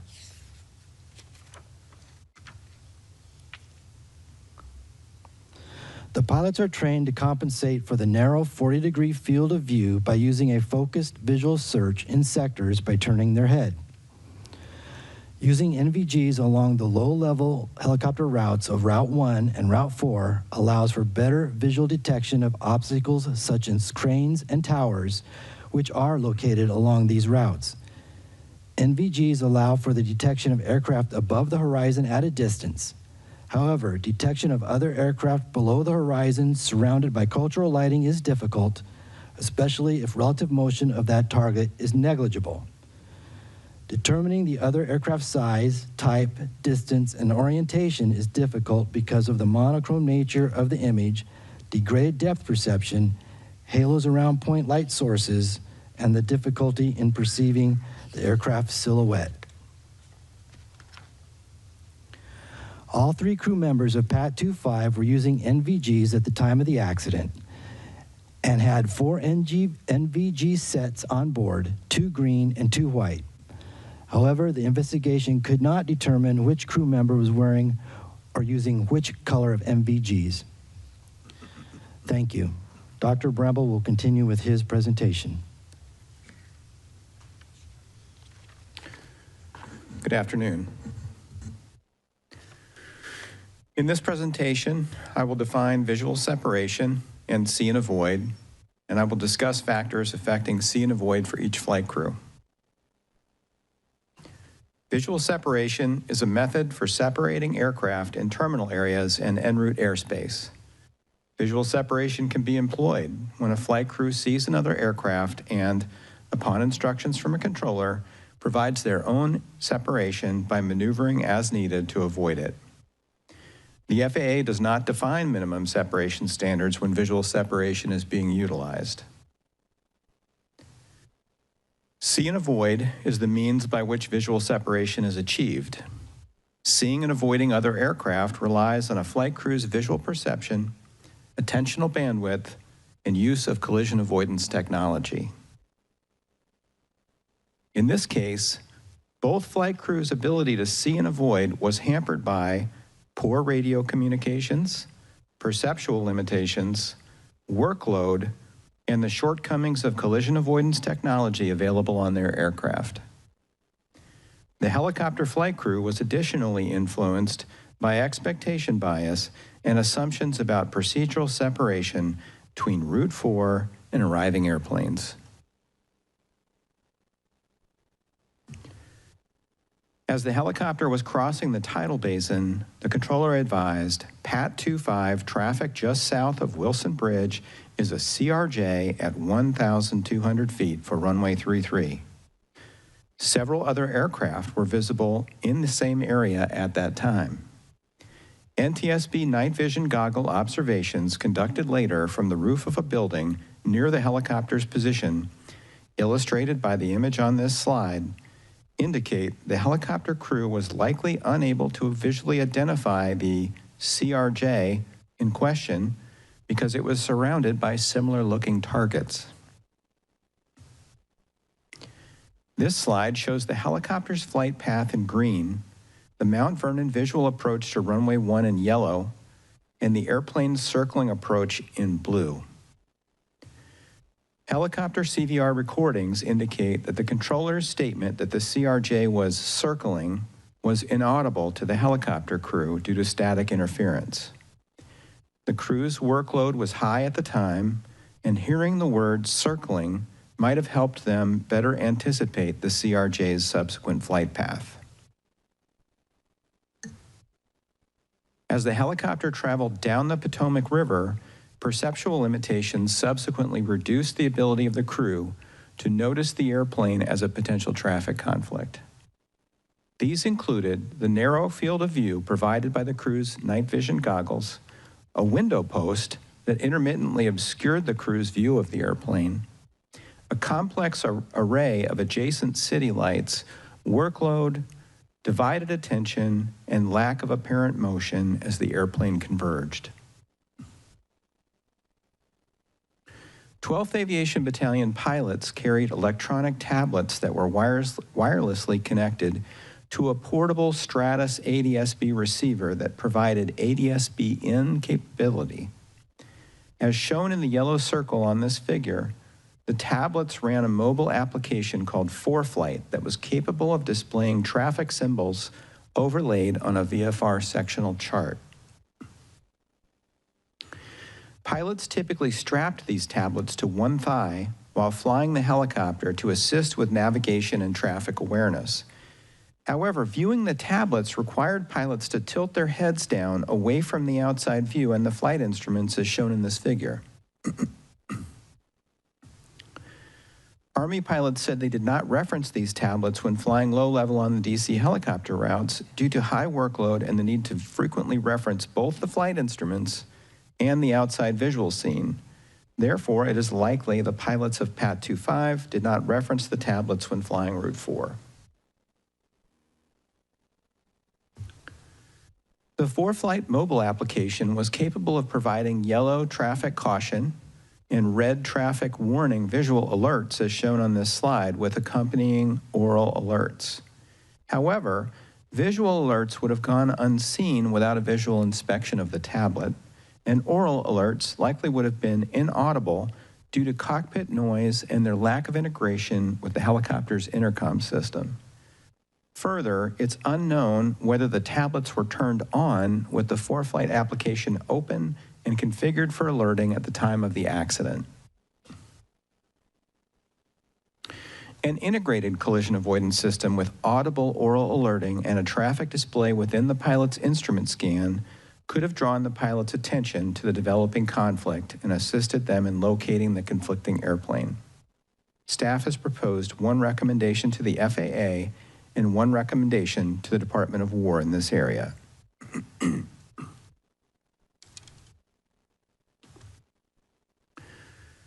Radio communications came into play again when the controller asked if PAT 25 had the CRJ in sight. The controller did not provide a clock direction or distance. As a result, the helicopter crew did not know where to look for the target. As shown in this figure, there were multiple other airplanes in view that could have been mistaken for the CRJ. The local controller directed the helicopter crew, PAT 25 passed behind the CRJ. However, the crew was unable to hear the words 25 passed behind the due to a partially blocked audio transmission. As a result, the message the helicopter crew received was PAT CRJ. The instructor pilot responded that the crew had an aircraft in sight and requested visual separation. The controller, unaware that his transmission had been partially blocked, approved the request. Hearing the instruction to pass behind the CRJ might have prompted the helicopter crew to ask a question of the controller or perform a broader visual search. Staff is concerned that blocked transmissions can lead to miscommunications and reduce flight crew and controller awareness of potential hazards. As a result, staff have proposed one recommendation to the FAA and two to the Department of War in this area. The helicopter crew's communications and actions leading up to the collision indicated that they lacked an accurate mental model of the CRJ's location and intended flight path. As a result, baseline expectations likely drove the instructor pilot's visual search. Only 5 to 7% of northbound arrivals typically landed on runway 33. Therefore, the pilots likely assumed the CRJ, referenced by the controller, was one of several airplanes approaching runway 1. The instructor pilot's comment, "kinda come left for me," reinforces the idea that he thought one of the airplanes approaching runway 1 was the airplane in question, because although deviating to the left would have increased the distance from those airplanes, it would not have alleviated the conflict with Flight 5342.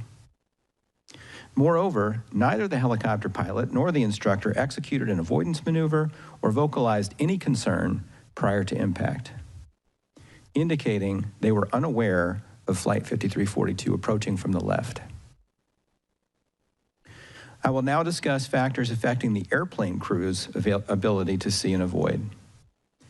The local controller never provided a traffic advisory about PAT 25 to the crew of 5342.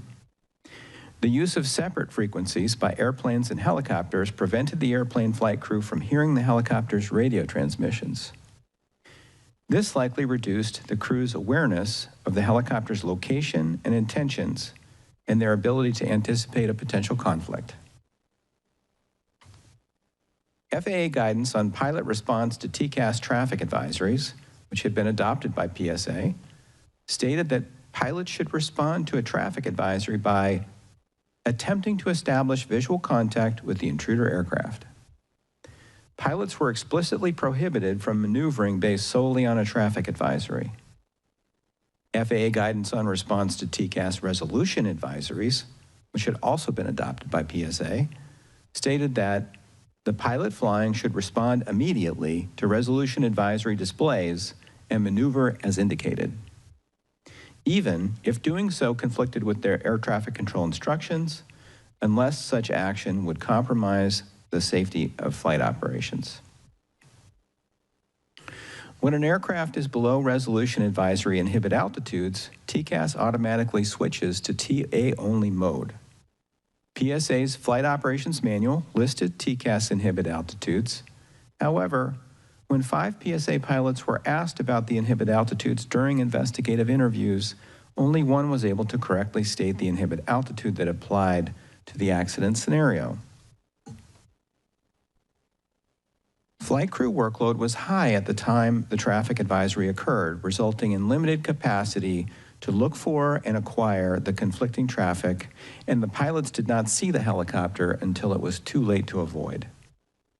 The pilots likely would have performed an avoidance maneuver if a resolution advisory had occurred. However, no resolution advisory occurred, and the crew was likely unaware of the severity of the developing conflict until just before impact. The captain was manually flying the airplane and turning left onto final approach for runway 33 and decelerating when the traffic advisory occurred. This required careful control of the airplane's lateral path, thrust, airspeed, and vertical path.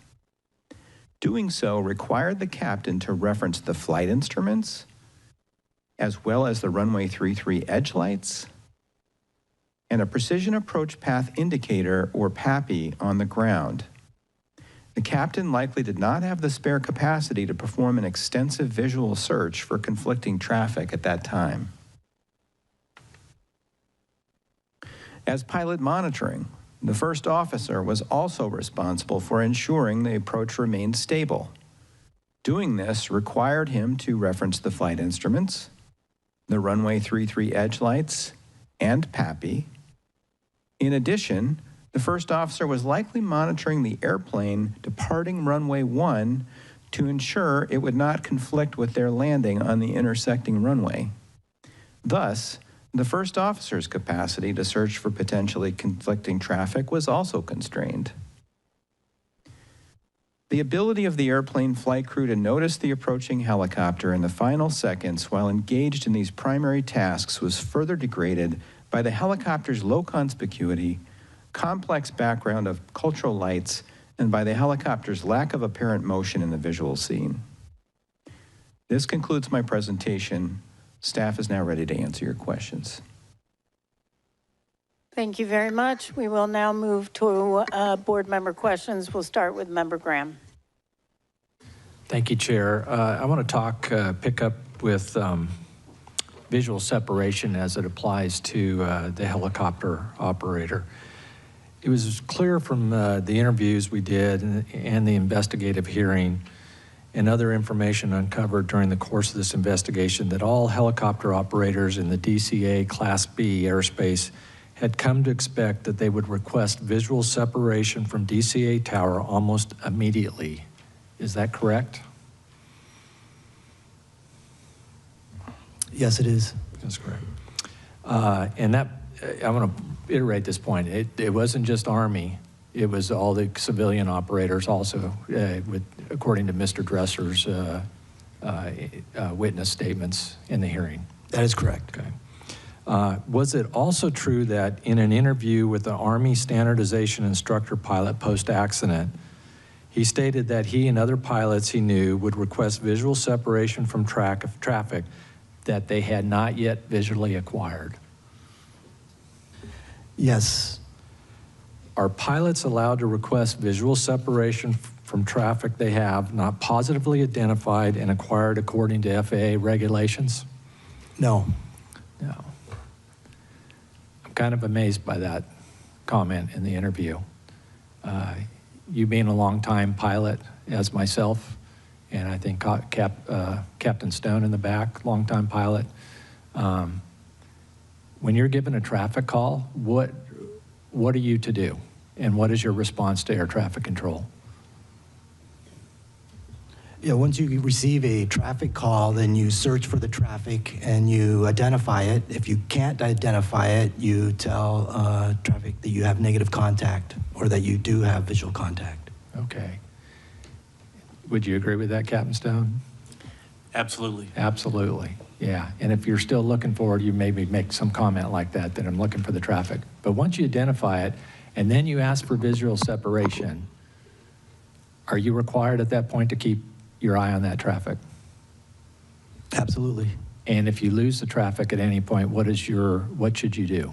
You'll have to notify ATC that you have lost the traffic. Yeah, traffic is no longer in sight. Would you agree with that, Captain Stone? Yes, that is correct. Did that happen in this case? No, it did not. Did not, no. I like that you pointed out the fact that it was pretty much impossible to pick out which one the traffic was in your visual study out there.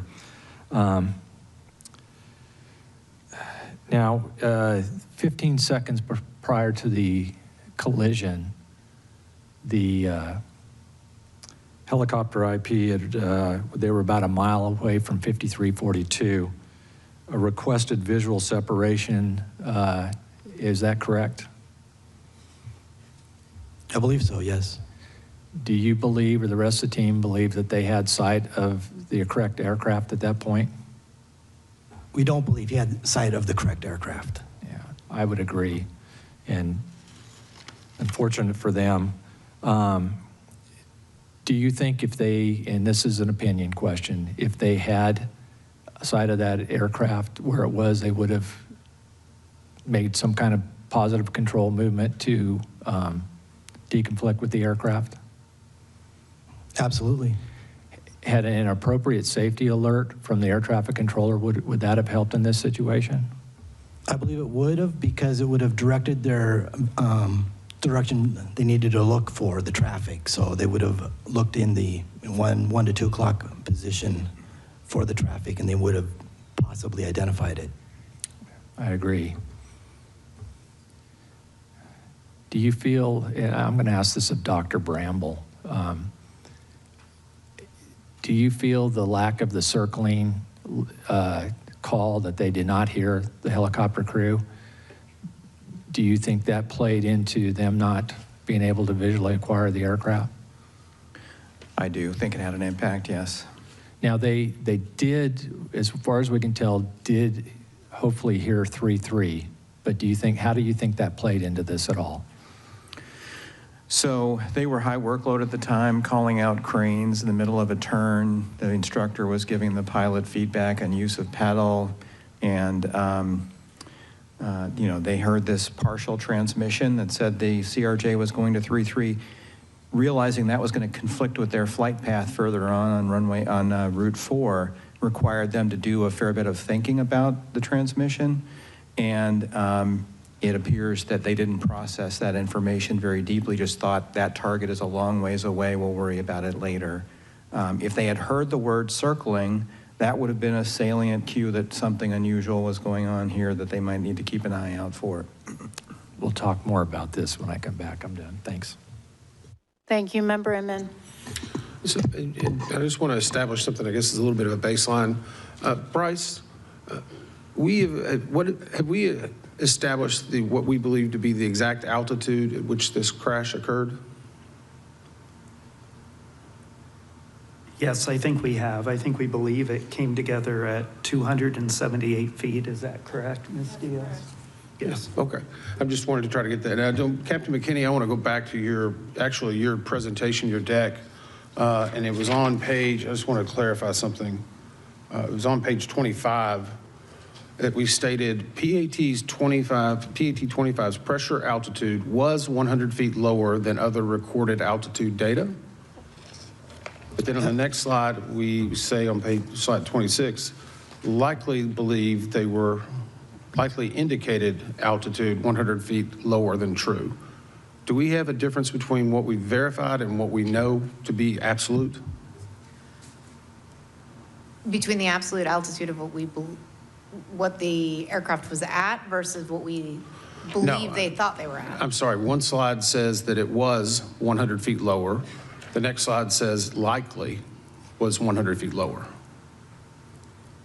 It might just be a statement, but the FDR recorded pressure altitude, if you made the correction for the local barometric conditions, was 100 feet lower than the other altitudes. And we believe that that is likely what they saw on their altimeter. Okay. I'm just trying to get to that area because it's whenever we say likely and was, sometimes that can be a little bit different. So we indicated, at least in the airworthiness report, that flight testing by Sikorsky found that the installation of the external store systems would increase this position error, meaning that would change possibly what the altitude would be. Is that correct? Yes, when you install the wing tanks, it changes the pressure dynamics around the outside of the aircraft and can lower the recorded pressure altitude. So is there any way for a crew to mitigate that, or do they have to just take it into account and know that it's there? I would pass this to Mr. Shin. Shihun? For the UH-60L, the crew would have to take that into account mentally in their mind.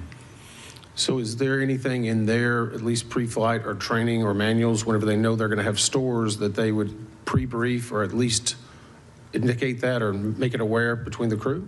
That information was not in the UH-60L operator's manual. So they just kind of have to know? We don't believe they knew, since the Army did not have that published in the manual. Okay. And we have a recommendation in that area. I understand. I'm just trying to build into some of the, as we said before, there's not individuals. This is a systemic issue with a lot of manuals and a lot of policies. How do they educate Army air crews on the position error when they will encounter with this ESS? Is that in their flight training? Is it passed down? Did we get any information of how flight crews would know this? They wouldn't know it. It's not in their manual. It's not in the training. Okay. So in the I'll go into a different area real quick. So we did some discussions in regard to ADSB and the alerts. And I guess if the helicopter, so let me go back. If an ADSB display indicates a traffic advisory or an RA, does that override a controller's instruction as a pilot? Yes.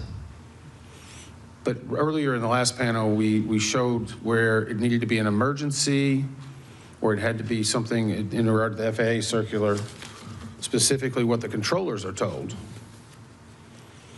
And no pilot in command may deviate from that unless an immediate clearance is obtained, or emergency exists, or the deviation is a response to a traffic alert and collision avoidance system resolution advisory. Yes, if it's coming from an ACAST system and it's a resolution advisory, then the pilot is authorized to deviate from the ATC clearance by the FAR that you had up on the screen earlier.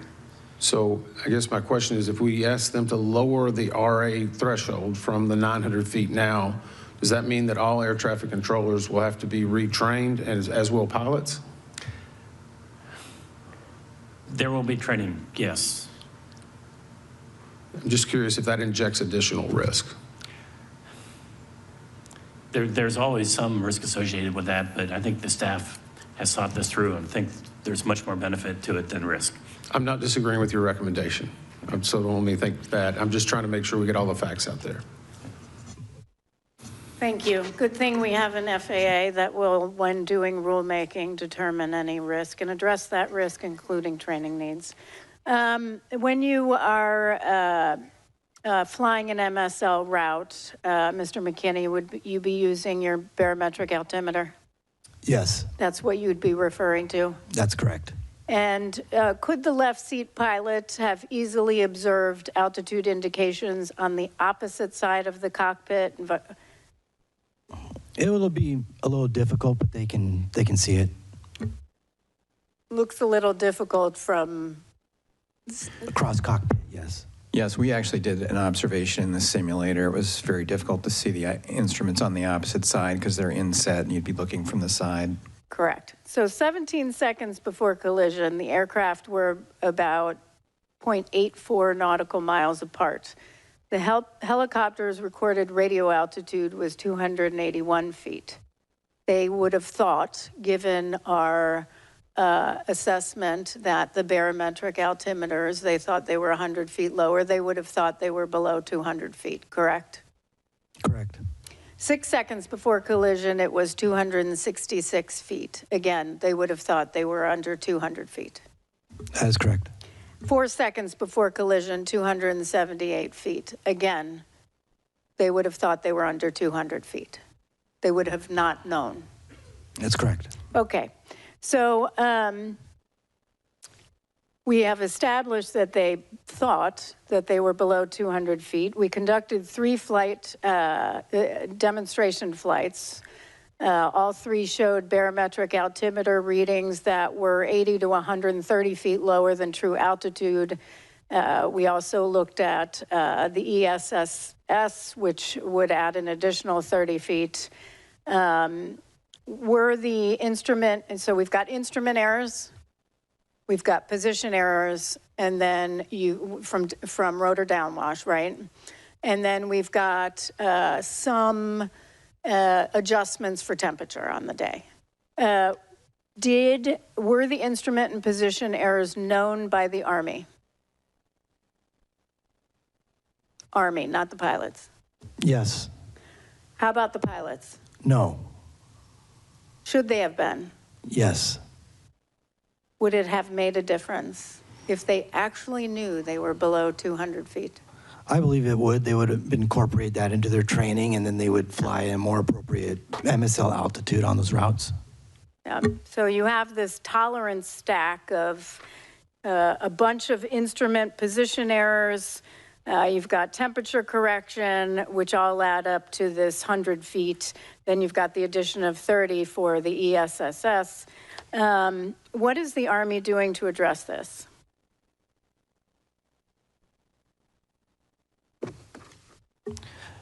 They're adding that information into their flight manual for the pilots.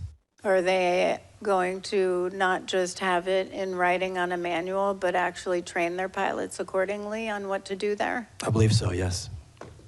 Yeah, okay, so 100 feet difference may not make a difference in Afghanistan, but it certainly makes a difference when you're on helicopter Route 4 crossing civilian aircraft on approach to landing to runway 33, where there's only 75 feet of vertical separation. There's 0 buffer, nothing. Yeah.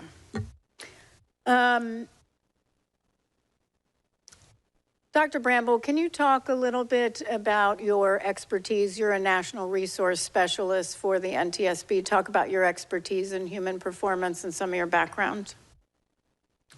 Sure. I have a PhD in human factors from an interdisciplinary program in psychology and industrial engineering, and I worked for a flight safety, a flight training and simulation company for a few years.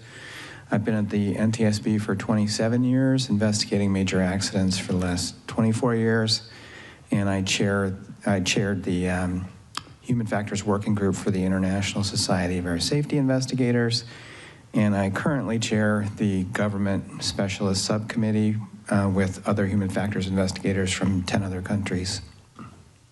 Do you believe the limitations of see and avoid, which we've referenced back to 1968 in numerous investigations, 96 alone within the past 2 decades, could be overcome simply by telling a pilot to do better, pilot diligence in scanning for traffic? No, we need to do a better job supporting pilots in that task. And I'll come back to that. Member Graham. Thank you, Chair. I want to go back to trying to figure out why PAT 25 crew didn't positively identify Flight 5342. Dr. Bramble, can you explain what expectation bias is?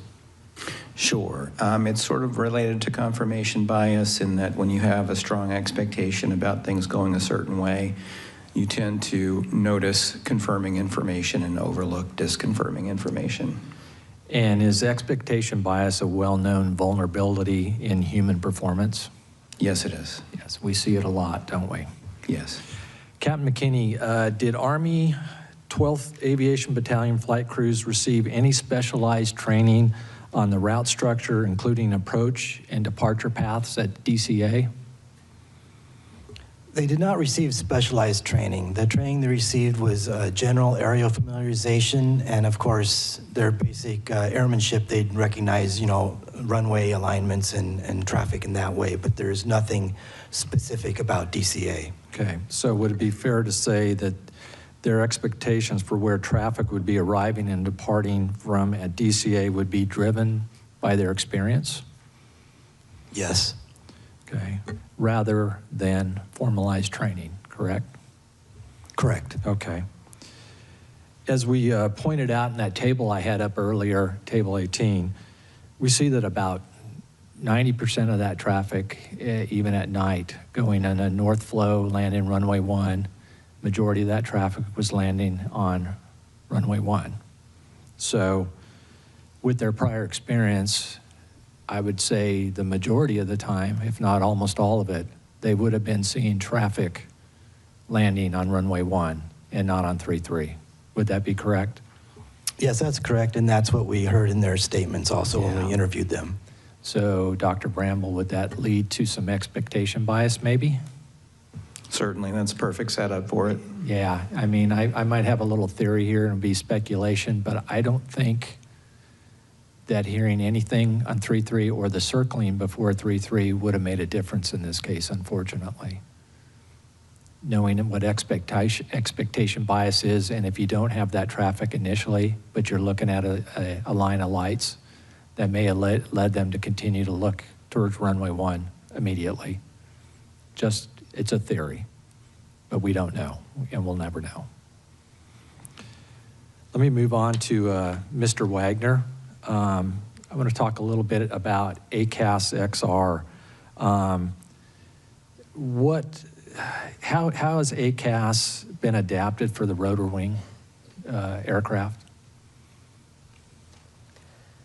ACAS XR is different from previous iterations of ACAS in that instead of just offering vertical maneuvers to aircrew, it offers also horizontal maneuvers. And additionally, the committee that's writing the minimum operational performance standards is looking at having significantly lower inhibit altitudes for XR when compared to XA or XO, for instance. Okay. And you said it's commercially, it's not available at this point, correct? It's still in development, that's correct. What are minimum operating performance standards or MOPS? So minimum operational performance standards, MOPS, those are basically a set of criteria that an organization like RTCA develops to say what a company would need to verify that their product meets those standards in order to get a certified product. Have those standards been developed yet for ACAS XR? They are in development currently. Okay, so my concern is the simulation that we run, what performance standards are used? Is it these ones that maybe they're thinking of having, or what do we know? What are the performance standards for the simulation? So the simulation used performance standards that they are still in draft. There's some ability to modify those. However, in speaking with the committee chair, Just a week ago, he stated that they intend to have the standards finalized by December 2026, so within less than a year from now. Okay. So we believe that it's mature enough technology that we can make recommendations in those areas. So the simulation software is a best guess at this point of how it's going to be, the standards are going to be? I wouldn't characterize it as a best guess personally. I think that there's still a couple small things that they need to validate before they finalize the standard. Okay. I think Captain Stone may be able to offer a little bit more information. Be quick, I'm past my time. No, I would say the standards are 95 to 98% complete, so they're much more than just in development. Okay, and how long have they been developing this for? A long time. Long time? Okay, thank you. Member Inman. I want to go back to this. This was actually an evaluation flight. So we know that there's evaluation going on, and I'm kind of concerned or wanted to figure out, maybe this is human factors or actually an expectation bias. But we noted 27 mentions of wind and turbulence, a brief loss of the crew coordination on who was flying, a failed landing, and a pilot-initiated wrong turn, all during this evaluation flight. At what point does an instructor pilot say, we need to knock it off? It's time to end.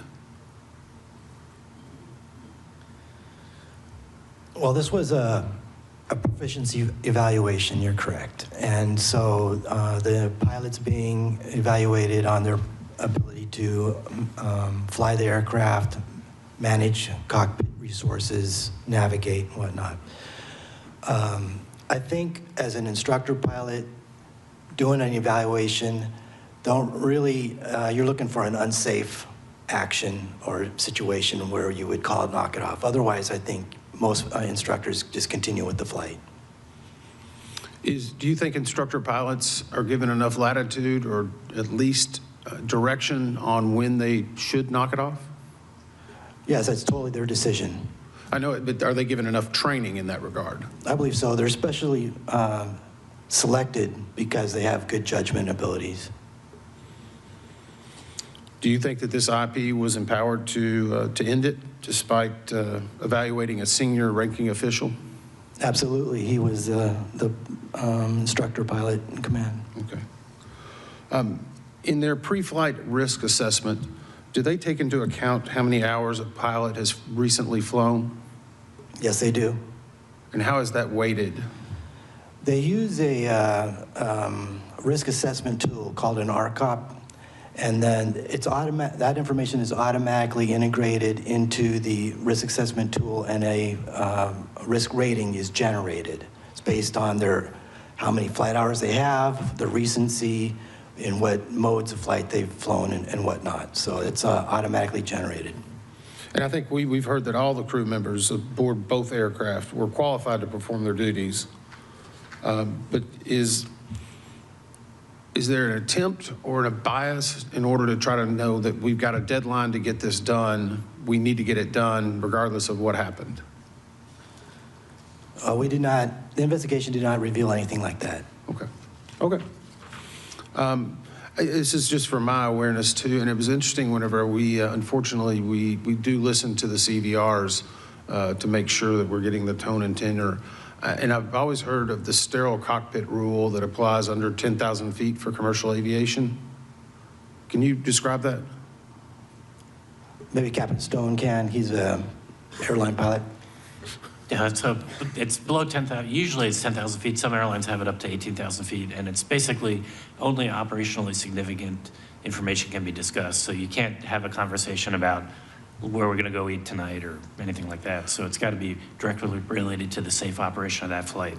Does the same thing apply to military or to helicopters? Not with helicopters, no. Because you're operating below 10,000 feet almost all the time. So it's a different risk for a helicopter than it is for a fixed wing airplane? Different risk. They're treated differently, I should say. That's correct. You know, helicopter operations are typically low altitude. You're always going to be communicating with your crew on the situation of the aircraft, looking for traffic, navigating, and communicating with each other about what's going on. So yeah, that's always going on in a helicopter. Okay. And I know we talked a little bit earlier about the bias that these pilots had not been seeing aircraft arriving on 3-3 very often. Did we have a number of ATSAP reports on that? Did we find where this was specifically more defined at night? Do we have any data on that? I think that's something that we'll be covering in the next panel. Okay. I'll wait for the next round. Thank you. This may be for Mr. Hoyt. Hi, Nathan. Welcome to the discussion. All right. So I referenced in my opening statement a 1968 midair collision, and again in 69, which was the worst air disaster in Indiana and remains so. We just passed, not a few years ago, the 50th, the mark of the 50 years since that occurred. And I mentioned the board's significant work in 1968 and 69 to hold midair collision public hearings in general and issue a number of recommendations, including, again, after 1968, recommending the expeditious development of a collision avoidance system and implementation on all civil aircraft. Also of note, in July of 1969, was the NTSB's first ever recommendation on another collision avoidance technology, positive train control, to prevent train-to-train collisions and to prevent incursions, is basically a train slamming right into a work zone and hitting people. We issued a recommendation on positive train control, so numerous over the decades, over 50 years, that I could hardly count. It was many, many times, sometimes 6 times a year. For 50 years, we issued that recommendation. In 1969, there was no standard for positive train control. There was no group that got together and agreed on a written document of a standard for positive train control. It didn't even exist. Did not exist. But we recommended it. And guess what? Yes, it took us 50 years to get there. But Congress mandated it. They mandated it because of our recommendation, but in between 1969 and when it was mandated and fully implemented in 2020, over 300 people died and 6,200 people injured, seriously injured. Death after death after death. It wasn't the first time we issued a recommendation where technology did not exist or there was no standard in writing. Let's just review 1968, when seatbelts came into play. We issued our first seatbelt recommendation, now knowing 450,000 lives were saved.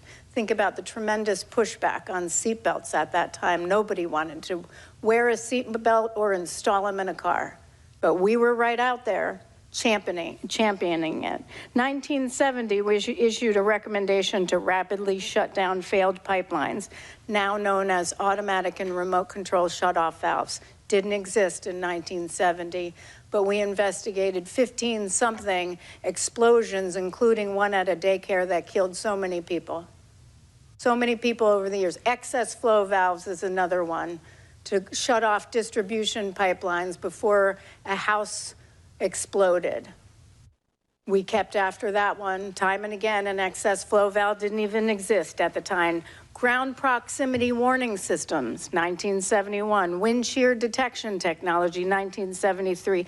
car seats in passenger vehicles, 1983, runway incursion technology, or ASDX, 1990, direct pilot alerting, we're still after it, 1990, automatic emergency braking, forward collision warning, 95, fuel inerting systems, 1996, electronic stability control, 2002, advanced speed limiting technology, 2011, connected vehicle technology, and thank you for Member Graham for championing connected vehicle technology. First recommendation, 2012, didn't exist. Drug and alcohol detection technology, whether it's DADS or driver monitoring, it didn't exist, 2012.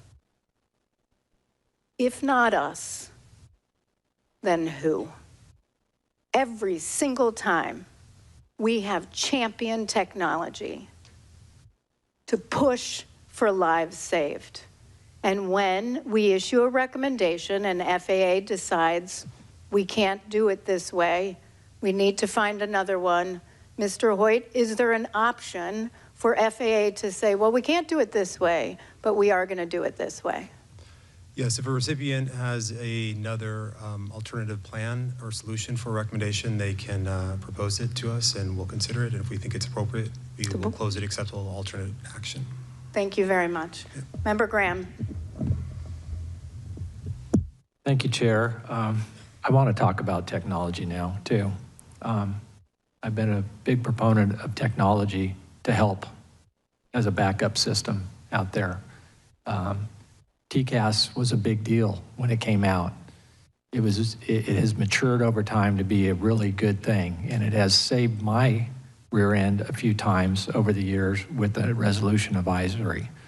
Unfortunately, in this situation, this accident, it had limitations where it wouldn't work or wouldn't be effective. I think we've gotten to the bottom of that. So I want to talk a little bit about ACAS and ADSB going forward here. I think it's important to point out I'm a believer in ADSBN, but I'm only a believer if we do it right and how it's integrated into the cockpit. Just to have it in is worthless, but if we do it right, what would that look like, Captain Stone? It would require that there be directional targets and that it's in a location on the cockpit in the primary field of view of the pilot so that they could see it. And also the audio for the alert integrated into their audio system so they could hear it. Yeah, so I would agree with that. You know, what else would be good tied in with that? Would it be directional alert, range, altitude? Yes, and one of our recommendations, we actually were asking that more information be given to traffic alerts, so that, and that's the first step in this, in developing situational awareness as to where the traffic is, where the conflict is, and we're recommending that be enhanced beyond what it is today. I would agree. We've seen in the past just to have ADSBN and Ketchikan, for IIC, Mr. Banning, that just having it without an alert, oral alert, or a visual alert was useless, was it not? And unfortunate. So let's talk a little bit about ACAS. Is ACAS, does it incorporate ADSBN? Yes, it does. Okay. So is that just one of the inputs to ACAS? Would that be correct? Yes, ACAS can function off of interrogation and reply just like TCAST does, but it has the ability to actually look at the geometry, which TCAST really doesn't look at geometry, so. Correct, correct. Is there any iteration of ACAS out there that would allow for the ADSBN to make the clock code, range, and altitude callouts? There is no ACAS that's specified to do that today, but it could be. Could be. Might be neat if we're going to use it, ADSBN with it. It would be nice for the crew. So these systems are great, but they're not the primary means of traffic deconfliction in most cases. Is that correct? That is correct. It's primarily air traffic controlled separation and could be visuals, which could include visual separation. Correct, yeah, and in this case, this unfortunately was an incorrect visual separation, I would say, on behalf of the tower and the aircrew in this case. And yet, if we had some of this technology in the future, maybe this accident doesn't happen. But it was a breakdown initially in the visual separation. I see my time's up. Thank you. Member Inman. I appreciate it, Chair, you bringing up the PTC, and it actually resonates with me a lot. And I would go back to whenever I was the Chief of Staff of the U.S. Department of Transportation, 2020, we actually got that implemented. But it also reminds me that it was another recommendation, and unfortunately from the Colgan air crash in 2009 that had been outstanding, the pilot record database that the NTSB had recommended, and it took from 2009 until 2019 to get the FAA to adopt that. And I will say this, and being on the receiving end of that, and I'm going to speechify a little bit, but it's going to take everyone in this room and everyone that's watching.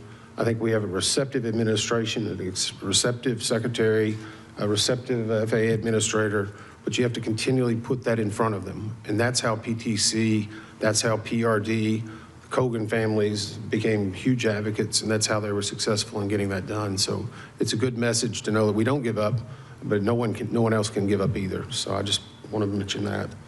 Let me go back to see and avoid. Are pilots trained differently to see and avoid versus a helicopter pilot versus a fixed wing pilot? Not particularly. Is it not just basic knowledge that you don't hit something? Sorry. Yes.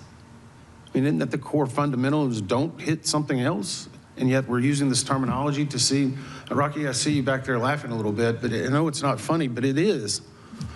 It's so ludicrous, it's kind of ironic, I think. Am I wrong in that? I agree. If I could add, I mean, in order to avoid something, you have to first see it and see and avoid. And I think we identified some challenges in this case for that. I just wonder why we're continuing to let, and I don't disagree that the technology can help avoid part of that, but I go back to we train people to see and avoid or request visual separation. It seems like it's just meant for the sake of expediency rather than it is actual safety. Is that a good assumption? I think staff determined in this case that there was an over-reliance on it in order to ensure the efficient flow of traffic in the terminal area. So it's more about getting the planes efficiently where they need to be. We believe there was a drift in operating practices due to that pressure, yeah. I think, shouldn't it be getting them there live versus efficiently? Yes. So it's a little rhetorical, I know, sorry. In regard to night vision goggles, is there ever a time whenever a helicopter crew would advise the air traffic control, or they would let them know that we're in a training, either in a training flight, a proficiency flight, or using night vision goggles? Right now, there's no requirement to do that. But we've identified increased risk, obviously, when helicopters are using night vision goggles and operating in a complex airspace. There's advantages and disadvantages in using night vision goggles, and all the operators, all the helicopter operators in the National Capital Region use them because they think it's advantageous. But it doesn't, they view it's advantageous because they're able to better discern oncoming traffic, or because we've seen from our visualization, it significantly reduces your field of view. Right, for helicopter operations, you're flying at low altitude, so you're not just looking for other traffic, you're looking for ground obstacles and other aircraft that are lower to the ground, other helicopters. So the night vision goggles are a big advantage in that environment. Dr. Brandel, did you have something you want to add? I was just going to say, yeah, operating without them would likely increase the risk for helicopter crews, but we have made other recommendations that would reduce the risk of collision in the area, such as relocating their route so they don't have to spot oncoming airliners and increasing the use of collision avoidance technology. Okay. I see I'm out of time. Thank you. Rocky, does American Airlines have ADSB on 302 of their A321 aircraft? Yes, they do. That was cockpit display.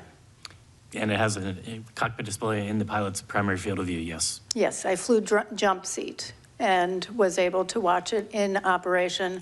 Tim, you're a pilot. Do you have ADSB in? Yes, ma'am, I do. And you have a receiver that you bought, it was a Garmin, probably a couple $100, right? I think about 400, but yes. And what does it provide you? So the interesting thing, I'm not flying a 121 airline. That's right. But for me, I do fly a 1931 biplane. Okay, so this airplane has no electrical system whatsoever. I have to turn the propeller by hand to start it. But for $400, I bought an ADSBN unit that Velcros to my panel, and using my phone in my ear, if I get traffic, I can hear the direction of that traffic, how far it is away from me, a clock position, and its altitude. Great. Olivia, can you pull up the PowerPoint slide that I had sent to you all on the 48 seconds? All right, so what we're looking at here on your right is had PAT 25, they had a 4-flight. Do you have 4-flight, Mr. LeBaron? Yes, I do. So you have 4-flight with ADSB in? Yes. And so this, had they gotten that alert and had it been integrated in the helicopter, would have had 48 seconds before collision to do something. We know for a fact, or we know from our analysis, that they didn't realize that plane was there on the left. There was nothing.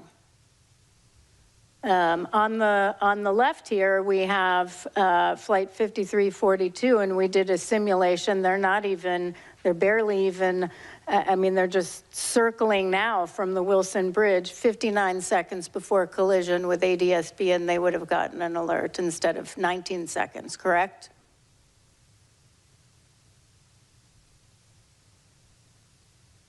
Anyone? Yes. That is correct. That is correct. So would you rather have 19 seconds or 59 seconds? Well, I'm not sure who the question's to, but I'd rather have the 59 seconds. That's correct. That's right. I mean, look how far out they are. That is our simulation. So let me tell you, with respect to ADSB, the NTSB has recommended ADSB out and in, supported airborne traffic advisory systems that include oral and visual alerting functions 17 times since 2006 on Part 121, Part 135, and general aviation aircraft. In 2008, the board took a position in response to an FAA notice of proposed rulemaking which required ADSB out. That the NTSB expressed concern that the FAA did not plan to require ADSB in capability. We stated the safety board believes that the benefits of ADSB technology warrant rapid adoption. We stated our concerns. In that letter, we said to FAA at the time said they had not identified as a requirement for maintaining safety and efficiency of NAS operations. We told that we disagreed, said their assessment was incorrect, and that equipage of aircraft with ADSB in capability will provide an immediate and substantial contribution to safety, especially during operations in and around airports. We went on to say ADSB in provides a ready method of sending warning information to pilots, providing confirmation of clearances, on and on. It is a backup because why? Humans make errors. We know this. Why do you have technology? I mean, Member Inman talked about, you know, they implemented positive train control. Guess who wrote it in legislation? That'd be me. Why? Because of your work, over and over and over again. And so we went on to continue recommending ADSB in. I wonder where we would be today if they actually did it when ADSB out was required. Where would we be today? Perhaps we wouldn't even be here. 59 seconds. 48 seconds. We might not have to be here. So my time is up, but I'm going to come back to this. Member Graham. Member Inman.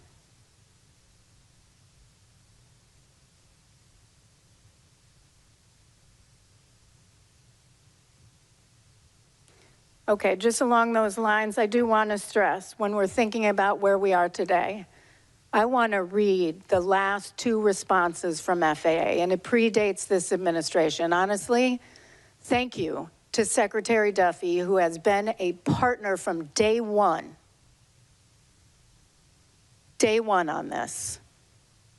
You know, when your first day on the job is a devastating tragedy, that stays with you for the rest of your tenure, if not your life. And what did he do? He committed to ADSB in.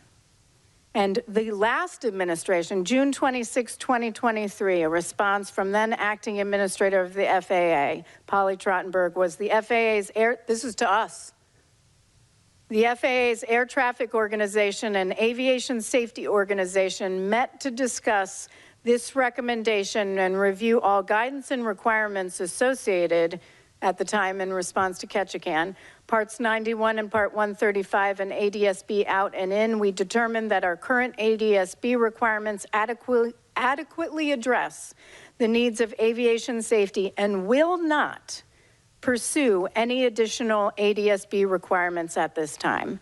And then we had another one, the last from them was November 6, 2024, Mike Whitaker, response to us saying, based on our discussions, it has been determined that our current ADSB requirements continue to adequately address the needs of aviation safety. The FAA will not pursue additional ADSB operator requirements at this time. In other words, they were okay without and not in.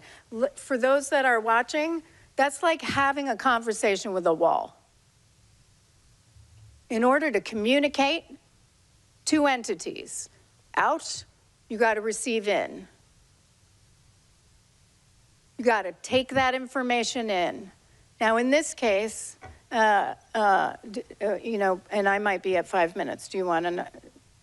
In this case, I want to ask one thing about TSB. If this aircraft had ADSB in, and we know that the Army's helicopter had ADSB out, would have been on, but it was programmed incorrectly on installation, so it was basically not transmitting out.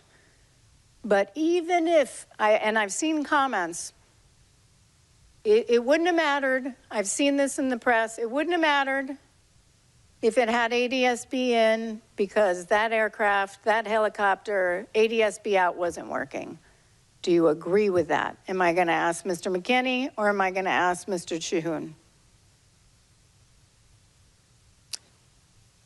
So the helicopter was not transmitting ADSB out, but with the TSB service, that would provide the helicopter's position to ADSB in displays. So in other words, even though the helicopter wasn't transmitting out, if that aircraft had ADSB in, it would have gotten information. Is TSB everywhere in the airspace? No. No, it's not, which is why we still need, I see the Army in the audience, this does not mean you don't get a pass on ADSB out. The TSB isn't everywhere. You have to have ADSB out and in. Okay. Anything further? Okay, we're going to take a 15-minute break, lunch break. Apparently, I don't know what time it is, and 1 hour. We'll be back at 2:30. Thank you so much.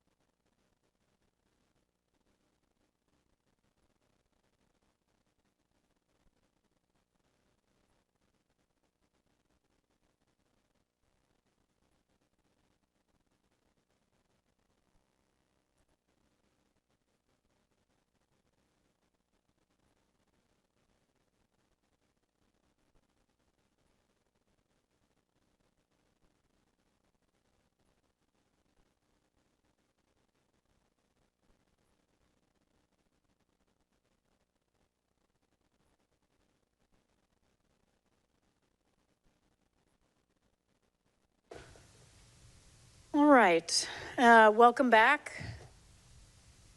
We're now going to hear from Dr. Jana Price on safety management systems and safety data. Dr. Price.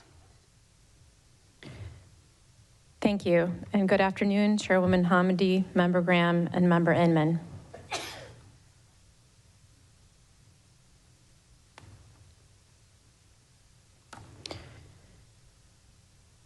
My presentation will cover issues relating to safety data and safety management systems, or SMS.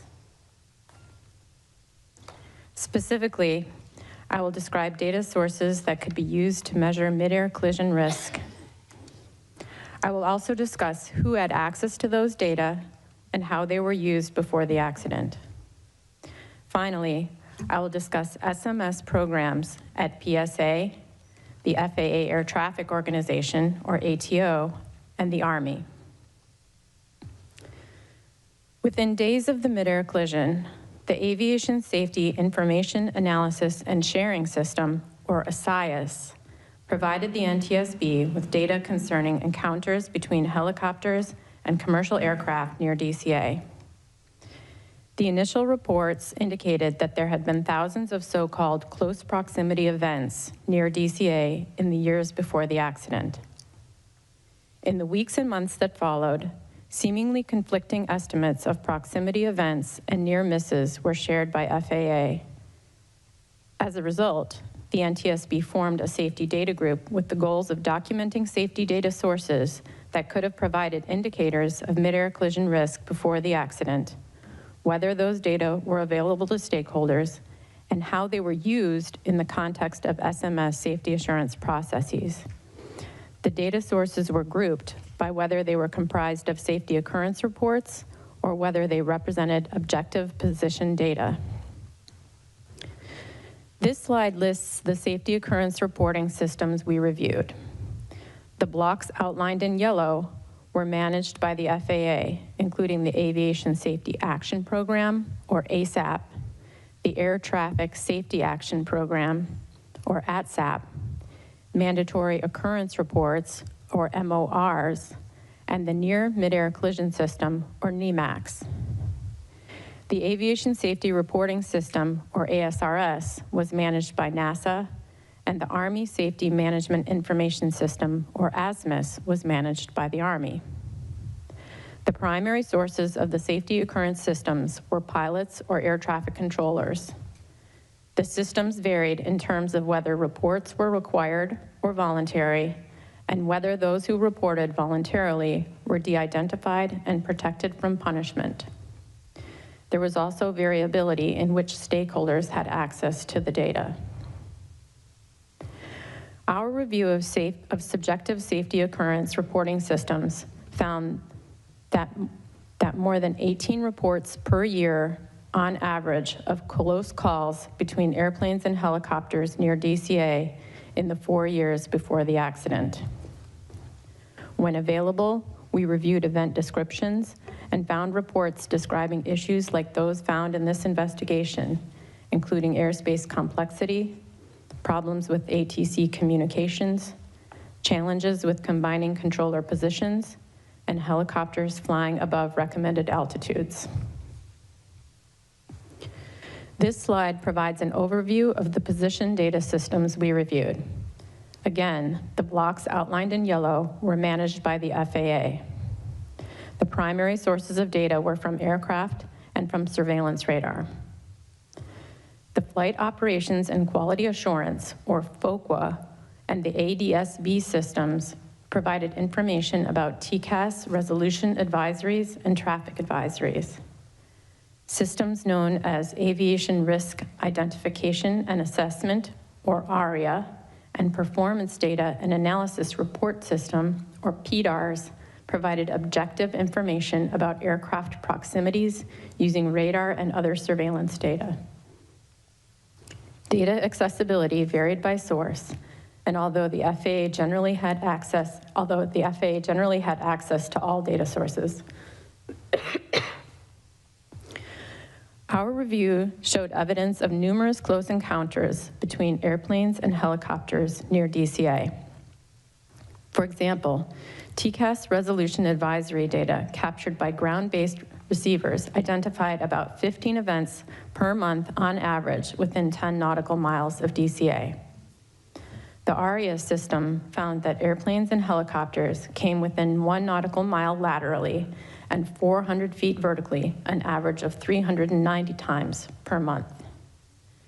PDARS found an average of 65.6 instances per month in which airplanes and helicopters came within 1,000 feet separation, and 5.6 instances per month in which they came within 500 feet separation.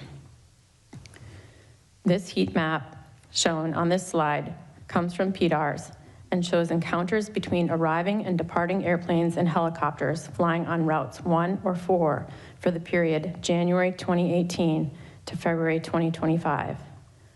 Additional analyses of radar data found that nearly half of all helicopters that transited Route 4 went above altitude limitations at least once along the route. However, we found that neither the FAA nor the Army identified these exceedances before the accident. In all, we found that multiple safety data sources, including occurrence reporting systems and objective position data, showed evidence of mid-air collision risk between airplanes and helicopters near DCA in the years before the accident, but existing systems did not recognize or mitigate the risk. We found that key stakeholders either did not have access to or were not making full use of the data. For example, some of the systems used to analyze radar data for close proximity encounters in this investigation had rarely been used for that purpose before the accident. We found that there was no standard definition to signify when aircraft are too close, which hindered the ability to track their incidents over time or to compare risk levels of different locations. Lastly, although helicopters regularly triggered TCAST resolution advisories for airplanes approaching DCA, we found that helicopter operators were largely unaware of their involvement in these events, and there was no standard mechanism to alert them after such events. Staff have proposed 2 recommendations to the FAA in this area. Next, excuse me. Next, I will discuss the safety management systems that were in place at the FAA, PSA, and the Army at the time of this accident. Multiple investigative groups coordinated to document and evaluate these systems. The United States is a member of the International Civil Aviation Organization, or ICAO, which sets standards for SMS. It calls for inclusion of 4 main components: safety policy, safety risk management, safety assurance, and safety promotion. Building and sustaining a positive safety culture is also considered foundational to an effective SMS. Both PSA and the FAA developed SMS programs using this model. ICAO requirements do not apply to military aircraft operations. The Army, therefore, had unique regulations and guidance for aviation safety programs. In the remainder of my presentation, I will focus on SMS policies and implementation by the ATO and the Army. At the time of the accident, the FAA had an established SMS for several of its organizations, including the ATO and ATO facilities, such as the DCA Tower. Its SMS policy described the required 4 components of SMS. However, this investigation revealed gaps in ATO's application of safety risk management and safety assurance in comparison to FAA's guidance for other service providers. We found that unlike the FAA SMS guidance for operators, which established requirements for coordinating with relevant external parties to collect and share safety hazard information, the same requirement is not reflected in the ATO SMS guidance, which is limited to bargaining unit representatives and management at FAA air traffic facilities. There was no formal process at DCA for the FAA to share information about helicopter route traffic, TCAST resolution advisories, or potential conflicts with external stakeholders. The formation of a helicopter working group was an example of an informal collaboration among multiple stakeholders designed to promote safety. However, as previously discussed, that group was not able to effect changes such as relocating helicopter Route 4 or adding hotspots to the route chart in spots with potential conflicts. We found that the ATO's application of its SMS did not recognize and mitigate the risk of a midair collision at DCA, nor did it effectively coordinate SMS activities with the external stakeholders. As a result, staff have proposed 2 recommendations to the FAA in this area. We also found that ATO management eroded the overall safety culture within ATO by not supporting its workforce, encouraging open communication, identifying and mitigating operational challenges faced by controllers, or fostering a just culture. Interviews with ATO staff indicated that they feared retaliation for raising safety issues, and management often discouraged filing reports because it made the facility look bad. Interviews with current and former DCA tower personnel indicated that morale had been low for years before the accident due to the 2018 facility level downgrade and from the FAA's lack of transparency regarding the metrics used to support that decision. External compliance verifications at DCA between 2022 and 2024 identified non-compliant items, including lack of staff support, poor communication between Potomac TRACON and the DCA tower, and concerns about potential conflicts with helicopter routes, but the ATO failed to recognize these items as indicative of problems at DCA. Finally, DCA tower management personnel were reassigned after the accident, an action that appeared inconsistent with the characteristics of a positive safety culture. As a result, staff has proposed 1 recommendation to the Department of Transportation in this area. With respect to the U.S. Army safety assurance policies, Army safety programs were required to incorporate an occupational hazard reporting and investigation program managed by unit aviation safety officers. Aviation safety concerns could be submitted using operational hazard reports, or OHRs, which required filling out and submitting a form detailing the issue. OHRs submitted to safety officers were to be corrected at the lowest level possible. When FAA facilities or operations were involved, it was sent to the nearest Flight Standards District Office and to the Department of the Army Regional Representative. The Army Safety Management Information System, or ASMIS, was another venue to report safety events, including mishaps and near misses. Mishaps and near misses were broadly defined and could include both aviation and non-aviation safety events and events that occurred on and off duty. Although helicopters had triggered multiple airplane TCAST resolution advisories, and they had been the subject of safety occurrence reports submitted by airplane pilots and controllers, the Army's safety reporting programs did not provide information about those encounters. An Army review of ASMIS found no reports of aviation mishaps or near misses near DCA area, or OHRs referencing the DC helicopter routes or other hazards in the area. Interviews with Army pilots suggested that participation in voluntary reporting programs was limited. Additionally, the Army did not have a program to monitor operational flight data for its helicopters, and as a result, was unaware of routine altitude exceedances and related risks in the DCA terminal area. Such a program could have not only helped identify altitude exceedances, but may have also raised awareness about cumulative errors in the UH-60 Lima's barometric altimeter system. As a result of these findings, staff have proposed 3 recommendations to the U.S. Army in this area.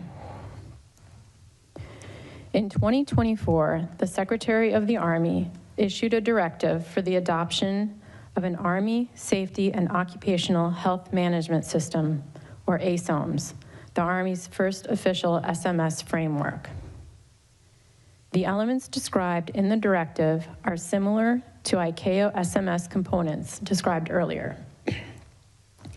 The directive required incorporating ASOMs in Army Safety Program regulations by September 2026, and it required Army commands and organizations to be fully compliant by the end of calendar year 2030. Our reviews indicated that progress has been made in incorporating the directive's requirements in policy documents, but ASOM's implementation has been slow, which may stem from several causes, including resource and staffing issues and a distribution of safety management responsibilities across Army organizations. Additionally, we found that the Army lacked a positive safety culture in that its aviation safety system did not have the capacity, resources, or analytical mechanisms to consistently detect, interpret, and act on weak signals of latent hazards. Overall, we found that the Army's process for allocating resources to aviation safety management did not ensure development of a robust SMS for helicopter operations in the Washington, D.C. area. As a result, staff have proposed 2 recommendations to the U.S. Army in this area. This concludes my presentation, and we are now ready to answer your questions. Thank you. Member Inman. Thank you. And I'll go back, and Dr. Price, that was really helpful. I think I guess I also want to, because you kind of broke it down a little bit differently, because I pulled some information out of our report. I think it gets to the same place, but we state that performance data analysis and reporting, or PDAR, indicates there were 4,067 encounters between 2018 and 25, in which separation between the helicopters and the fixed-wing aircraft was less than or equal to 1,000 feet. In 348 of those, the separation was less than 500 feet. To what extent did the FAA utilize that data prior to this midair collision? Thank you for that question. In the case of PDARs in particular, after this accident was the first time that that system had been used in this fashion to look at the incidents. And in fact, it was a novel use of this system and a very useful one for our investigation. But before this investigation, PDARs had not been used in that fashion. So I want to go back to the different ways that people can give information. So the way I read it, there's currently the Aviation Safety Action Program, or ASAP, the Air Traffic Safety Action Program, or ATSAP, the Mandatory Occurrence Reports, or MORS, the Near Mid-Air Collision Systems, NMACS, the Aviation Safety Reporting System, ASARS, and the Army Safety Management Information System. Now, collectively, it sounds like pilots and individual controllers were ringing a bell saying something's dangerous, do something. And I'm just curious, is the FAA, were they taking this information? Do they have the capacity? And will they take action on it? That's 3 questions in one. I'm sorry, Dr. Price.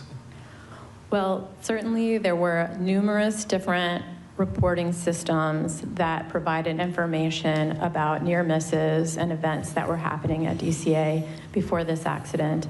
And the FAA did have access to all of those systems. Our investigation revealed that in general, the reviews of these systems were largely happening kind of on a case-by-case basis and weren't necessarily being looked at in an aggregate fashion. And when we do a look back, of course, we can see that there was a definitive pattern in these data, both with the safety reporting data and with the position data that I mentioned. But as the FAA even noted in our public hearing, that was something that, although they had opportunities to see, they did not detect and mitigate before this accident. Since that time, have they indicated that they are using this data correctly? Thank you for reminding me about that question. Since the accident, we do have evidence that the FAA has put some of these data to use. They did a helicopter route analysis in 10 different cities with 16 airports where they used these data to look at and assess risk in airports that had helicopter traffic. And they have made some recommendations as a result of those.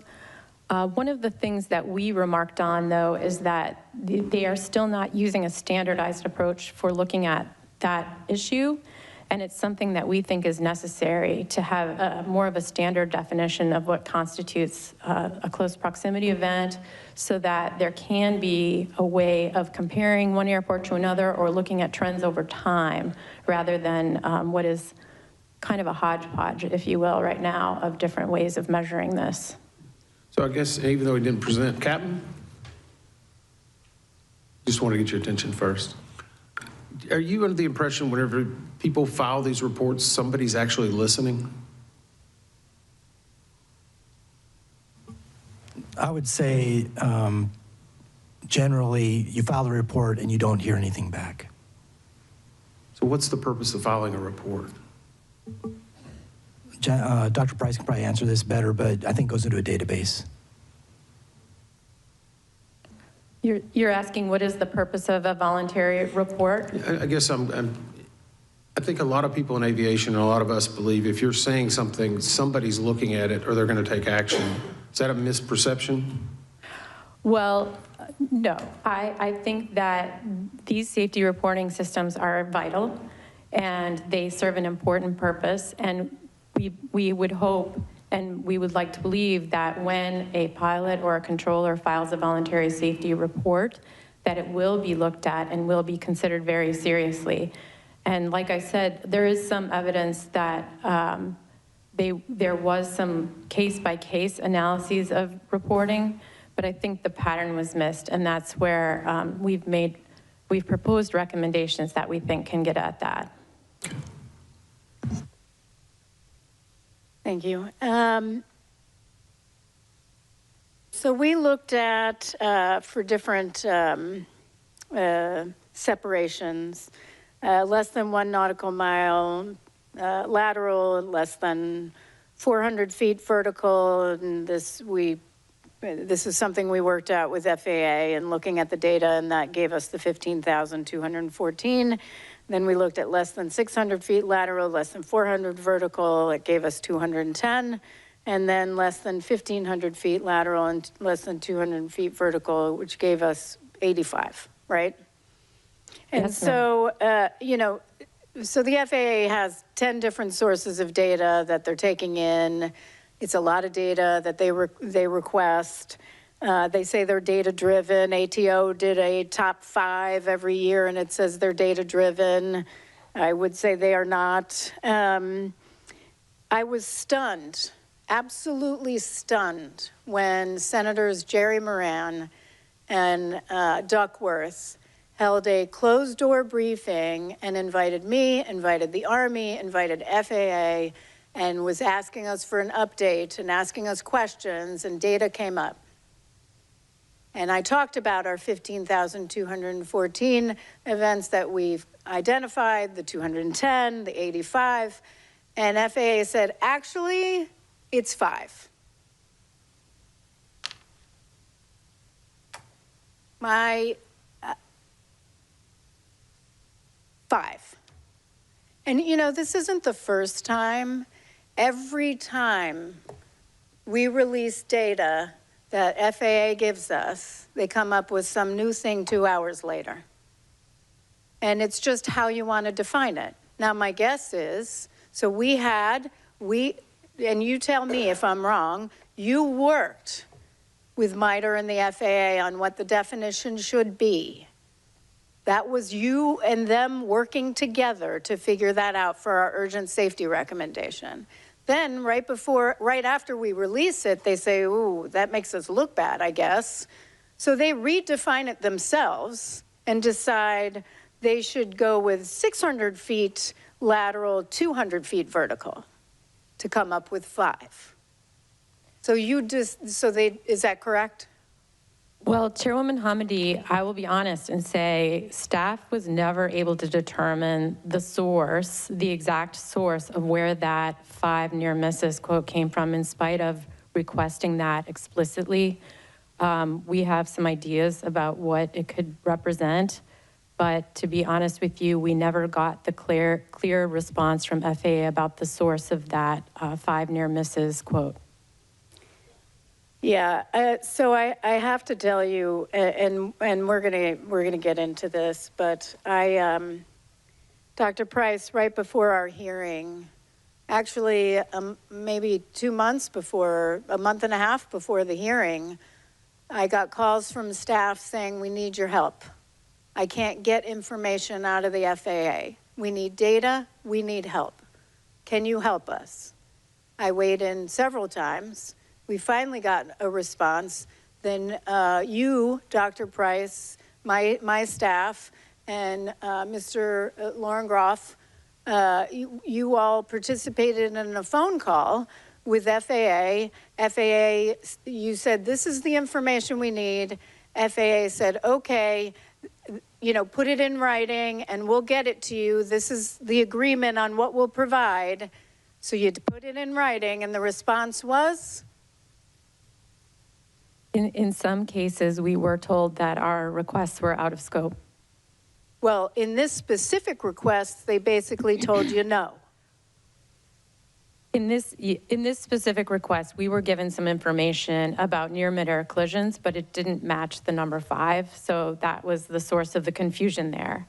But there was a response from Matt Quebec that I have in writing that says after they agreed to provide you information that they responded and said no. I think I know what you're referring to, and that was an instance where we had gotten some data from the ASIAS program and we had additional follow-up questions about that. Right. And then as a result of that, we were told that we needed to request that data directly from the Air Traffic Organization, and we followed up and did that. And we were told that the Air Traffic Organization would not duplicate work that had already been done by ASIAS. Even though part of the request was an additional parameter that you gave them? Yes, ma'am. That was not a duplicate? Correct. Yeah, thank you. Member Graham. Thank you, Chair. Well, I think many people would understand that the military has unique missions and demands that necessitate deviations from what might be standard or accepted in the commercial world. A proper comprehensive safety management system should not be one of those things. As well documented by our team in their presentation, neither the Army's Safety Management Information System nor their Safety and Occupational Health Management System, individually or combined, comprise an acceptable SMS.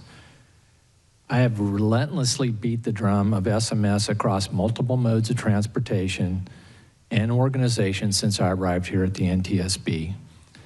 And I truly believe that the military should be no different on this one. The core pillars of SMS are intentionally broad concepts that can be adapted to any operation. In particular, any operator regularly conducting flights in Class B or other congested airspace should have an SMS to properly manage their risk. Our airspace is only as safe as its weakest aircraft or least safe aircraft or organization. Dr. Price, I got a question or two for you, and maybe somebody else might want to jump in on this too, I don't know. As you mentioned, the Army Safety and Occupational Health Management Systems included some elements of what's similar to an ICAO SMS components. While that is true, is it also true that this program was not a standalone for the Army aviation battalions? Member Graham, I'd like to ask if Dr. Bramble would address that question. Okay. Yes, you're correct. Aviation was just one application of many of their safety and occupational health management system. Okay. What other categories of potential hazards or other than aviation safety were included in this program? There was a wide variety, including tactical, off-duty, automotive, many things unrelated to aviation. There were 14 different areas, I believe. Well, I'm not going to say that those aren't important. They are important for each unit, but I think what became abundantly clear during the course of this investigation is that the Army aviation safety cannot simply be lumped in with all of those other elements. Is it true that the Army's Safety and Occupational Health Advisory Council which met biannually to review, among other things, workplace safety hazard logs, work-related illness and injuries, civilian case incidents, worker compensation costs, and installation hazard abatement? Yes. Yeah. And while these biannual meetings could also cover covered items directly related to aviation safety, can you share why this does not meet the level of what you would expect to see through like an aviation safety action program or a FOQA program or in the granddaddy of them all, the ASIA system? Sure. I mean, I guess the first difference would be that it's integrated with the command structure and run by the commander. And in the case of an event review committee or something like that, you'd have sort of the safety and QA folks working it independently and advising management. Secondly, those types of committees in commercial aviation tend to have much better data streams, such as FOQA data, LOSA, ASAP, that sort of thing. Yeah. They had they had an employee reporting system, is that correct? Yes, they had two different ways that reports could be submitted. And were there many reports to look at?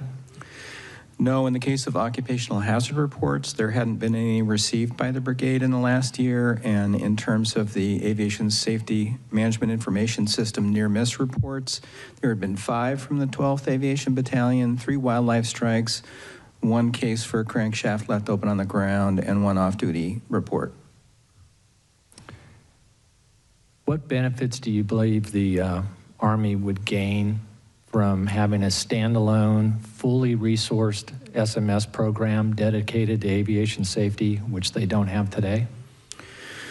Well, they would likely have better resources, better focused, aviation-focused analytic capabilities, better data streams, and a better focus on identifying weak signals of latent risks in the system that represent low probability, high consequence accidents, the kinds of complex system failures we're talking about today. Great, thank you, Dr. Bramble. Member Inman.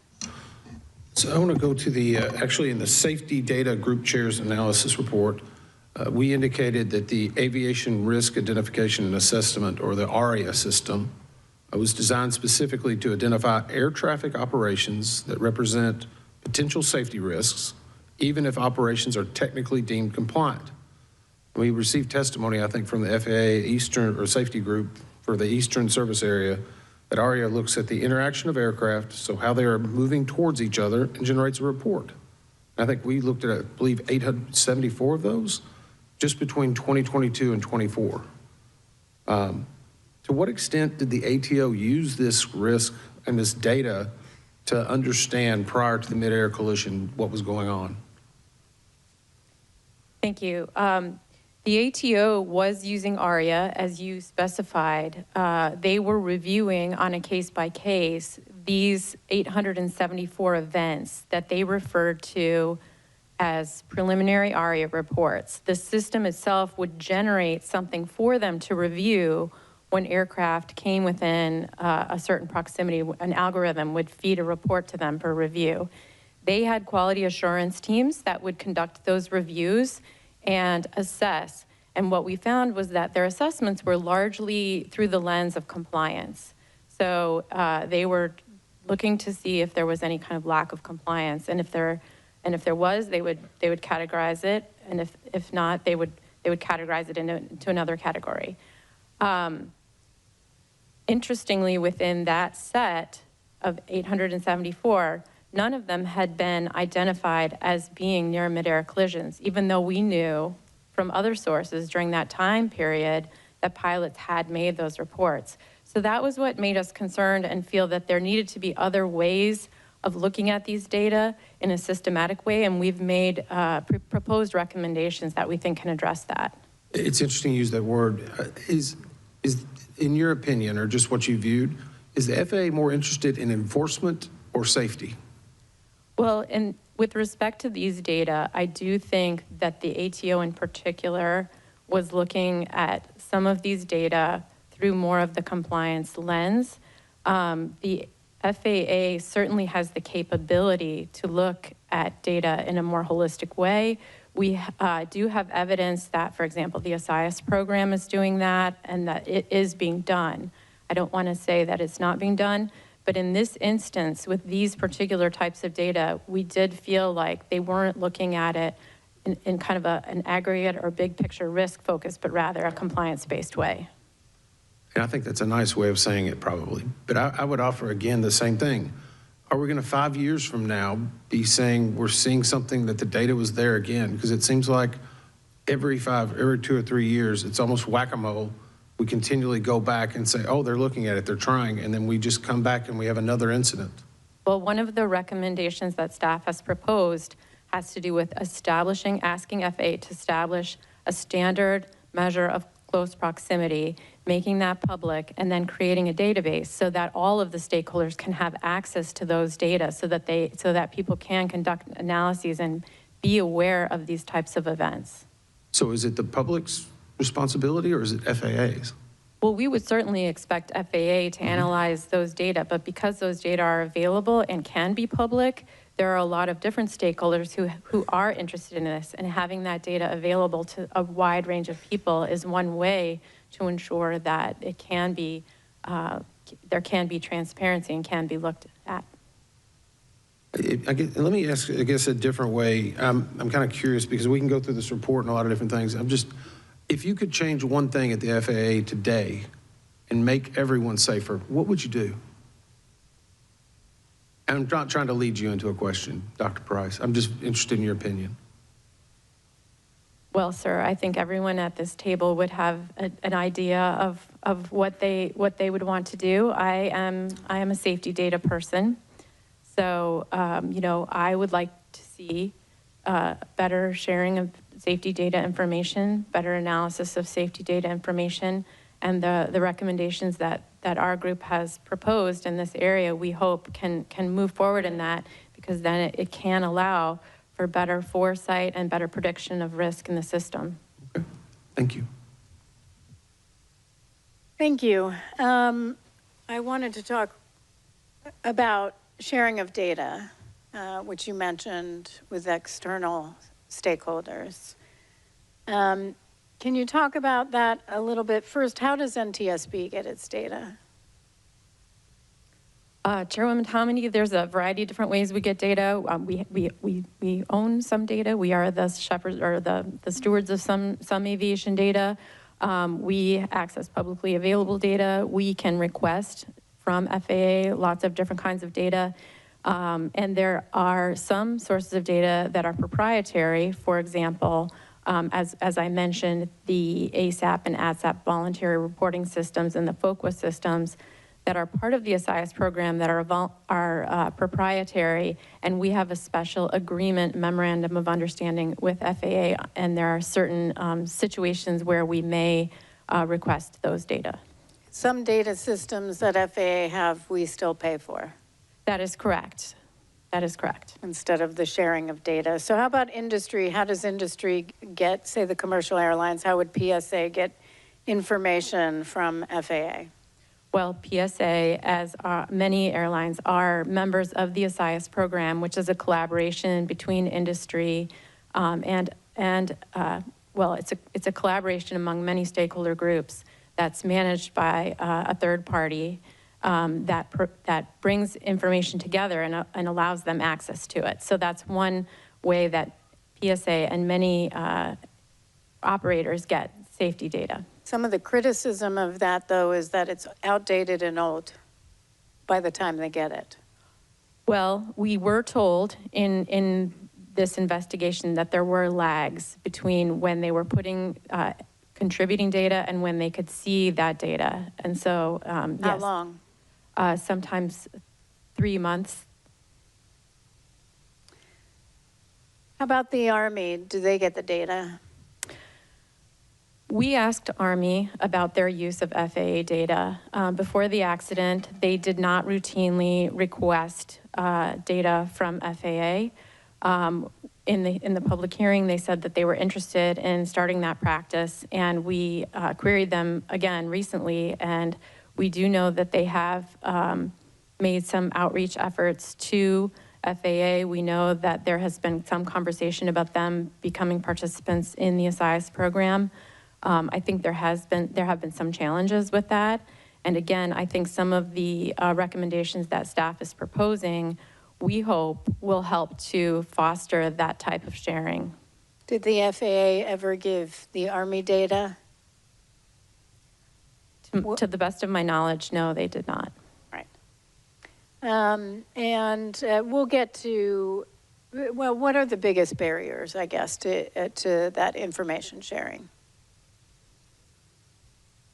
Well, I think that some of the barriers that we identified was that there wasn't a common language of sharing some of this information. So there wasn't kind of a common language. We also just found that some parties, as we mentioned, as we just alluded to, didn't have access to some of the data sources. And in some cases weren't even aware of it. And I think another barrier that we saw was that even though there was this kind of ongoing stream of reports coming in, that those individual reports, those NEMAC reports, those ASAP, ADSAP reports weren't leading to the questions and looking at things in a bigger scale, looking at kind of is this a system approach? And I feel like that linkage was also kind of missing. Okay, one more question on the data side. Can I ask Mr. Groff a question? Certainly. Hey, Lauren. You and I have talked about this, that there are some concerns with an over-reliance on AI by FAA, that there are some challenges there, that if that they've got to be careful on the use of AI to pick up trends to make sure it doesn't discount some reports. Can you just talk about some potential benefits you could get from the use of AI to help them identify trends, but then also some potential downsides? Sure, thank you for that. There was some discussion even in the investigative hearing on use of AI. The term is widely used to include a lot of kind of algorithmic computer process. And so what is it that you're actually talking about when someone says AI as a question? And I think in this case, it is being used. FAA is using it in some cases when they have large volumes of pilot reports to make sense of them, categorize them, and group them, and it directs attention there. I think one of the things, even the ARIA system could be considered to be AI.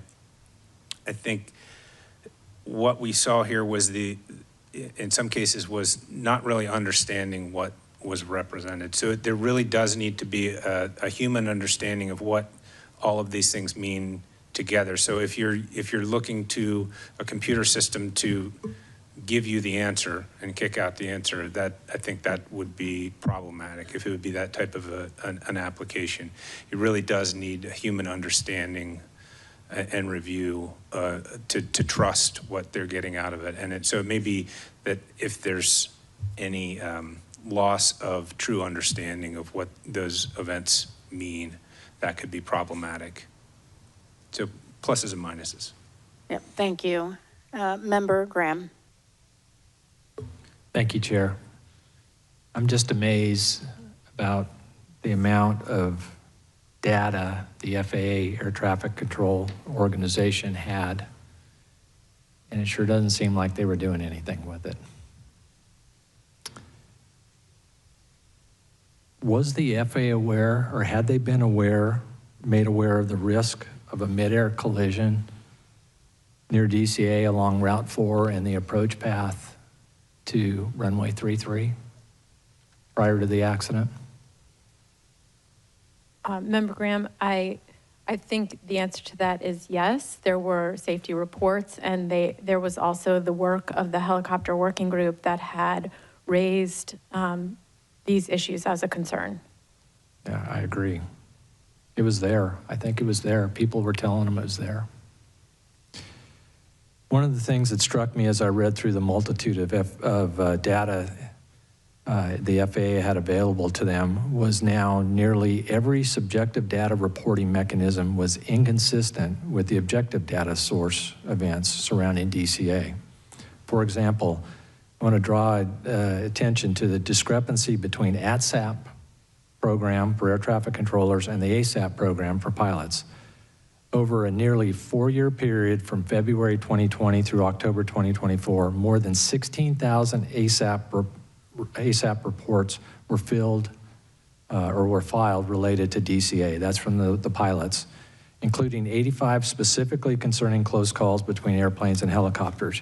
Yet, somehow over nearly a 12-year period, 3 times as long, from January 2011 through August 2023, only 520 ADSAP reports were filed related to DCA. Of those, just 26 contain information on close calls between airplanes and helicopters. To put those numbers in perspective, pilots at DCA were filing nearly 18 ASAP reports annually regarding close calls between airplanes and helicopters, and controllers at a DCA were only filing 2 per year. I'm going to ask Mr. Soper this. With regard to the discrepancy between ASAP and ADSAP programs uncovered during this investigation, what do you believe is the reason for air traffic controllers identifying significantly fewer close calls than the pilots?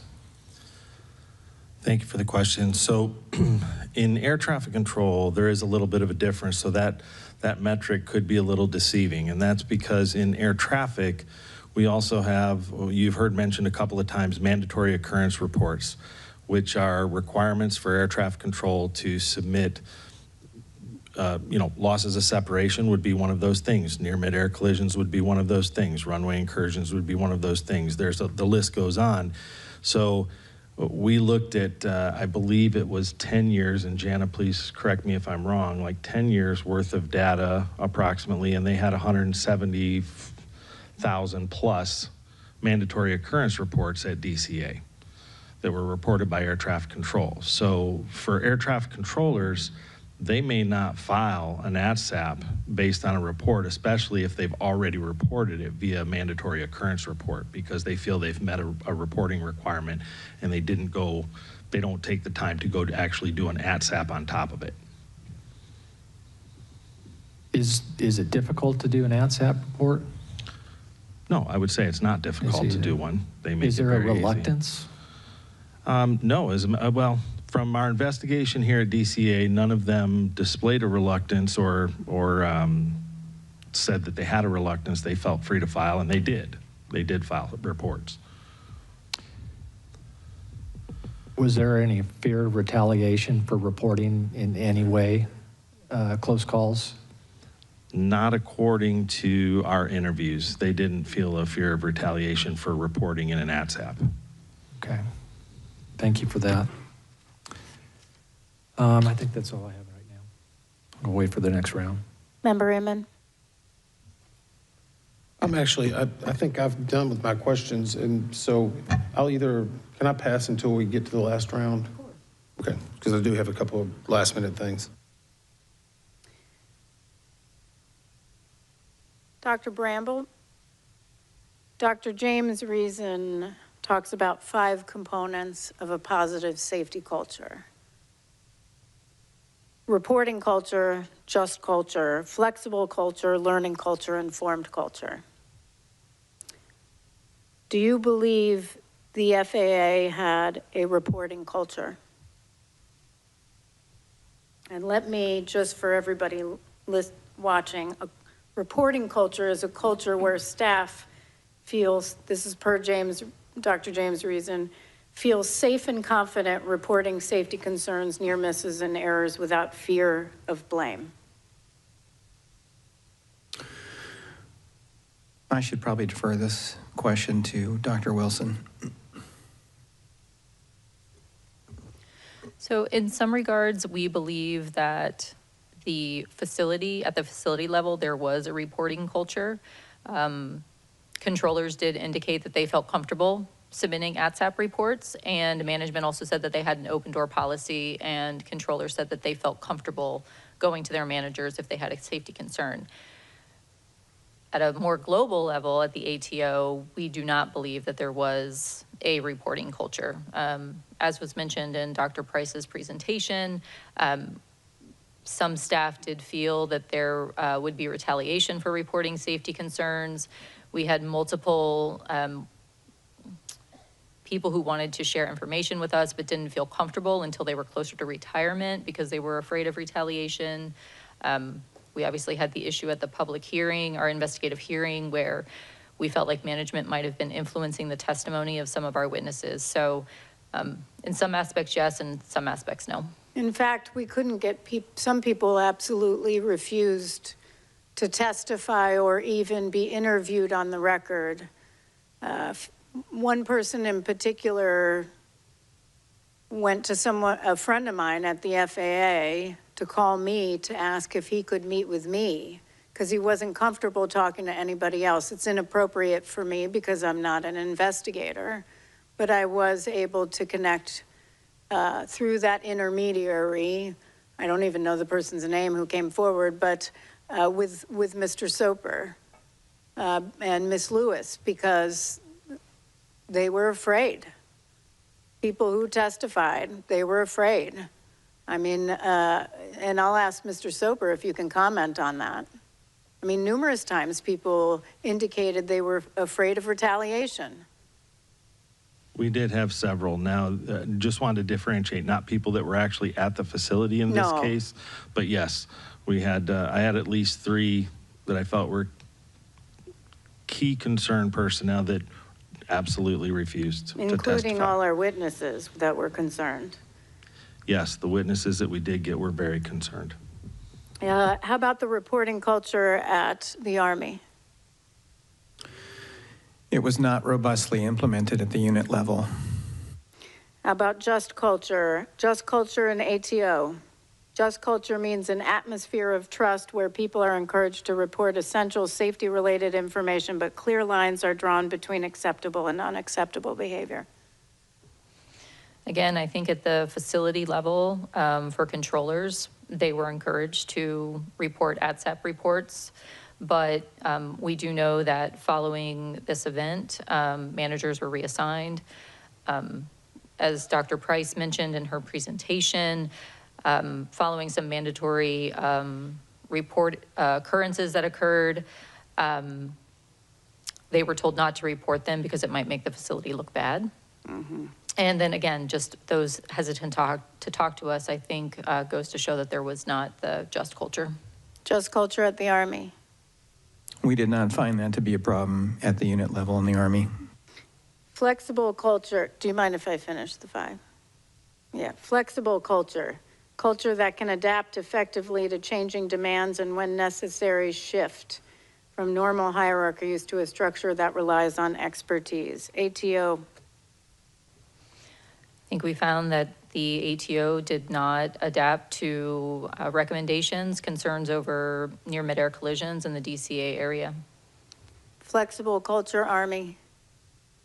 I think that the safety assurance system was not nimble enough to specifically look at some of the risks in the DC airspace.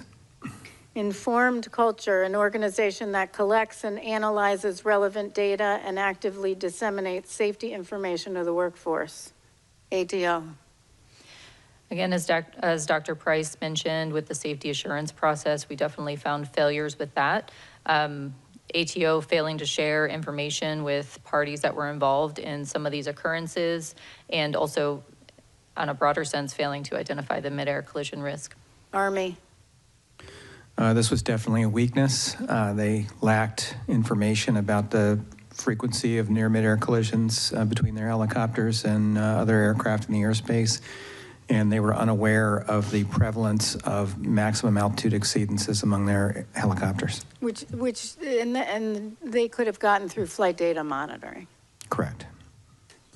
Informed culture, an organization that collects and, wait, did I do that one? Learning culture, an organization capable of learning from its mistakes, analyzing data and making necessary improvements, ensuring staff understand SMS. ATO. Again, numerous times The helicopter working group brought recommendations to the ATO, which were not acted upon, and those were ignored. We also had external compliance verification findings over multiple years that the ATO did not learn from. Army. I think they might have if they had been aware, but I think because they were not aware of these risks, they did not learn about them. Thank you. Member Graham. Thank you. I want to talk a little bit about the FAA SMS. Just amazing. I think we found that there were some serious issues with their SMS, and we'll talk about those now, but it's the height of hypocrisy when a regulator expects operators it regulates to follow prescribed SMS regulations to the detail, but can't seem to come even remotely close to following its own, in this case, their own SMS. Let's start with safety risk management, which is the second pillar of an SMS. What did the SRM, safety risk management, entail at ATO? The ATO did have safety risk management policies in place that we did find on several occasions. It was followed, particularly at the facility. Following the GAO noise study, there was a SRMP that was conducted in March of 2023, which revised some of the altitudes along the helicopter routes. However, we did also find that SRM wasn't typically used in response to issues identified through that were identified through the safety assurance process. So they weren't doing them very often, were they? It appeared to be dependent upon the issue. Hit or miss, yeah. I've been part of one of those processes in my prior life, so. And let's talk about safety assurance. When safety assurance activities identify deficiencies, what actions should be taken according to the ATO's SMS? I could take that. Okay, thank you. Safety risk management and safety assurance are considered sort of complementary activities. So safety assurance is really just monitoring safety performance indicators to ensure that the safety risk management is working as intended. So it would be sort of a feedback then if the safety assurance identifies performance that doesn't match the SRM, that it would feed back into the safety risk management process to reevaluate whether there was maybe hazards or risks that weren't properly assessed or controlled. Didn't seem like that was happening very often. Yeah. Finally, let's talk about the fourth pillar at SMS, and I could talk about all the pillars, but we don't have enough time today. Safety promotion, what was that supposed to entail at the ATO? So safety promotion would be focused on SMS training for personnel, disseminating safety lessons learned, and these actions would all foster a safety culture at the ATO. We definitely saw some issues there, didn't we? We did. We learned in the hearing that Mr. Fuller stated that there was no SMS training for ATO personnel. It was the expectation that management at the facility would have access to the manual and therefore be familiar with SMS because of that. That's at the foundation. Every employee is the safety officer. They need to be trained on what their responsibilities are and their roles are. I don't get it. I know this is asking your opinion, but objectively in our review of ATO's safety culture, did we find any evidence that it was a positive safety culture without actual or fear of retribution for employees who voluntarily reported safety concerns?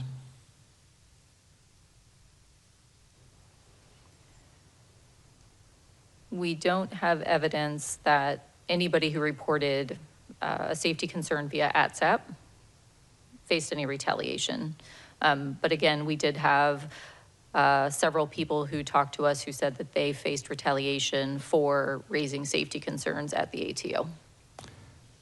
So would it be fair to say that their SMS was nice on paper,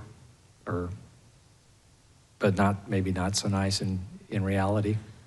They did have an SMS manual, so they did have it documented. However, we did identify a number of deficiencies, and that is why we have a recommendation for their SMS to be evaluated.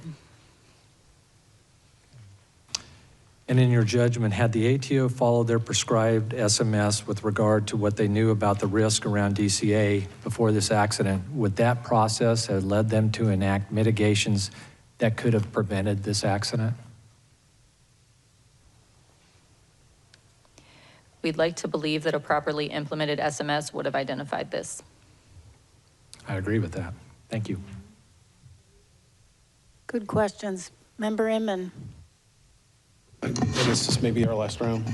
Okay, so first off, the conversation was good. I appreciate it, Member Graham, Chairman. It reminds me of something actually of someone who just passed away. It was a great comment. When culture clashes with policy, culture always wins. That was Fred Smith at FedEx. I think it's a very apt quote. So I've done something every board meeting since I've been on the board. So I'm actually going to ask Deputy Managing Director Brian Curtis, I think it's important. Can you tell us how many current investigations we have ongoing or open at the NTSB? Yes, currently across aggregate of all the modal offices, there are 807 open investigations. Okay. And Mr. LeBaron, how many do we have open in aviation alone? So presently, we're at about 711. And to put that in perspective, we do about 1,200 a year. Yeah. I only bring that up in that it's probably to be the last time that I'll have a little bit of opportunity to before Chair do a closing statement, but I know this is tough on everyone, but there's a lot of other people that these investigators have to work and try to help. And I know whenever I was watching the board meetings, I started realizing quickly not everyone gets the full board meeting, but there's still a lot of important work that's being done by our investigators and a lot of people, and especially victims' families that are out there hoping for answers. So I'm appreciative to the staff for that. It just helps us to remind it a little bit. And it also is, it's a reminder for me. I launched on 91 aviation fatalities last year. I did 13 family briefings, and I am tired of doing them. And I'm sorry for you. Because the pages of these reports are written in your family members' blood. So with that, again, I'm sorry that we have to be here. I know we'll get into the final calls and a lot of things shortly, but I hope this is helpful in what we've been doing and what we will do after tomorrow. Thank you. Thank you. Well said. I do have a question, though. Mr. McKinney and Dr. Bramble, maybe you as well. How would you describe your work and the willingness, your work with the Army throughout the investigation and their responsiveness to NTSB requests? Generally, the cooperation was excellent. We received some delays later in the process, but by and large, they were pretty responsive.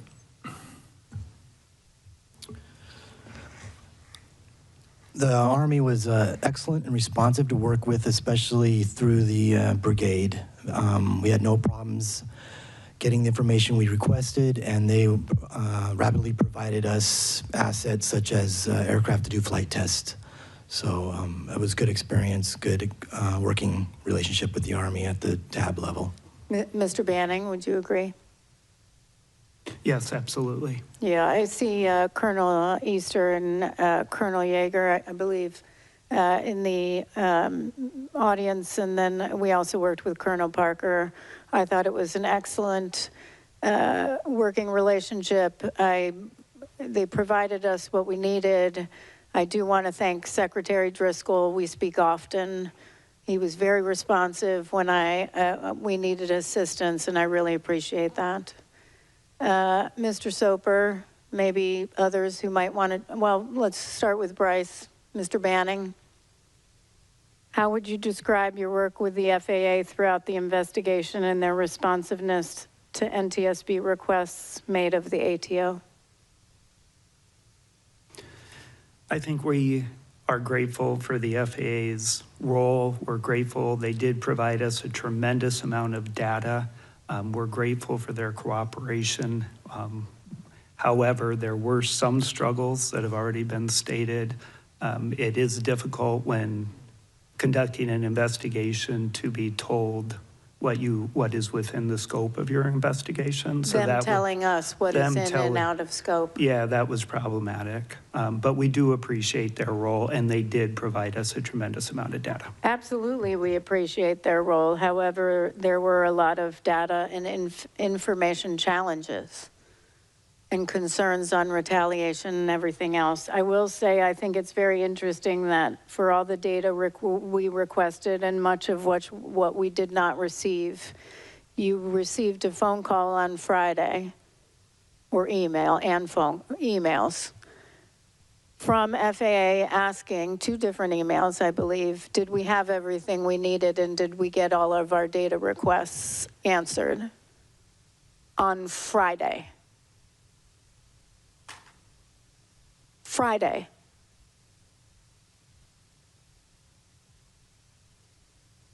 That's ridiculous. 1 year later, 6 months of asking, actually, I think you all asked me to start weighing in back in May. Some of those questions never answered. And yet Friday, they ask. You're too late. We already figured it out ourselves. Okay, well, any other questions nope? All right, well, we're gonna take a 15-minute break. We'll be back, using 15 minutes. Yeah, 4 o'clock.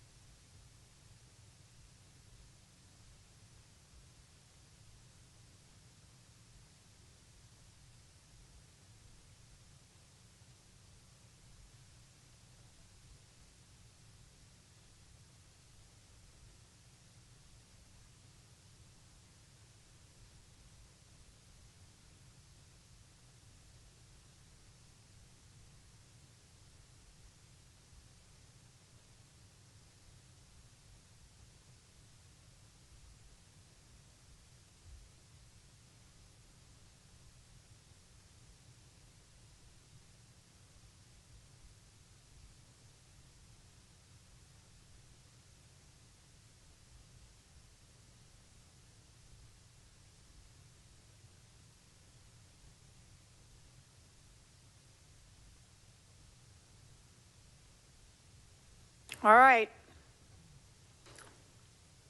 We are back in session.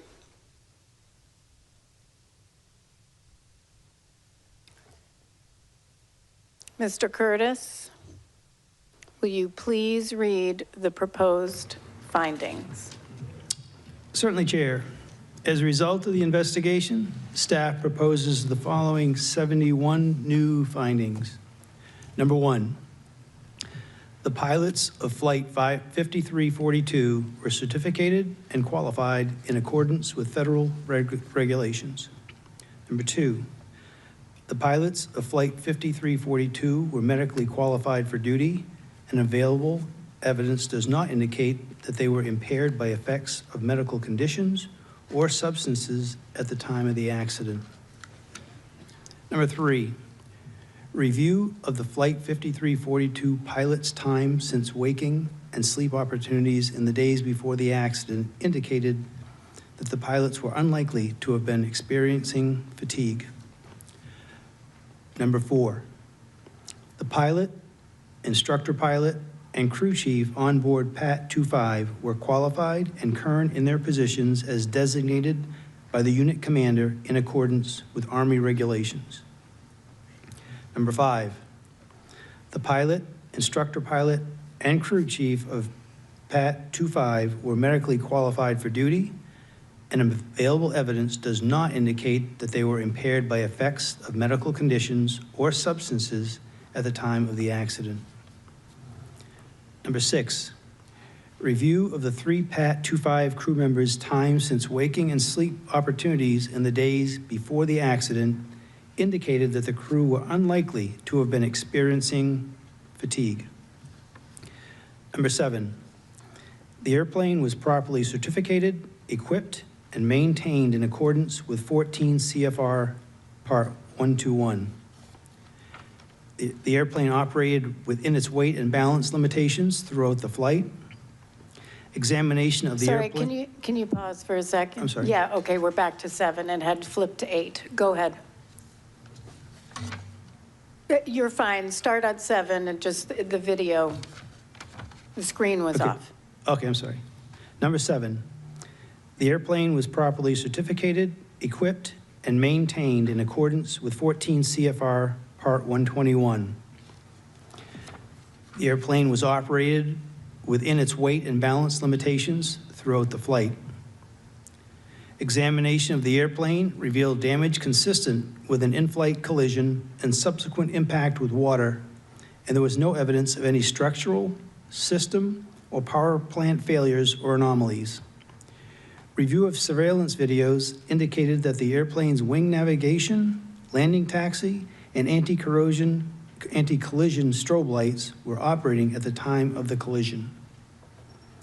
Number 8, the helicopter was properly certificated, equipped, and maintained in accordance with U.S. Army regulations. Review of helicopter maintenance records did not reveal any open discrepancies or anomalous trends that contributed to the accident. The helicopter was operated within its weight and balance limitations throughout the flight. Examination of the helicopter revealed damage consistent with an in-flight collision and subsequent water impact. There was no indication of any structural, main or tail rotor system, flight control system, or power plant failures or anomalies. Review of surveillance videos indicated that the helicopter's right and tail position lights, the landing light, as well as both upper and lower anti-collision lights were operating at the time of the collision. Number 9, the operations supervisor and 4 controllers who were working in the Ronald Reagan Washington National Airport Air Traffic Control Tower cab at the time of the accident were properly certified, qualified in accordance with federal regulations and facility directives, and current.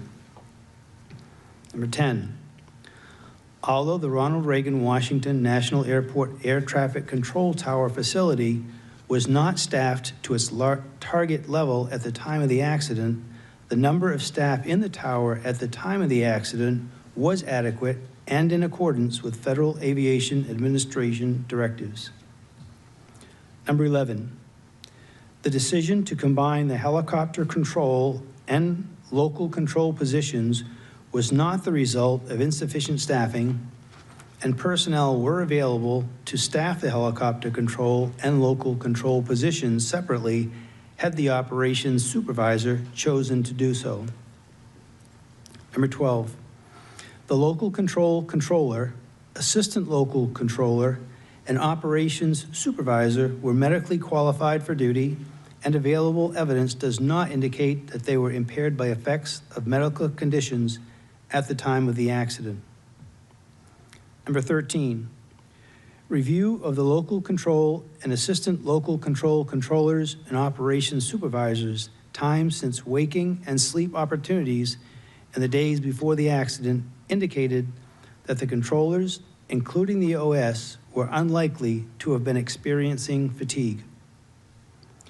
Number 14, visual meteorological conditions prevailed in the area at the time of the accident. A review of observations recorded throughout the night of the accident revealed no evidence of any local atmospheric pressure anomalies that would have impacted barometric altimeter readings. Number 15, keeping the helicopter control and local control positions continuously combined on the night of the accident increased the local controller's workload and negatively impacted his performance and situation awareness. Number 16, had the helicopter and local control positions been staffed separately, PAT 25 might have received a more timely and effective traffic advisory. Number 17, due to extended time on position at the time of the collision, the operations supervisor was likely experiencing reduced alertness and vigilance, which decreased his awareness of the operational environment and reduced his ability to proactively assess the risks posed by the traffic and environmental conditions at the time of the accident. Number 18, the lack of mandatory relief periods for supervisory air traffic control personnel is contrary to human factors research that shows clear performance deterioration in situations of prolonged time on task. Number 19, although the local control controller provided an initial traffic advisory to the crew of PAT 25 in accordance with Federal Aviation Administration Order 7110.65, he did not provide a corresponding advisory to the crew of Flight 5342 regarding PAT 25's location and intention, which could have increased situation awareness for the crew of Flight 5342. Number 20, if the LC controller had issued a standard safety alert to the flight crews of either aircraft as prescribed in FAA Order 7110.65, providing the conflicting aircraft's position and positive control instructions, they could have taken immediate action to avert the impending collision. Number 21, initial and recurrent scenario-based training in threat and error management would help controllers identify and mitigate risks and strengthen situational awareness. I'll read that again, 21. Initial and recurrent scenario-based training in threat and error management would help controllers identify and mitigate risks and strengthen situation awareness. Number 22, a risk assessment or decision-making tool would likely have benefited the accident OS in identifying and mitigating the operational risk factors that were present on the night of the accident. Number 23, due to degraded radio reception, the crew of PAT 25 did not receive salient information regarding Flight 5342's circling approach to runway 33. Number 24, the PAT 25 IP did not positively identify Flight 5342 at the time of the initial traffic advisory, despite his statement that he had the traffic in sight and his request for visual separation. Number 25, with several other targets located directly in front of the helicopter represented by points of light with no other features by which to identify aircraft type, and without additional position information from the controller, the IP likely identified the wrong target. Number 26, interference that obscured the controller's circling to call, the microphone keying that blocked the PAT 25 crew from receiving the instruction to pass behind, ambiguous visual cues, and the lack of an integrated traffic awareness and alerting system likely reinforced the PAT 25 crew's expectation bias that the airplane was among the traffic approaching runway 1 and did not pose a conflict. Number 27, the absence of documented training on Ronald Reagan Washington National Airport's fixed wings procedures and the mixed traffic operating environment represented a safety vulnerability for Army flight crews operating in the Ronald Reagan Washington National Airport Class B airspace. Number 28, due to additive allowable tolerances of the helicopter's pitot-static altimeter system, it is likely that the crew of PAT 25 observed a barometric altimeter altitude about 100 feet lower than the helicopter's true altitude, resulting in the crew erroneously believing that they were under the published maximum altitude for Route 4. Number 29, a recurrent task to verify the continued accuracy of recorded flight data for U.S. Army aircraft would help ensure the data integrity needed to support quality assurance and safety programs and accident investigations. Number 30, the Federal Aviation Administration and the Army failed to identify the incompatibility between the helicopter route's low maximum altitudes and the error tolerances of barometric altimeters, which contributed to helicopters regularly flying higher than published maximum altitudes and potentially crossing into the runway 33 glide path. 31, pilots need all available information on the potential total error allowed by design that could occur in flight on an airworthy barometric altimeter. Number 32, the Army's post-installation functional check of the transponder on the accident helicopter was insufficient to detect that it was not broadcasting automatic dependent surveillance broadcast out. Number 33, the Army's lack of a recurrent transponder inspection procedure resulted in the incorrect aircraft address being transmitted by the accident helicopter's transponder and the incorrect automatic dependent surveillance broadcast settings on several other helicopters being undetected. Number 34, because the APX-123A transponder is designed for use on multiple aircraft platforms, it is possible that incorrect settings may be present on other aircraft used throughout the Department of War Armed Services. Number 35, the crew of Flight 5342 did not see the helicopter until it was too late to avoid a collision because of the high workload imposed during the final phase of their approach, and due to the helicopter's low conspicuity and lack of apparent motion. Number 36, times of compacted demand as a result of air carrier scheduling practices increased operational complexity and required mitigation by controllers to maintain spacing and surface movement. Number 37, Ronald Reagan Washington National Airport Air Traffic Control Tower routinely received less than the requested miles in trail spacing from Potomac Consolidated Terminal Radar Approach Control, which increased controller workload by requiring them to generate additional spacing to prevent delays or gridlock. Number 38, the practice of offloading arrival traffic on approach to runway 1 by asking pilots if they could accept a circling approach to runway 33 was a routine mitigation strategy for Ronald Reagan Washington National Airport controllers to generate spacing that was not provided by Potomac Consolidated Terminal Radar Approach Control.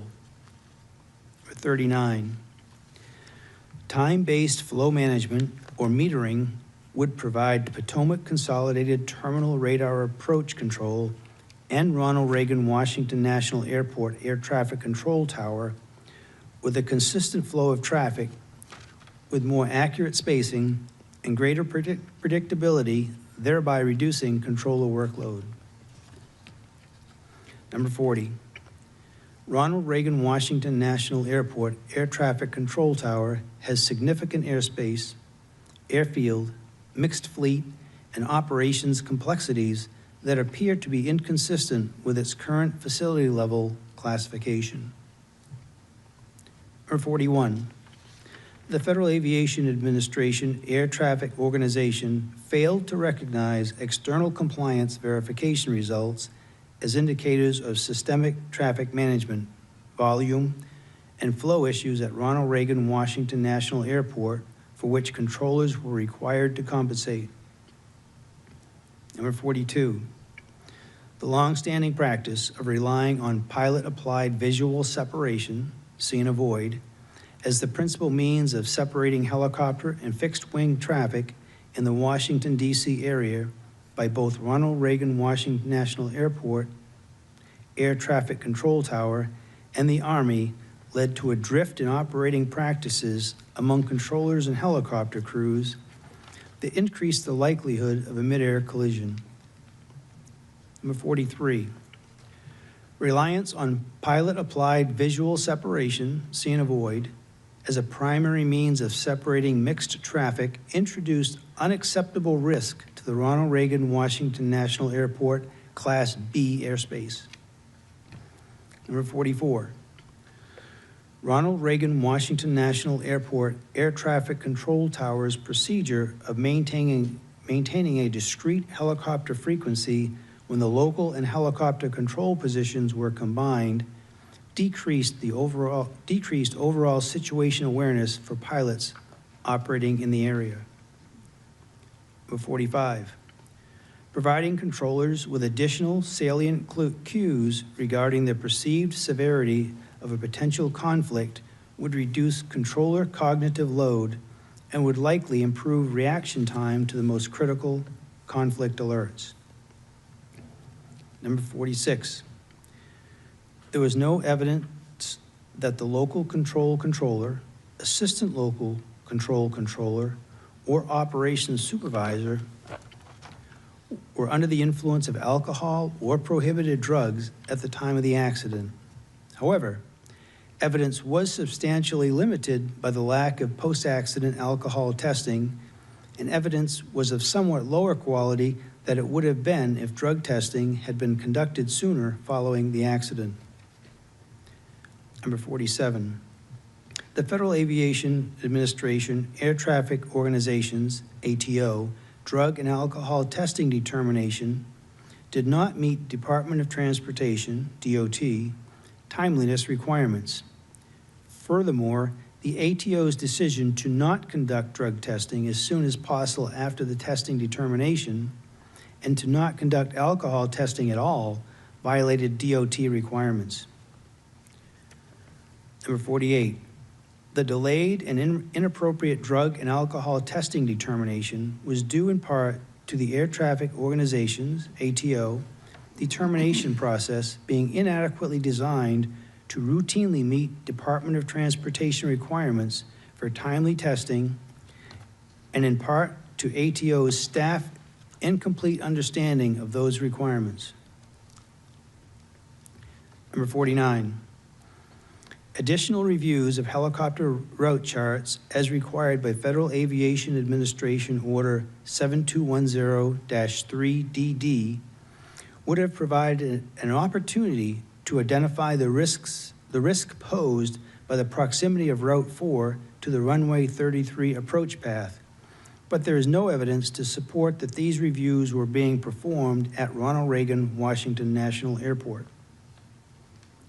Number 50, the information published by the Federal Aviation Administration regarding Washington, D.C. area helicopter routes was insufficient to provide helicopter and fixed-wing operators with a complete understanding of the helicopter route structure and its lack of procedural separation from fixed-wing traffic. Number 51, current aeronautical charting does not provide information on visual flight rules, helicopter routes that may conflict or come in close proximity to and approach departure corridors, which reduces pilot situation awareness.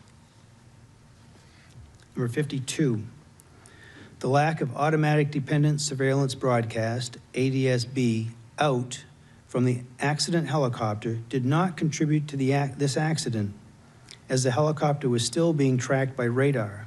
An ADSB out would not have provided improved traffic alerting from the Ronald Reagan Washington National Airport controller or the crew of Flight 5342 because the airplane was not equipped with ADSB in. Number 53, the Army's standard operating procedures that prevent flight crews from enabling automatic dependent surveillance broadcast, ADSB, out while in flight when not performing sensitive missions that require ADSB to be disabled, limit the visibility of military aircraft on collision avoidance technologies that leverage ADSB information. Number 54, although the airplane's traffic alert and collision avoidance system operated as designed, it was ineffective in preventing the collision because of current activation criteria and resolution advisory inhibit altitudes. Number 55, traffic advisory oral alerts that include additional information about the location of traffic could reduce the time pilots need to visually acquire target aircraft. 56, had the airplane been equipped with an airborne collision avoidance system that used automatic dependent surveillance broadcast in information to show directional traffic symbols, the crew of Flight 5342 would have received enhanced information about the risk posed by the helicopter, which could have enabled them to take earlier action to avert the collision. Number 57, although the pilot and instructor pilot onboard PAT 25 were equipped with tablets that had the ability to display traffic transmitting automatic dependent surveillance broadcast out, it is unlikely that the pilots were using the tablets to monitor or identify traffic at the time of the accident due to the workload associated with low altitude flight. Number 58, technological advances since the development of Traffic Alert and Collision Avoidance System 2 operating standards may allow Airborne Collision Avoidance System XA with reduced inhibit altitudes to have an expanded alerting envelope while reducing nuisance alerts.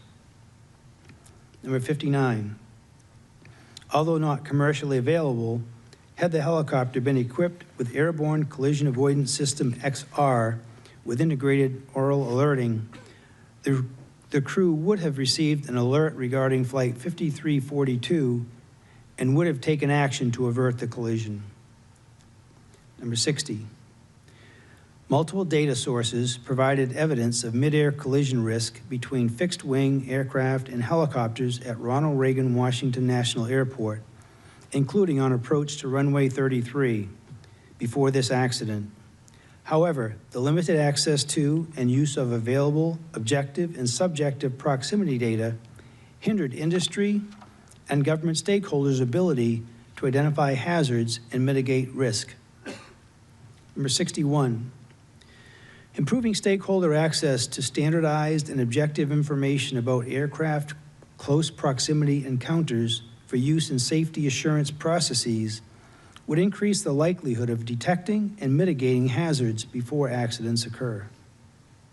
Number 62, the Federal Aviation Administration's lack of an established process to inform parties about their involvement in events such as near midair collisions or traffic alert and collision avoidance system resolution advisories reduces the likelihood of fully understanding and mitigating future midair collision risk. Number 63, The Federal Aviation Administration Air Traffic Organization had multiple opportunities to identify the risk of a midair collision between airplanes and helicopters at Ronald Reagan Washington National Airport. However, their data analysis, safety assurance, and risk assessment processes failed to recognize and mitigate that risk. 64, the Federal Aviation Administration Air Traffic Organization's application of its safety management system did not effectively coordinate safety assurance and safety risk management activities with external stakeholders in the Ronald Reagan Washington National Airport Class B airspace. Number 65, changes to Ronald Reagan Washington National Airport Air Traffic Control Tower's standard operating procedures to the accident, removing the requirement for the operations supervisor, OS, to document the time and reason for combining or decombining the helicopter control position in the facility log, made it less likely that the OS would consider and evaluate the risks associated with combining or decombining the position. Number 66, safety risk management practices were not fully integrated into Ronald Reagan Washington National Airport Air Traffic Control Tower operations and did not identify or mitigate the operational challenges faced by controllers or the lack of guidance regarding operational risk assessments for controllers and supervisors. Number 67, Federal Aviation Administration Air Traffic Organization, ATO, management did not follow the tenets of safety management systems to support its workforce, encourage open communication, identify and mitigate risks, or foster a just culture, which eroded the overall safety culture within ATO. Number 68, the Army did not have a flight safety data monitoring program for helicopters, and as a result, was unaware of routine altitude exceedances and related risks in the Ronald Reagan Washington National Airport terminal area. Number 69, the Army's safety reporting system for pilots were not well utilized and did not provide the organization with information about close encounters between Army helicopters and other aircraft that were later found to have occurred frequently. Number 70, the Army's process for allocating resources to aviation safety management did not ensure the development of a robust safety management system for helicopter operations in the Washington, D.C. area. Number 71, the Army lacked a positive safety culture in that its aviation safety system did not have the capacity, resources, or analytical mechanisms necessary to consistently detect, interpret, and act on weak signals of latent hazards. As a result, safety assurance and organizational learning were degraded. Additionally, this report contains the following two findings previously issued by the National Transportation Safety Board in March of 2025 in its report titled Deconflict Airplane and Helicopter Traffic in the Vicinity of Ronald Reagan Washington National Airport. Number 72, separation distances between helicopter traffic operating on Route 4 and aircraft landing on runway 33 as they existed at the time of the accident were insufficient and posed an intolerable risk to aviation safety by increasing the chances of a midair collision. And number 73, when Route 4 operations are prohibited as recommended in Safety Recommendation A-25-1, it is critical for public safety helicopter operations to have an alternative route for operating in and around Washington, D.C. without increasing controller workload. Chair. That was a lot. And just for awareness for voting, there may have been a few words off here and there. That's not a criticism, Brian. It's okay. We're just going to go with what's written in here. But could you pull up finding 37 really quick on the screen?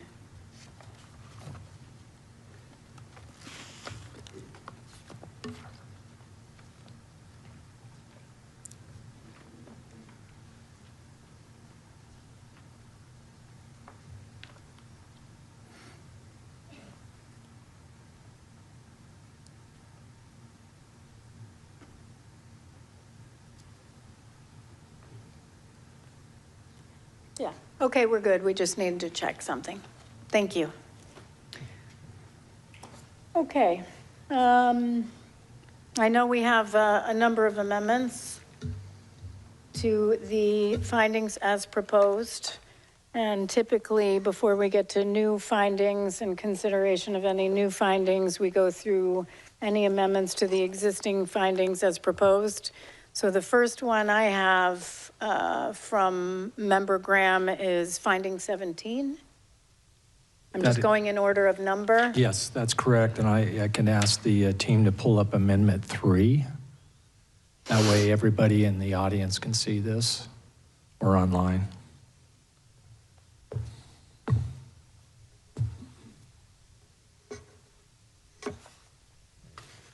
As you see, I have an addition in there for finding 17 at the beginning. So my amendment, I move to add to finding 17 due to the extended time on position at the time of the collision and his expectation bias based on his prior experience at DCA, ATCT, comma, and the rest is the same. Is there a second? Second. All right, Member Graham, you're recognized. Yeah, staff presented a compelling, well-thought-through case as to why the operations supervisor was likely experiencing reduced alertness and diligence and vigilance, due to his extended time on position. I agree with that. However, this investigation at every turn uncovered longstanding issues at DCA Air Traffic Control Tower. We've heard countless times now about the make it work mentality that penetrated seemingly every facet of the workforce and how the workforce in the tower had begun to accept unsafe conditions or near misses as routine and part of the job. Given this culture in the tower and at the time of the accident, I believe the operations supervisor also had expectation bias given his prior experience at DCA as a controller that things would work themselves out. In his post-accident interview, for example, he recalled there was, only one helicopter on the frequency at the time when in reality there were 5. This statement indicated that the operations supervisor was not aware of the actual helicopter traffic volume or that the local controller was being overwhelmed. Because of this, I believe this finding must incorporate that the supervisor's expectation bias also led to his reduced alertness and loss of situational awareness. Thank you. Member Inman, anything? I don't have any questions. Okay. I actually agree with everything you just said. My concern is the term expectation bias. We did find in this investigation expectation bias on the part of the instructor pilot with respect to aircraft on runway, lined up for runway 1, that the expectation bias was the instructor pilot had an expectation that that's where 5342 was and was staying. The definition of expectation bias is expectation bias occurs when a pilot hears or sees something that he or she expects to hear or see rather than what actually may be occurring. That expectation often is driven by experience or repetition. For example, if a pilot is regularly cleared to cross a particular runway during operations at a familiar aerodrome, he or she may come to expect the clearance. This could cause a potentially dangerous situation if on a particular day, the pilot actually is instructed not to cross the runway in question due to another aircraft or landing or taking off, and that's from the FAA. So I'm not sure that expectation bias is the right term, but let me ask where staff is on this. So staff does not concur, and I defer to Dr. Wilson to explain the reason. To be honest, Chairwoman Hamidi, you gave a great definition of expectation bias, and we would also agree that expectation of bias does not apply in this instance. Can I ask you how there was something more than just being tired or fatigued? If there was, like I pointed out, that there was a loss of situational awareness, and the just make it work was definitely running rampant over there.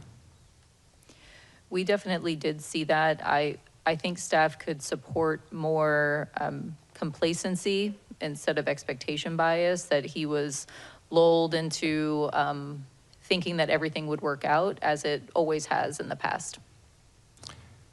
So would complacency be a better word to replace in there? Staff would support complacency instead of expectation bias. All right, so can you pull it up on the monitor? Because I agree, sorry. I agree with those friendly amendment statements. Yeah, I'll offer a friendly amendment, but I also don't want to cut off Member Inman because it looked like you wanted to add something to the discussion. Yeah, I think my only question would be, we gave staff this yesterday before 5 p.m., and if they're going to raise issues, it would have been nice to, before we walked in to have this discussion, to at least have those issues, because we were courteous enough to try to provide them. So that's my only frustration. Well, I mean, if we're going to go there, and we can go there, staff has been working night and day on this report. And Member Graham, we'll get back to your amendment in a second. But at any time, you could have provided the amendments. What you did is give it to them at 5 p.m. I said we are a safety agency. We are a safety agency, and I prohibit communications between board member and staff from 7 p.m. to 7 a.m. Why? So that they can get sleep. What you did combined was slap 35 amendments or so on them at 5 p.m. Guess what? They were working till 10 or 11 p.m. So actually, I would like your commitment that in the future, much like the House and Senate does, that we agree that all amendments will be provided to staff 3 business days before the board meeting. Would you commit to that? I would commit to that. Excuse me, are you okay with me talking? I provided them at 3:30. Here's the problem. I know. Staff continuously made amendments throughout the week. We didn't get the report, our recommendation, our staff responses, until late Tuesday, less than a week. So you submitted the amendments that you already gave to staff a week ago that they already responded to objecting to. So you resubmitted them at whatever, 3:30. You all had, I don't know, what, 2 hours to go through any of that? It's not right. 3 days in advance. Do I have that commitment? What happens when we have amendments right here? This is part of it too, if we have an amendment here. That's fine, and we can talk about it openly, but it's not 30 of them last minute. I will let Member Inman respond. No, I would go back to, I think if we need to revise the board order, we can certainly do that internally. But So I would do say, you commit hang on to a second, giving- I would please like to answer. Your request to us was to submit them by 5. That was your request to us. We Yes. didn't set that deadline or that time, and that's the reason why we tried to, and we just saw an amendment from you about an hour ago. That amendment was because we just found out that FAA changed the individual office about hours ago. Okay. But what I will tell you is that I said no later than 5. You knew what you were going to submit, and you put staff in a very bad position. They got no sleep last night. We are a safety agency. We can do better. So do you commit to submitting amendments in the future 3 days beforehand? I will commit to having a discussion with the board about our procedures. He won't commit it. Okay, good to know. So let's go back to finding 17.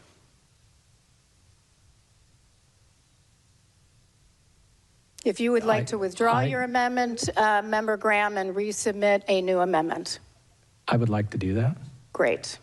My motion is for a new amendment, finding 17 to read, due to extended time on position at the time of the collision and his complacency, are we okay with based on his prior experience at DCA?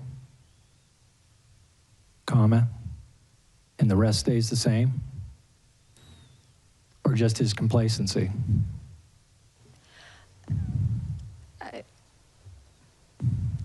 Putting me on the spot, having to think on the fly. Yeah, I'm here too, on the spot.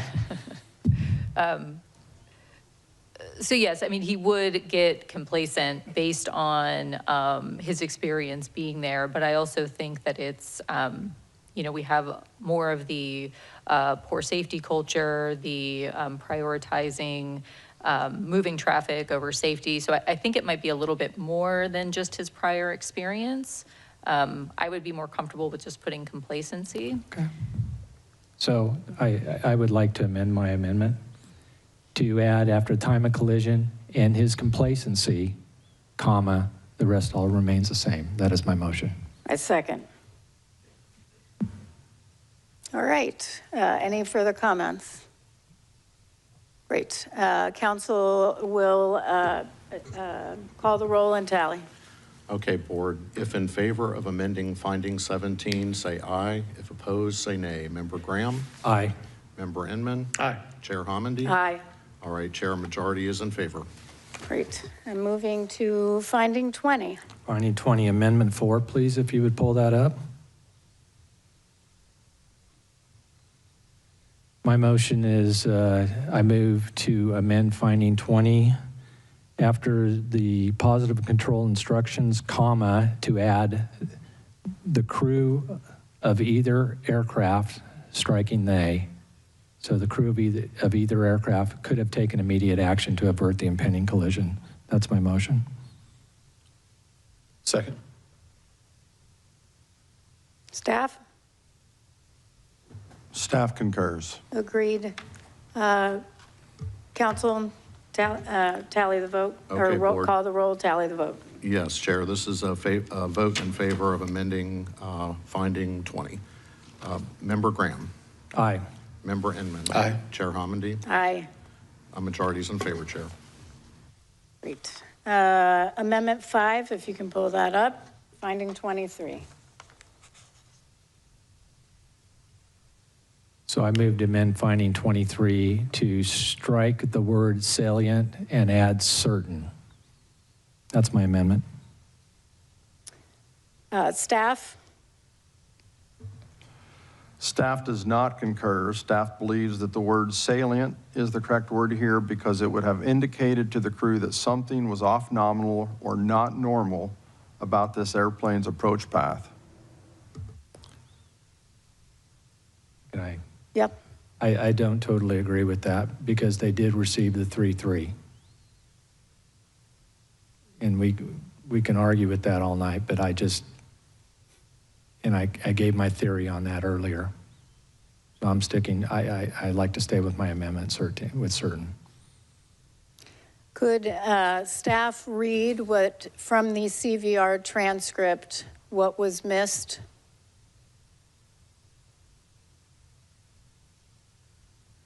I'm sorry, I don't have this transcript in front of me, but it was, I believe it was CRJ in the vicinity of Wilson Bridge at 1,200 feet, circling to runway 33. And it was, what was missed was circling. So it came across as CRJ 33. Mm-hmm. Or 233, depending on what the partial word sounded like. So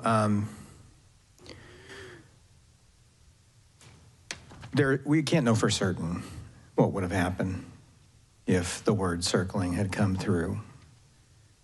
In cases where a person, an operator, needs to recognize that something's out of the ordinary and deserves special attention, the more salient a cue is that draws that attention, the better. And in conversation with some of the pilots on the team, such as Captain McKinney, who's a retired naval helicopter pilot, it was the consensus that hearing the word that there was an aircraft on approach to one of the runways that was actually circling the airport would have been more likely to draw the crew's attention. And so that's why staff wrote it that way. Okay, I do not support the amendment. Salient meaning standing out, prominent, notable significance. You believe circling could have been notable. We don't know, but you believe that was a salient cue. I appreciate that Member Graham does not. Certain, though, just means some but not all. Can I ask again? Yep. Did you say it was a consensus amongst the whole team? I don't think there were any objections, on the team itself.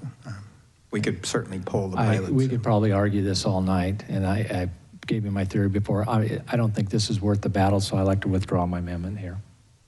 Okay, thank you.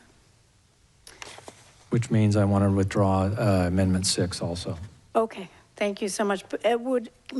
Before we go on, I do have a question. Amendment 6 was to 26. We will be moving beyond that to finding 42. But before that comes up, I just was wondering if I could ask a question about finding 31. Could you bring up 31?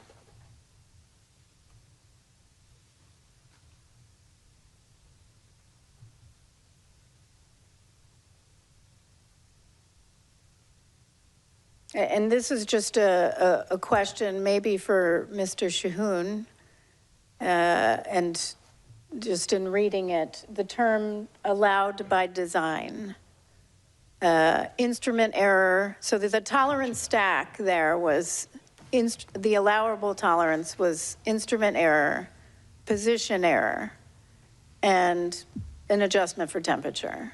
Is that all allowed by design? That's correct. Okay, great. Moving forward. Just wanted to confirm that. Moving to Amendment 7, finding 42. Member Graham, you're recognized. Yeah.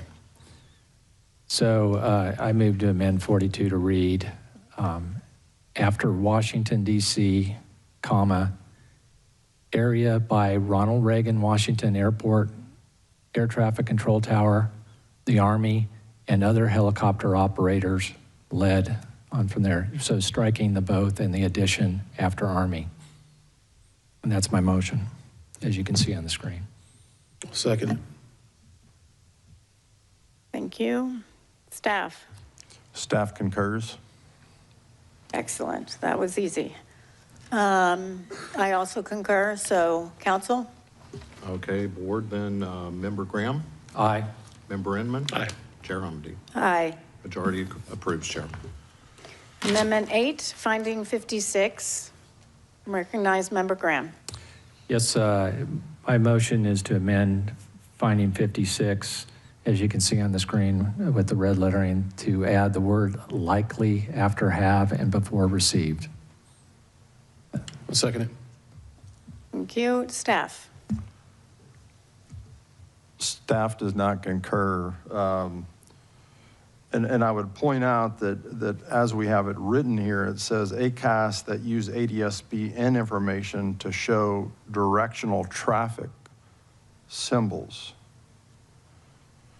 So staff doesn't believe that that would likely enhance information about the risk, but it would enhance risk.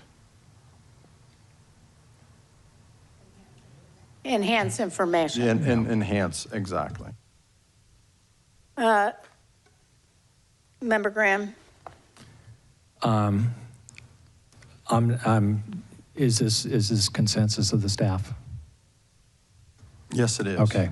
I'm willing to withdraw my amendment at this point. It's not worth it. Thank you. Amendment 9, finding 59.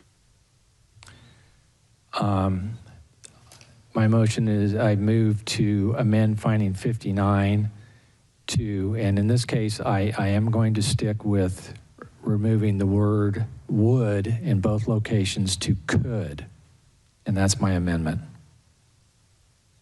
Is there a second? Second. Would the gentleman consider a friendly amendment? I know we talked earlier, but at this point, this technology is not out there. It's in simulation. I know they're working on performance standards, but it's not there. And I know there's a difference in the world from simulation and development to actual. I worked for an aircraft manufacturer, actually 2 of them, for a lot of my career. And things don't always work out the way you want them to, or you think they theoretically will. So I'm going to stick with could on both. Thank you. Staff? So we're about halfway there.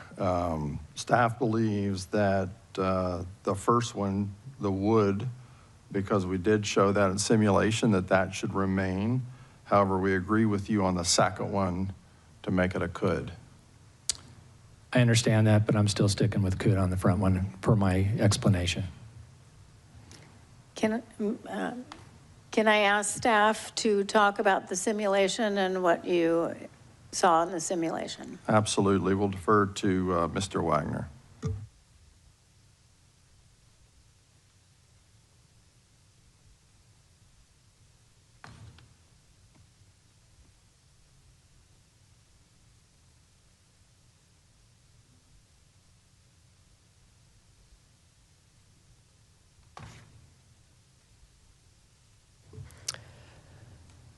As we demonstrated in our presentations, simulation using the accident flight data with the developmental version of ACAS XR did show improved alerting for the helicopter.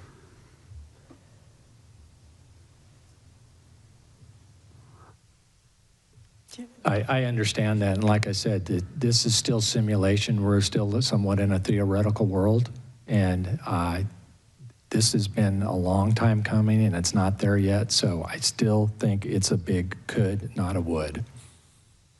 Thank you for that, though. All right.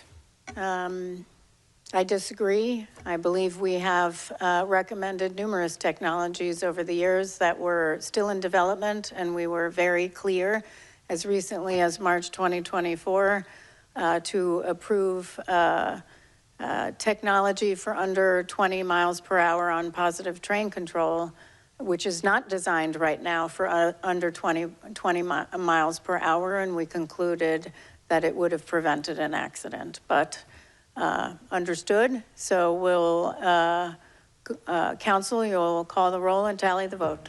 All right, Chair. Member Graham? Aye. Member Inman? Aye. And Chair Hamady? No. All right, Chair, a majority is in favor.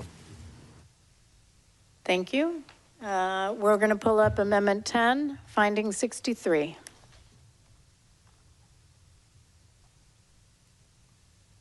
So my motion is to amend finding 63 to read, the FAA ATO was made aware of and had multiple opportunities, and the rest will remain the same. So the add was made aware of, comma, and. Is there a second? Second. Staff? Staff concurs. Well, I mean, do you want to talk about it? Pretty obvious. Yeah. I also support the amendment. Tom? All right, Member Graham? Aye. Member Inman? Aye. Chair Hamady? Aye. Majority is in favor, Chair. Amendment 11, Finding 71. Yeah, I just, my motion is to amend finding 71 to read, the Army's aviation safety system failed to consistently detect, interpret, and act on signals of latent hazards, resulting in degraded safety assurance, organizational learning, and safety culture. That's my motion. Second? Discussion. Second. We change it again. Second. Second. Oh, I already seconded. We're good. It's time for discussion. Member Graham?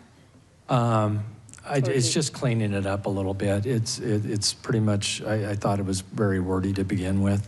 Okay. I would refer to staff. If you want to go further, I can talk more about it. We have no technical objection. I also support the amendment, so we can just go to vote, I think. All right, Member Graham? Aye. Member Inman? Aye. Chair Hamady? Aye. All right, majority in favor. Excellent. Moving on to amendments of new findings. I have two. Yes. I'm sorry for everybody Member here. Graham is. Yeah. talking just as much as Mr. Curtis Yeah. here. Go ahead. It's not over yet. Amendment 1, please, if you'd pull that up on the screen. So this is a new amendment that I move to add. It reads, in the 2 minutes before the accident, when traffic volume was increasing, the assistant local controller should have prioritized surveillance of aircraft in the air in order to assist the local controller, rather than diverting her attention to the lower priority task of documenting helicopter information, which could have been completed when traffic volume and complexity had subsided. That's my motion. Second. Time for discussion. Member Graham. Yeah, as I referenced in my opening statement, there were individual shortcomings that contributed to this accident that need to be pointed out. As stated in the report and earlier in our discussion, the primary duty of the assistant local controller is to maintain surveillance of the local traffic pattern and landing area and alert the local controller of any unusual situations or traffic conflict. These duties and responsibilities are clearly stated in the DCA Air Traffic Control Standard Operating Procedures. The fact is the ALC was completing other tasks in the lead up to and at the time of the accident that should have been a far lower priority. None of the current findings as drafted acknowledge this situation, and I believe this report would be incomplete without a reference to the assistant local controller. We already have multiple findings related to the local controller and the operations supervisor, and this proposed finding as drafted was included in staff's initial report, just not as a finding. I also want to note that finding 16 is currently drafted does acknowledge that had the HC and LC positions been staffed separately, it would have allowed PAT 25 to receive a more timely and effective traffic advisory, because both the local and the assistant local controllers could have had increased ability to recognize the pending collision. However, while I believe that is true, that finding does not in any way reflect that the assistant local controller was not appropriately prioritizing her duties on the night of the accident. Member Inman. Anything? I have no comments on it. Okay.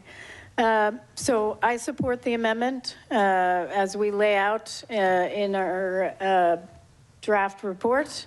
The assistant local controller, their duties are, number one, to alert the local controller of any unusual situation or traffic conflicts. Number two, maintain surveillance of the local traffic pattern and landing area. Number three, assist the local controller with monitoring of aircraft on final. So I support the amendment. Staff?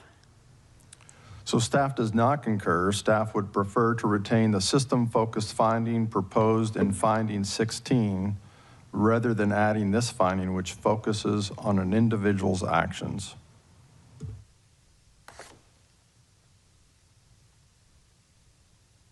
And I'm just going to read 16 really quick for public transparency. That is the one I believe you just read, which was had the helicopter and local control positions been staffed separately, PAT 25 might have received a more timely and effective traffic advisory. But it wasn't, so it's a finding. Yep. All right, any other questions? Tom, you're up again. All right, this is adding a finding by Member Graham. Member Graham. Aye. Member Inman. Aye. Chair Homendy. Aye. All in favor. Member Graham, up again. Amendment 2 is my last one for right now. I appreciate everybody's patience that are here. I move to add new finding. The local controller and helicopter controller positions should have been separated at the time of the accident, given traffic volume and complexity. Second. I'll second. Discussion. Yeah. As I previously mentioned, I agree with finding 16 as currently drafted, which states that had the helicopter and local control positions been staffed separately, PAT 25 might have received a more timely and effective traffic advisory. In my view, that finding is missing a company finding making it clear that the two positions should have been separated given the traffic volume and complexity at DCA in the lead up to the accident. Based on the standard operating procedures and available guidance from the operations supervisor to decide whether or not to combine or decombine the position. It is abundantly clear to me that the complex mix and volume of traffic that night warranted separating the positions. Additionally, we have heard earlier during our discussion, the tower had enough staff available to staff the positions separately. Given these realities and staff support of this statement in our earlier discussion, I believe the board is in a place with this evidence presented to make the determination that the positions should have been decombined.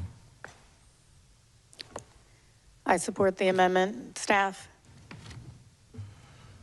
So staff doesn't necessarily disagree with that, but we do think that it's found in finding 15, 16, and 22, and I do have those if it would be helpful for me to read them.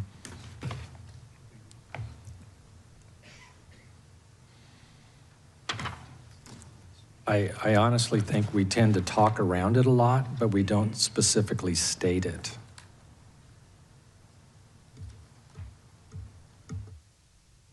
And I think it's worth a positive statement as a finding. That's my position. Okay. I agree. I think 15 really focuses on controller workload as a result of the combining of the helicopter control and local control positions. 16 talks about, you know, if it had been staffed separately, Pat 25 might have received a more timely alert. And I know you mentioned another one, but I do think we have to be very clear that they just should have been separated. I tend to agree. The evidence is very evident. Even the controller said he felt overwhelmed at one point, and then it got better, but then 90 seconds before, it was higher than when he thought he was being overwhelmed. Yep. There's no doubt there's evidence that points to it. All right, Tom. All right, board, on adding a new finding. Member Graham. Aye. Member Inman. Aye. Chair Homendy. Aye. All right, all in favor. All right, Member Graham, you are done with that. All right, moving to Member Inman. Thank you. Your proposed finding, it's just a new finding, not amending finding one. Correct. Okay. Can you pull up, do we have that? Yep, okay. So my proposal is to actually new finding. The Metropolitan Washington Airport Authority Crash Fire Rescue, along with all other responding units from various jurisdictions within proximity to the airport, demonstrated exceptional readiness and coordination, arriving on the water within approximately 4 minutes of the accident. This response time reflects a model operational capability and contributed positively to incident management efforts. Second. Member Inman, you're recognized. I point back to, it's so often that we have to talk about the faults of people and things that are being done. And I think back, this is actually the 44th anniversary, was a few weeks ago, an Air Florida crash that occurred on January 13th in 1982, when 70 people perished. And unfortunately, we're back here again 44 years later. But during that investigation, we found that the Metropolitan Washington Airport Authority and other responders did not have a cohesive system. They did not coordinate. In fact, our firefighters were not even notified until 3 minutes after the crash occurred. And so whenever there is a positive contribution, we should at least acknowledge that at least the airport authority and other responders had worked hard in the event that this happened. And while unfortunately there were no survivors, the likelihood of a recovery was much greater based on their immediate action. They rushed into the ice to try to save people.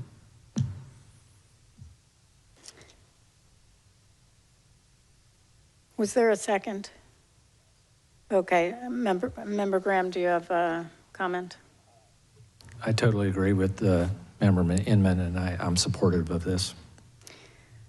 I am supportive of the intent, but I am not supportive of the amendment. There were a number of response agencies. When the NTSB, and I will refer to WMATA in the L'Enfant Plaza smoke accident, East Palestine, DuPont, We we are aware very early that there are major issues, which is why we form an emergency response group to look at the emergency response and take lessons learned. That's our mandate, lessons learned, and turn those into lives saved. So we did delve deeply on emergency response in many accident investigations, including those I referenced. Highways, a recent one we investigated, looked at emergency response because they had some questions early on, but it turned out that it was timely inadequate. And so what we put in reports over and over again is emergency response was timely and adequate.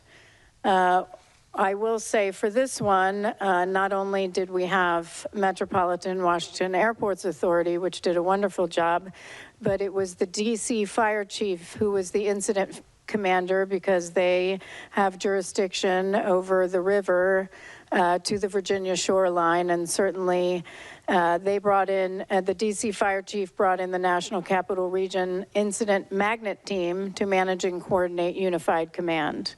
And while there was a 4 minutes from the crash phone that rang from the tower to a boat on the water, which is admirable, I have concerns about issuing a finding when we did not. We have zero evidence of looking at that in our docket. We are an evidence-based organization. When I look at survival factors, which would have looked at the emergency response, and I looked at the survival factors report. It goes into a great deal of information, including cabin interior wreckage, loose portable wreckage transported by divers, small boat recovery, fuselage and wreckage obtained during crane and barge recovery. We looked at seats, restraints, other survival equipment. We looked at emergency equipment and placards on board the aircraft. We looked at helicopter configuration and seating. We looked at the helmets to see, is there any lessons that we could have learned there? We did not, however. We did document an overview of the report, and we gave an emergency response summary and noted applicable regulations to how to conduct emergency response, but we did not evaluate the emergency response. And so the only analysis that was actually conducted by that group was really focused on survivability and whether it was survivable, which it was not. There is no analysis. And so when we adopt a finding, we need to have evidence to support that finding. There wasn't an analysis. There wasn't a fact-finding portion of the investigation with respect particular to incident command, unified command, or emergency response. In this case, it's not drafted in a way that meets the high standards of our organization, crash/fire/rescue, and then we go into demonstrated exceptional readiness and coordination. We don't know that. We did not evaluate that, and while their work is heroic, truly heroic, again, we are evidence and fact-based, and we do not have that evidence in our docket. And so when we say things like this response time reflects a model operational capability, we have not evaluated whether it's a model. We have no factual evidence to look at any other model across the United States and compare it to. So I do not support the amendment. Staff? Thank you, Chair. I've waffled on this, and I fully appreciate the intent, and I think every one of us that were down at the airport that night and that week appreciates everything that the first responders had done. And so I'd asked staff, go back, look to see what we can support. And in all reality, we had put something together to try to come back and say, hey, here's something we can support. But when I looked at the chair's opening presentation, and I was here counting, there's 29 different organizations that were present. And we can't support that. You know, we didn't look at the response for all of them. So, so I don't concur, or staff doesn't concur. And again, it's not that we don't think they did a fantastic job. We've got to go back to what we did indeed investigate for our findings. And in this case, we didn't look at the first responders as a whole.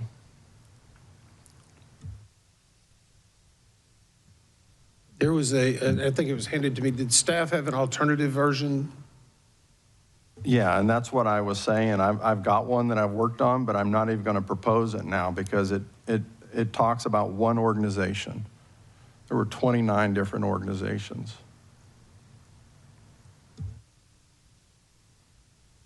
I respectfully, I do agree with you. Perhaps we could, if Member Inman is willing to withdraw that and consider the staff finding, withdraw his amendment and consider the staff finding, perhaps we could just say, and other response organizations in there. That's the reason I asked if the staff had an alternative. So, I think we got a slide, if that would be helpful. how about a slide? Yep. And again, oh, sorry. I don't think that's the slide.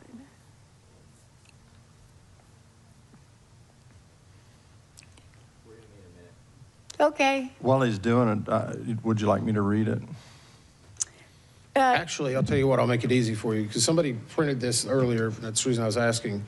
I'm just going to try to read this, so hopefully we can catch up with it. The Metropolitan Washington Airports Authority, Airport Rescue and Firefighting, and airport operations staff responded immediately and in accordance with applicable emergency plans and regulatory requirements, rapidly establishing incident command, deploying land and water-based resources, and coordinating mutual aid under complex nighttime and on-water conditions. Does that sound? That's what I have, yes. I have no problem amending to that. Obviously, the intent was to try to make sure we at least say the appreciation for the other first responders, and I hope it at least can be noted in some way. And I apologize, this was a miss on my behalf during our staff meetings. We didn't have enough time to get to that, to where we was trying to get it into the investigative report, but obviously the docket needs to support it as well. So I'll offer that as an amendment to my own amendment, or a new amendment. Second.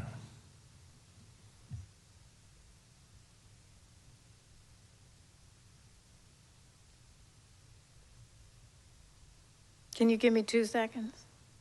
Or what, you gonna put it up? Yeah.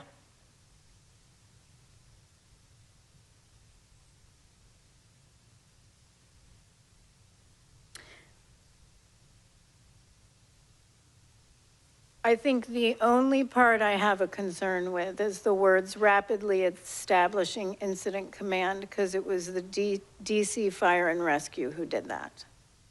So would you consider striking that and leaving the rest?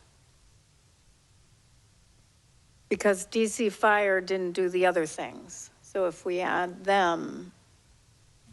I would tend to disagree, and the reason I say I would tend to disagree is that MWA had an incident command trailer on runway 33 that night, and they established their own incident command. That may not be the unified incident command. It's not unified command. Right. I checked with our director. Yeah. I checked with our director of special operations this morning on who established incident command immediately afterwards. They had an incident command trailer. They did not establish incident command. DC Fire and Rescue was also immediately there and established incident command, and it was transferred to unified command the next morning. Okay. Okay. What I'm saying is that would be inaccurate to say that MWA rapidly. If you'd like to strike it, we can. Oh, okay, got it. I said okay. Oh, I don't know if you're getting used to that. We'll say okay some. No, I didn't know if you were just saying I heard you. Yeah, okay. So let's pull this back up. I'll repropose it for the third time. The Metropolitan Washington Airports Authority, airport rescue and firefighting and airports operations staff responded immediately in accordance with applicable emergency plans and regulatory requirements, deploying land and water-based resources and coordinating mutual aid under complex nighttime and on-water conditions. Second. I'm seconding it. Okay. Okay. Anything else? Okay, Tom. All right. Vote in favor of the new finding. Member Graham. Aye. Member Inman. Aye. Chair Homendy. Aye. All in favor. Excellent. Member Inman, you're recognized. Amendment, proposed additional finding. Number 2, the accident could have been prevented if the instructor pilot had ended the NVG proficiency flight at numerous points due to pilot performance and meteorological conditions while on NVGs. Second. Okay, staff?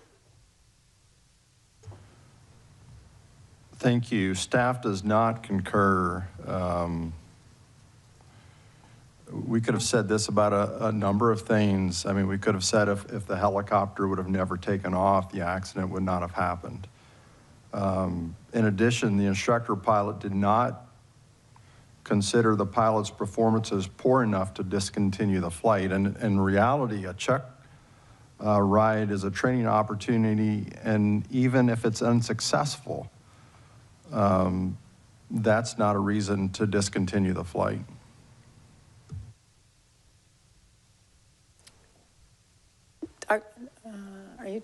You were getting a lifesaver. I thought you were trying to reach for your microphone. Okay, so I agree with staff's assessment. I do not support the finding. The finding says the accident could have been prevented if the instructor pilot had ended the NVG proficiency flight at numerous points due to pilot performance. That's making a judgment and assumption on pilot performance that is nowhere discussed in the report. Mr. McKinney, I would ask, do you believe, is there any way to know whether the pilot would have passed the standardization test? We do not know what the instructor pilot would have determined at the end of the flight because they hadn't completed the flight yet. Did you determine that there was any deficiency with the pilot performance? We found no deficiencies with the pilot performance with the information that we had.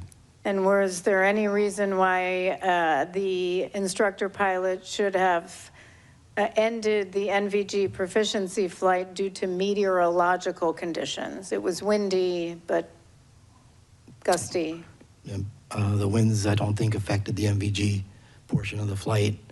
I have been thinking about this a little bit more, and I would say that the helicopter, the crew was transiting Route 1 and 4, which was just basically the repositioning down to Davidson Airfield to do more of the proficiency check. So this was just a transit portion of the flight, which any helicopter crew would have been doing at any time along a published route. And even if they had decided to return early, they probably would have transited that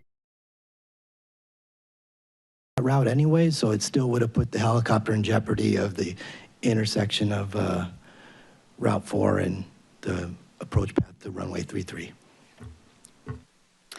Did we anywhere in the report, Mr.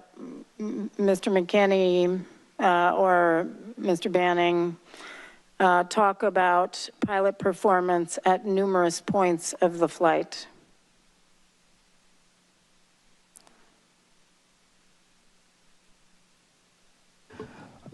I don't recall that we have anything on that. We did not. So this would be a finding with no backup information in the report. And frankly, would put staff in the position of making it up, I guess, because that was not your assessment. Would Member Inman consider withdrawing this? I actually will, but on a different argument, I guess, because the CVR itself reveals, and we talked about this earlier, a missed turn, failed landing, 27 different instances of wind buffeting and things like that. But actually hearing your latest reasoning, had they even called it off, they still would have had to transition back to Fort Belvoir. That to me sounds more rational. And I can understand that a little bit more. Even if you said no, you still got to get home. You got to land the aircraft and you can't take a different route than what was already there. So with that, I'm willing to withdraw on that premise. Okay, are there any other amendments to the findings? All right, moving on to the probable cause. Mr. Chair. What? Oh, wait, Yep. we actually have to approve the findings as amended. I will move for that. I will second. Any further discussion? All right, this is on findings as amended. Mr. McMurray. That's it, Chair. Member Graham? Aye. Member Inman? Aye. Chair Homendy? Aye. All in favor? Mr. Curtis.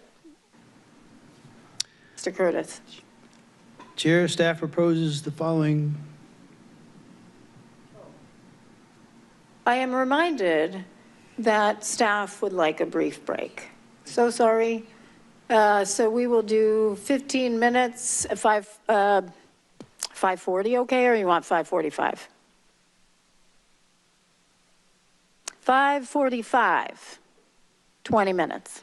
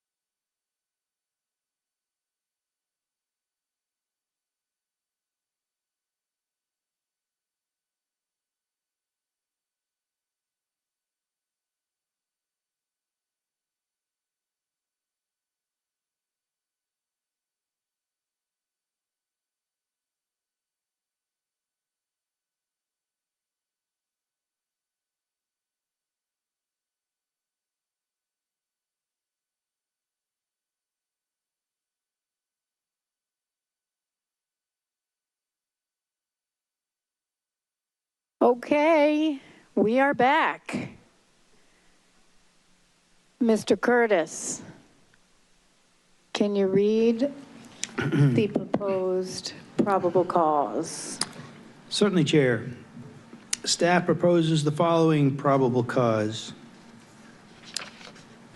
The NTSB determines that the probable cause of this accident was the placement of a helicopter route in close proximity to a runway approach path with no procedural mitigations to separate helicopter and fixed-wing traffic. The FAA's inadequate evaluation and review of data that indicated the risk of a midair collision in that area, and their failure to act on recommendations to mitigate that risk. Also causal was the air traffic system's over-reliance on visual separation in order to promote efficient traffic flow without consideration for the limitations of the see and avoid concept, and the Army's lack of a fully implemented safety management system, which should have identified and addressed hazards associated with altitude exceedances on the Washington, D.C. helicopter routes. These systemic failures allowed for a midair collision after the helicopter crew was unable to apply visual separation due to the misidentification of the location of the airplane. Contributing factors include the limitations of the traffic awareness and collision alerting systems on both aircraft, which precluded effective alerting of the impending collision to the flight crews, the high workload of the controllers due to the combination of the local and helicopter control positions, and the absence of effective data sharing and analysis among the FAA, aircraft operators, and other relevant organizations. Chair. Thank you. Well, we all had some changes. So I'm going to recognize Member Graham. Thank you, Chair, and I appreciate staff and the individual members of working individually with me on this. I move to amend the probable cause to read, and I'm not even going to read, well, I guess you got a red line in there. That's pretty good. I'm just going to read the whole thing because I can't read through those red lines right now. The NTSB, my motion is to amend the probable cause to read. The NTSB determines that the probable cause of this accident was the FAA's placement of a helicopter route in close proximity to a runway approach path, their failure to regularly review and evaluate helicopter routes and available data, and their failure to act on recommendations to mitigate the risk of a midair collision near Ronald Reagan Washington National Airport, as well as the air traffic system's over-reliance on visual separation in order to promote efficient traffic flow without consideration for the limitations of the see and avoid concept. Also causal was the lack of effective pilot-applied visual separation by the helicopter crew, which resulted in a midair collision.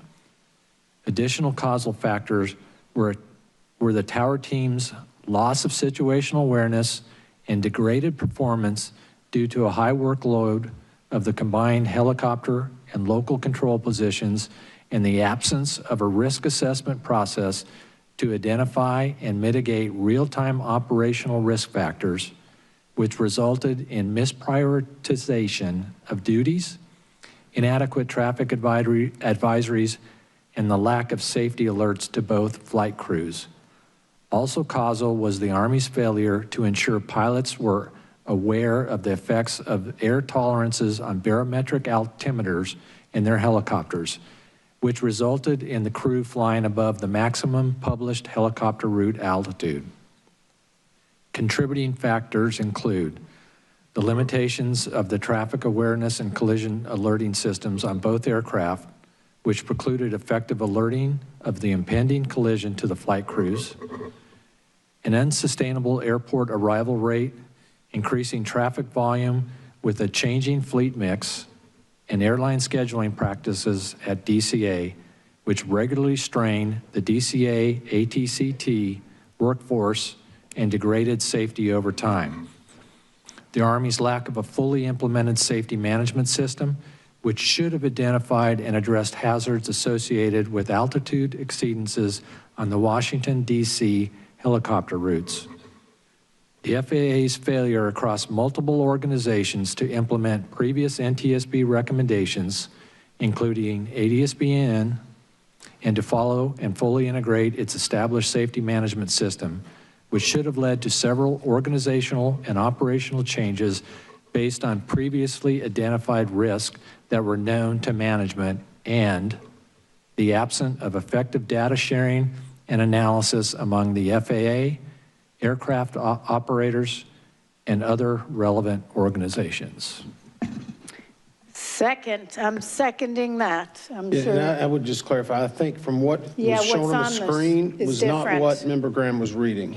That's so I just right. want to make sure people realize that there is some modifications, especially in the front of the first of that. Yeah, there Is it are. possible to get that on the screen?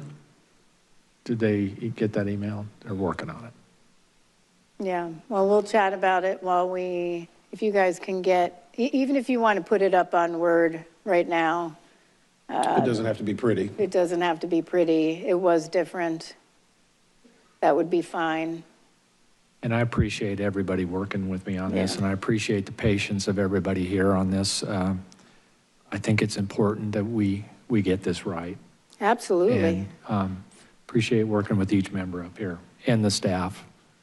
I know we've been roundabout on this for more than one day. And I would offer, if this is adopted, I can withdraw my changes to the probable cause that I had. I think staff working with Member Graham said, can we put them all into one package? So as long as we don't have an issue, I won't have anything else beyond addition. So could we find out if staff agrees with this? Can we get it okay?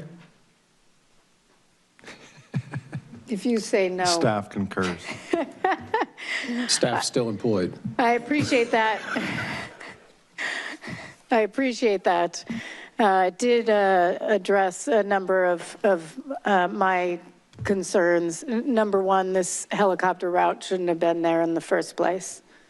This was terrible design of the airspace. And from my perspective, I also felt that it was critical, like Member Inman, to talk about the error tolerances on barometric altimeters and the lack of pilot knowledge of knowing that they thought they were at 200 feet and they were actually at 300 or above at some points, which is unacceptable. And, you know, I do appreciate, thank you for the addition of the failure of multiple organizations to implement previous NTSB recommendations, because we have issued a number of recommendations for years, including to address see and avoid and ADSB in. So thank you for also including that. I think this is a really good probable cause, and you're right, we needed to get it right.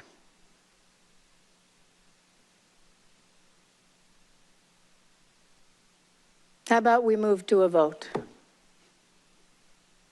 If we need to hand out copies, we could just photocopy, right? Okay. You ready, Chair? You ready? Yeah, all right, go for it. Okay, this is a vote in favor of the amendment to the probable cause read by Member Graham.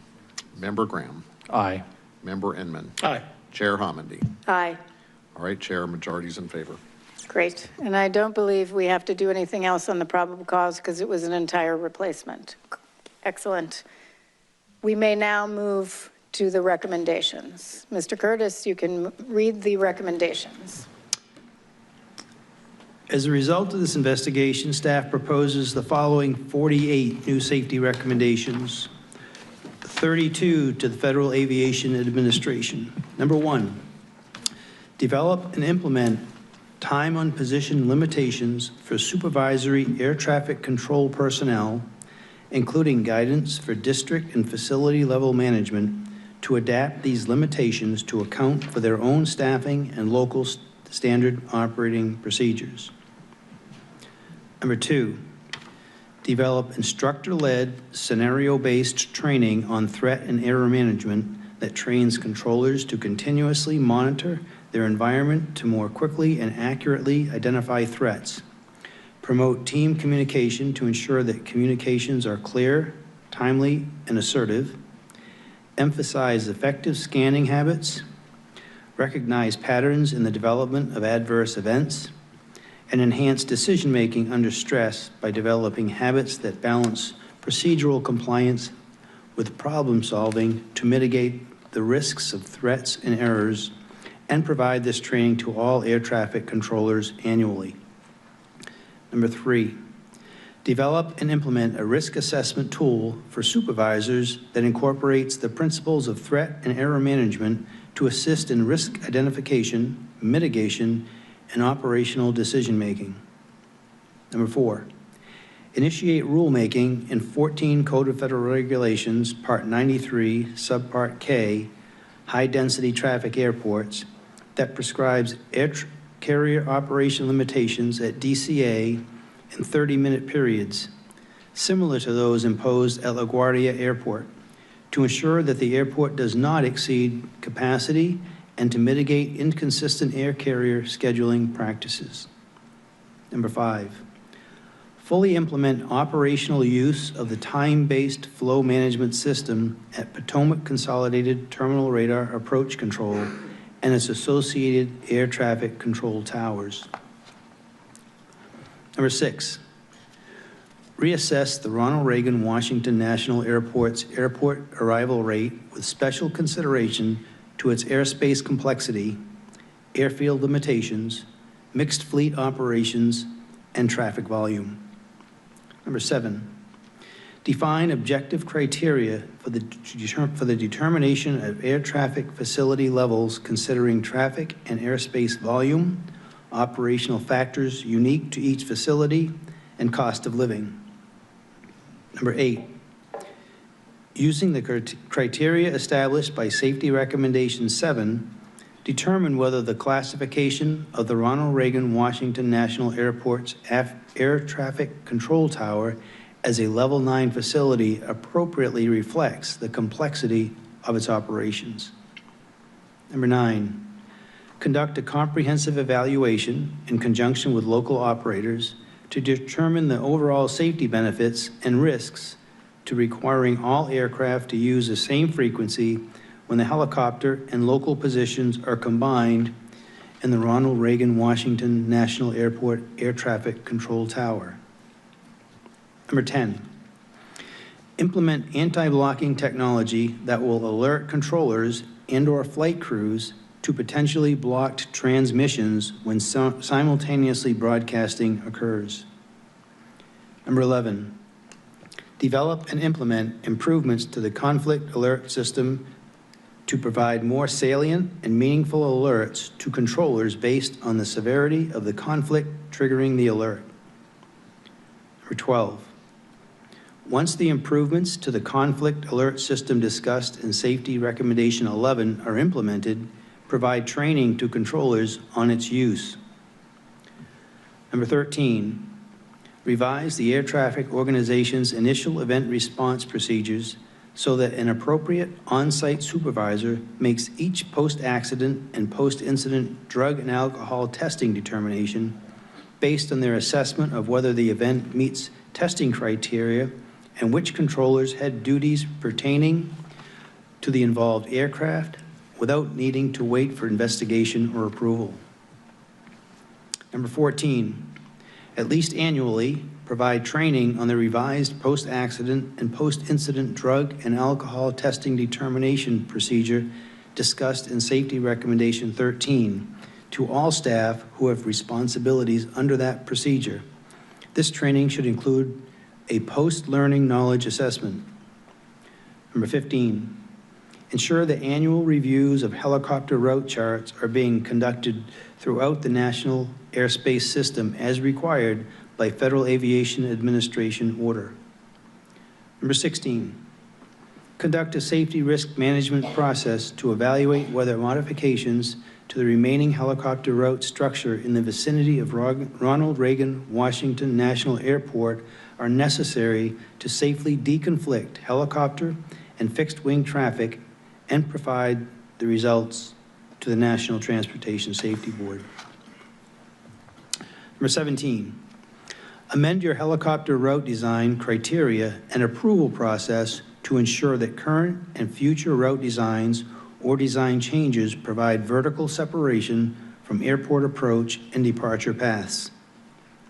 Number 18, based on the criteria and approval process established by Safety Recommendation 17, review all existing helicopter routes to ensure alignment with these updated criteria.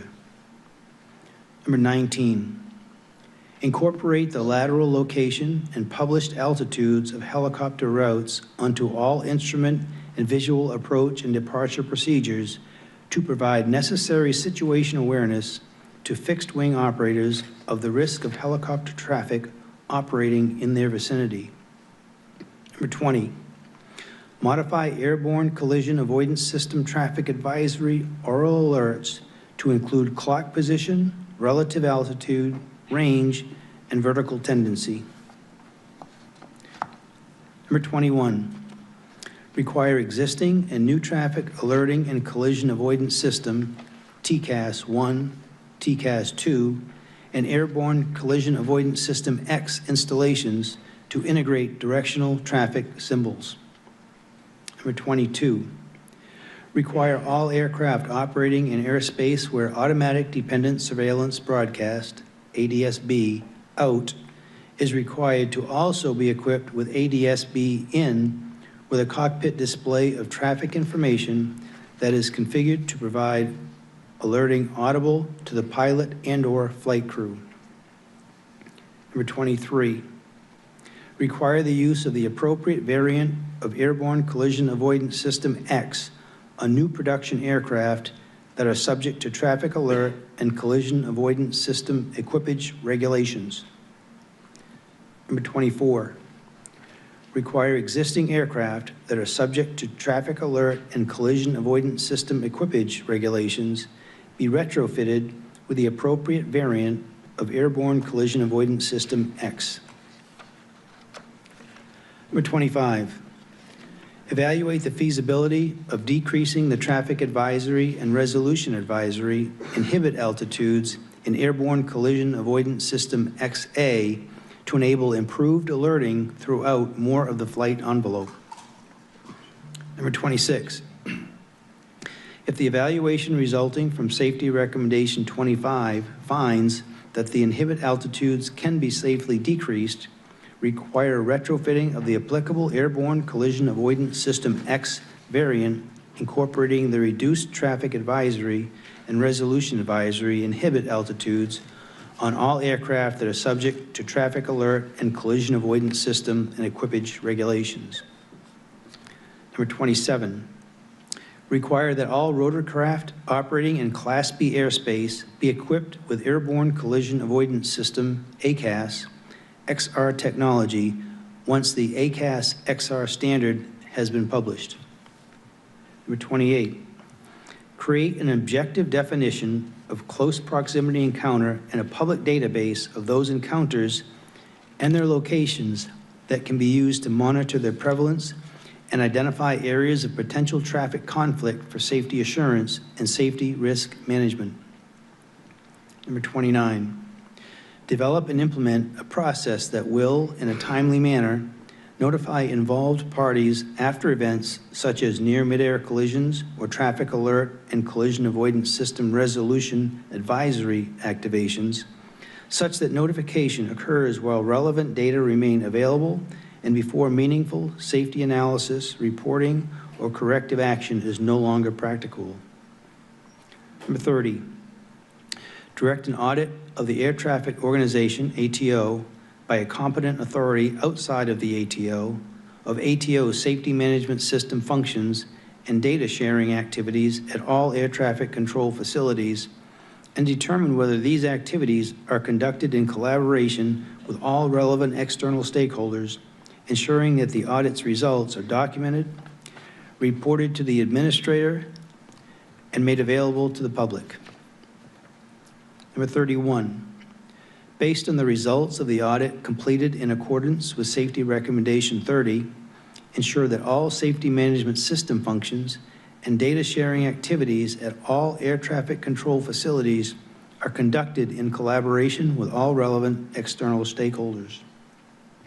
Number 32, establish a requirement across all air traffic control tower standard operating procedures that the operations supervisor, OS, or controller in charge, CIC, document in the daily facility log that when any control position is combined with the local control position, or when the OS CIC position is combined with a control position, along with the rationale for doing so. 8 recommendations to the U.S. Army. Number 33, revise training procedures for flight crews assigned to operate in the Washington, D.C. area to ensure that they receive initial and recurrent training on fixed-wing operations at Ronald Reagan Washington National Airport, including approach and departure paths, runway configurations, and the interaction of those traffic flows with published helicopter routes. Number 34, develop and implement a recurring procedure at an interval not to exceed 18 months to verify the continued accuracy of recorded flight data. Number 35, incorporate information within the appropriate operator's manual for all applicable aircraft on the potential total error allowed by design that could occur in flight on an otherwise airworthy barometric altimeter, including the increased position error associated with the external stores support system configuration. Number 36, develop and implement a transponder inspection procedure on all aircraft with transponders capable of transmitting Mode S and automatic dependent surveillance broadcast ADSB and operated in the National Airspace System, NAS, at least annually and upon each aircraft's entry into service in the NAS that ensures 1, the transponder ADSB settings are correct, 2, the transponder is transmitting ADSB, and 3, the transponder is transmitting the correctly assigned address. Number 37, establish a flight data monitoring program for rotary wing aircraft the U.S. Army operates in the National Airspace System. Number 38, survey U.S. Army helicopter pilots to identify barriers to the utilization of flight safety reporting systems, develop a plan to address the identified barriers, and implement that plan across Army aviation units.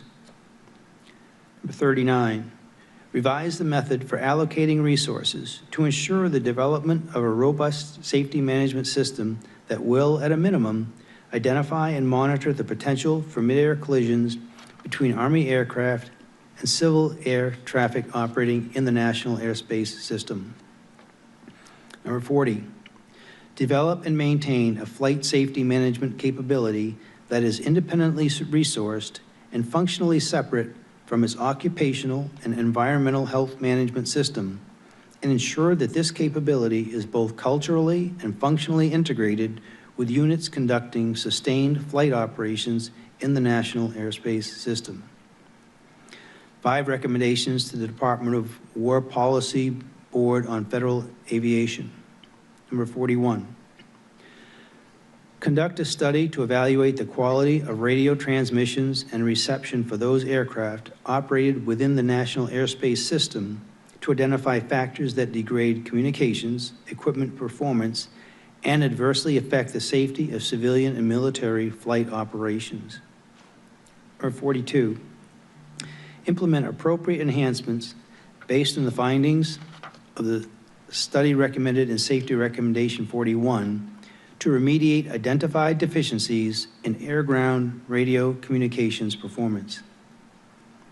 Number 43, require the Department of War to verify on all aircraft with transponders capable of transmitting Mode S and automatic dependent surveillance broadcast ADSB and operated in the National Airspace System, NAS, at least annually and upon each aircraft's entry into service in the NAS that 1, the transponder ADSB settings are correct, 2, the transponder is transmitting ADSB, and 3, the transponder is transmitting the correctly assigned address.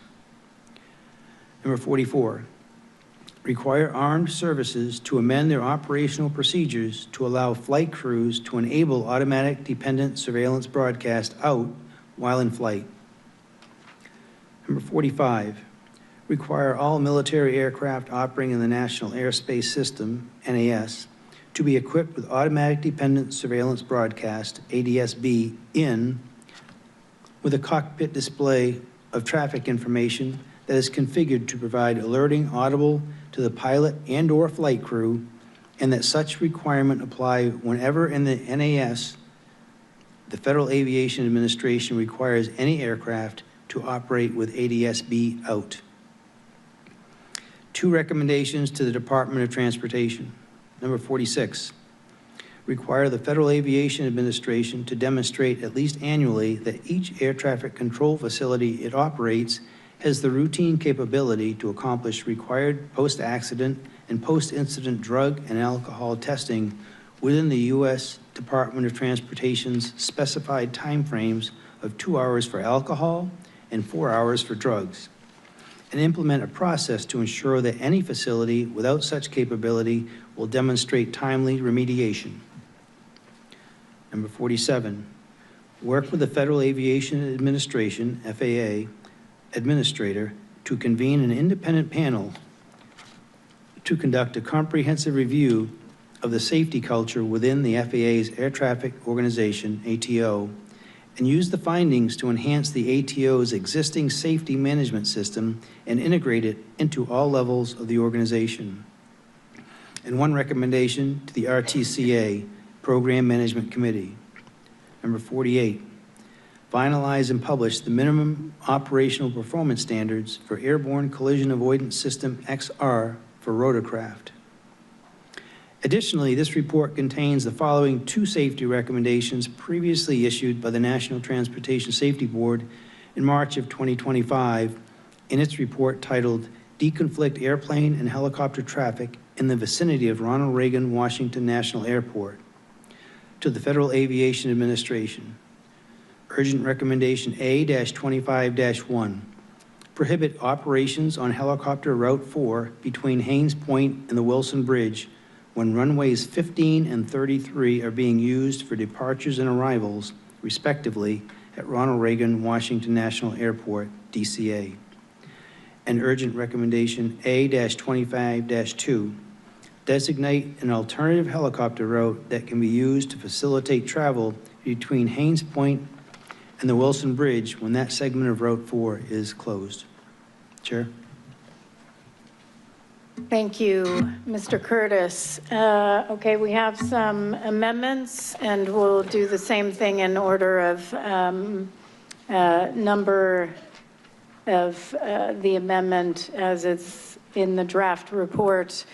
I have 1 amendment. I think mine comes up first for recommendation 30. So, my recommendation 30. Yeah, I'm first. Yep. All right. So right now, recommendation 30 states that the FAA should direct an audit of ATO by a competent authority outside the ATO of the ATO's safety management system. This would be an amendment. I offer an amendment to change that to a recommendation to the U.S. Department of Transportation Office of Inspector General. Is there a second? Yes. Thank you. First staff position. Well, I'm just a little curious as to why. Yes, I will tell you why. Okay. All right, so the reason I was okay with it being an independent audit directed to the FAA to allow an entity outside of the ATO, but within the FAA to look at the ATO and their safety management system until we all learned a few hours ago that Mr. Fuller left the ATO and is now the head of the SMS office at FAA.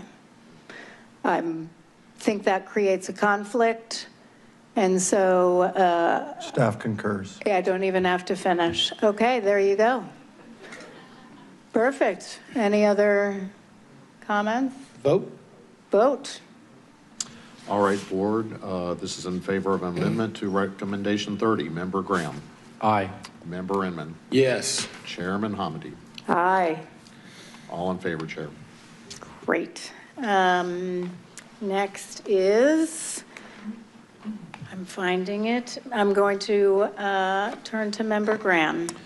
Thank you, Chair. I have 3 new recommendations to the FAA, so I'll go one at a time. If you could call up Amendment 14, please.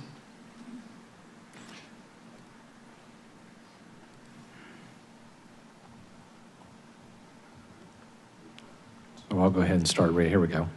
I move to for a new recommendation to the FAA.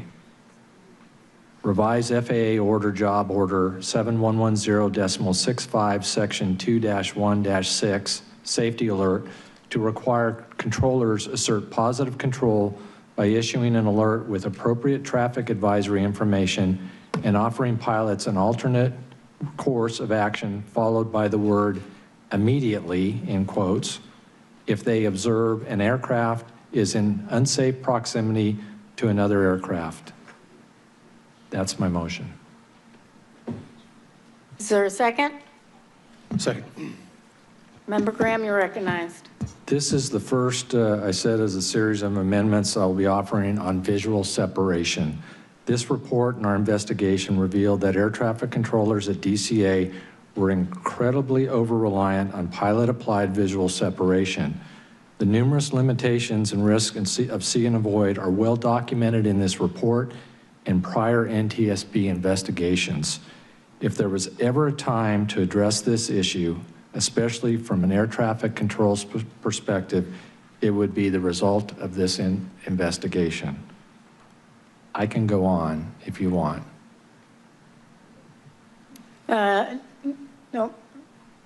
Does the staff? So, Member Graham, I can appreciate it, and I know staff very much would like to support this, and I think where we're concerned a little bit is that if controllers are required to issue positive control instructions with every safety alert, could there possibly be some unintended consequences that we're not thinking about? I don't think so, but I'd like to get, if you don't mind, I'd like to get your staff member from the ATC control group back there, get their opinion on this. That would be fine. Mr. Soper.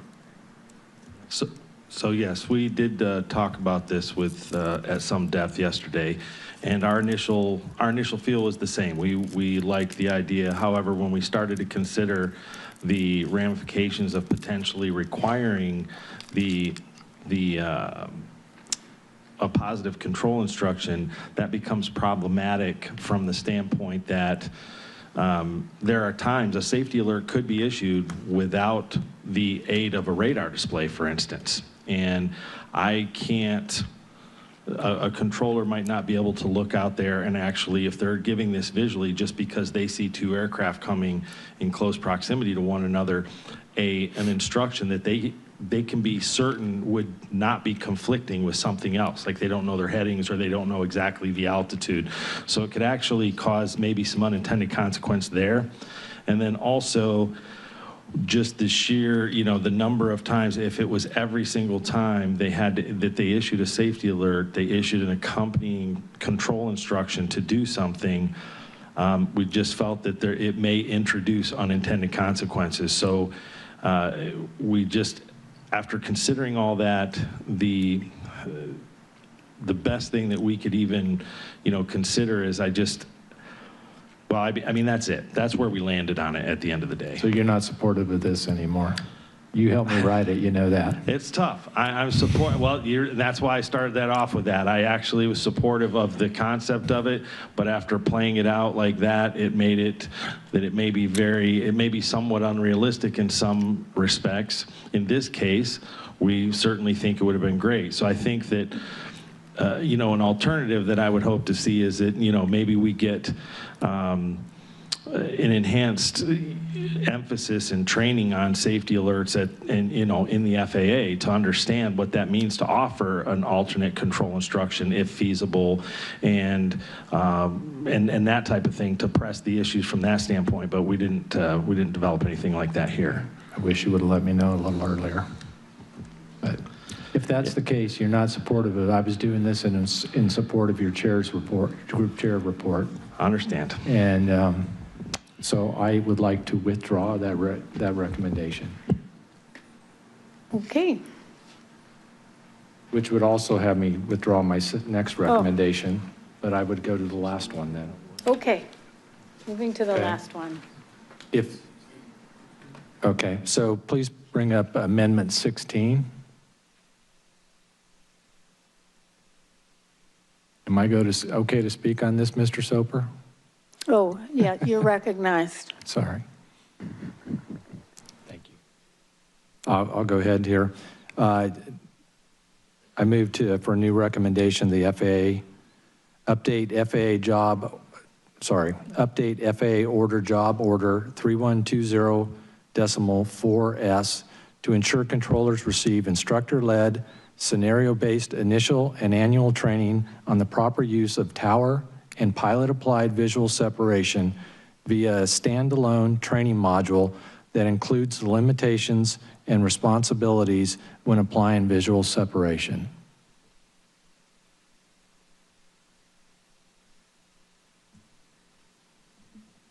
Second. Yep. Sorry, I was just reading real quick. All right. Staff. So staff concurs, and I understand we have some language we'd like to add to it if you would consider. And I think there's a slide prepared.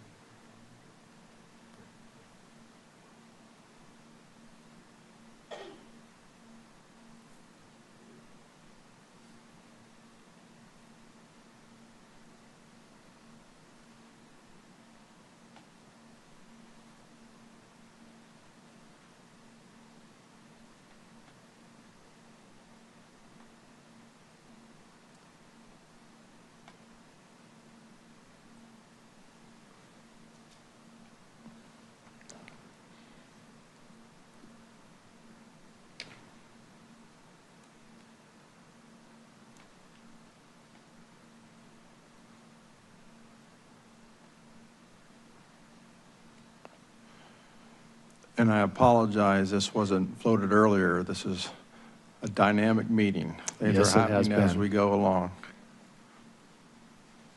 When the chair's finished, I would love to know what ATC staff thinks of this.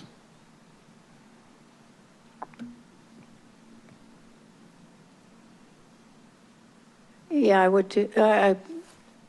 Mr. Soper. Can you, yeah, and eventually I'm going to want it put back up, but go ahead.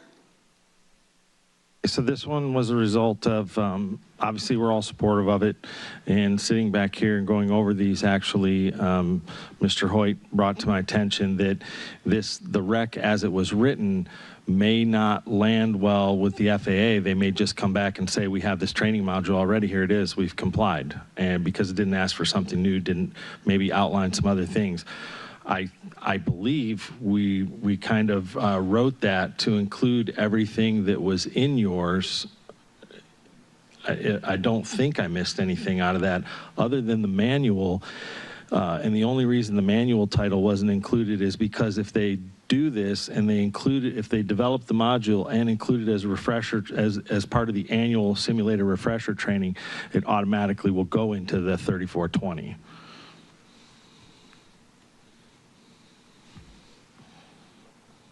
So you're concerned as currently drafted that they would just come back and say, we already do this? That was the concern. And our point was we want them to not give the same training over again.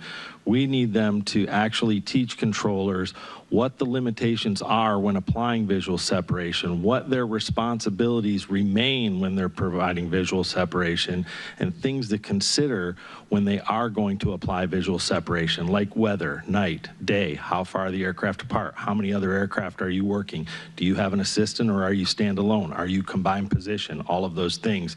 We want them to teach that and have that guidance in print that they can refer to, so hopefully better decisions can be made. Well, this is Member Graham's amendment. I am willing to remove my recommendation and replace it with, and move to replace it with this recommendation. May I ask for Member Graham and staff to consider one change? Can you put the amendment back up? Well, actually, if you're moving, I still need a second first. So I'll second. There you go. Thank you. Thanks, Todd. I appreciate that. Thank you. So you have developed this program, this new instructor-led scenario-based training, and then you say require this training for all new controllers and include on a recurrent basis. I certainly would want existing controllers to also receive this training initially.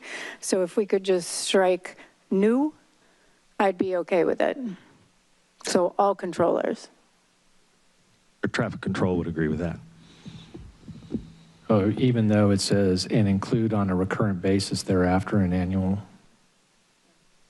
Okay, I guess I assume that meant all controllers, but if we need to spell it out more, I'm okay with that, because this is for you.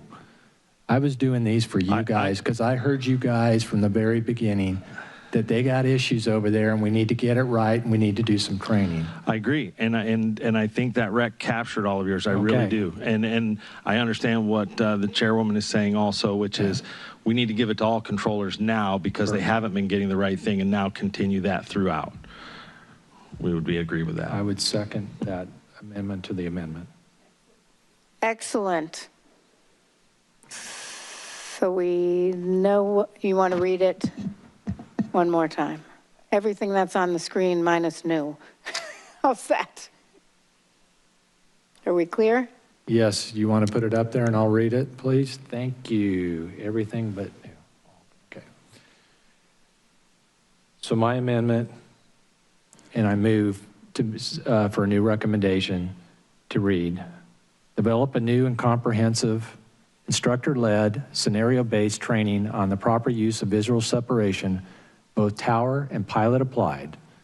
This training should include information on the inherent limitations of see and avoid, responsibilities when applying visual separation, and guidance for controllers on factors such as current traffic volume, workload, weather, or environmental factors, experience, and staffing that should be considered when applying visual separation. Require this training for all controllers and include on a recurrent basis thereafter an annual simulator refresher training. I'll second it. Excellent. Tom, you're up. You're good? Staff concurs. Yeah. All right, board, this is a vote in favor of adding a new recommendation to the FAA as read by Member Graham. Member Graham. Aye. Member Enman. Aye. Chair Hamady. Aye. All in favor. I would want to add one thing to that. I think it's important to put up, or at least point out for the DCA tower, that requires the simulators to work. And that group and organization have been waiting for months and months and months just to have that. So I hope it doesn't go without cause with that recommendation. Just fix the damn machines.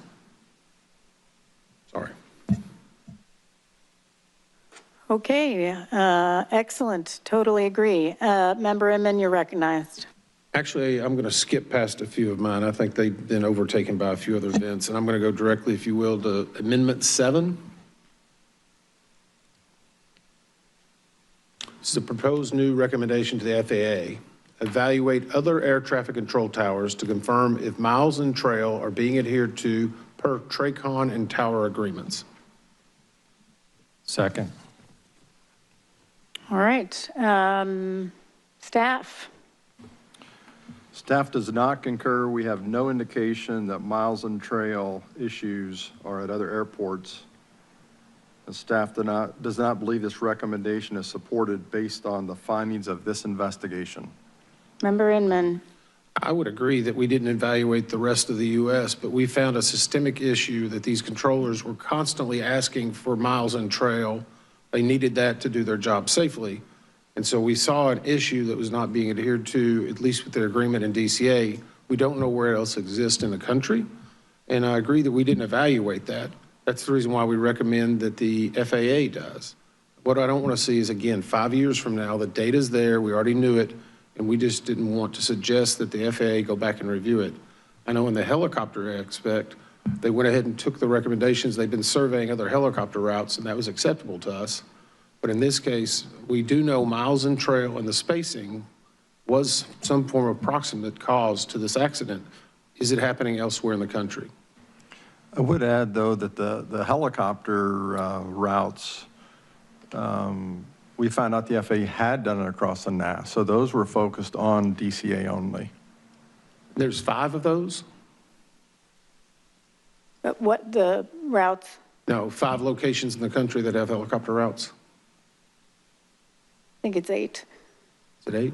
Mm-hmm. But regardless, that's something different. Yeah. I was just using that as an example. I think it would be an easy thing for the FAA to do, and I think and I don't know this for certain, but I would suspect that if there's other towers that are suffering the same way and not able to get their safety recommendations, they would appreciate having another voice in response to this recommendation. May I, thank you. And may I ask some questions? The agreement between DC Tower, is there a formal agreement between DC Tower and Potomac Tracon on miles and trail? What? No, there is not. Are there other such tower agreements throughout the national airspace? There are others that most that we see have an agreement with a miles and trail. But not all. In print, correct, not all. So, Member Inman, I think this is probably workable.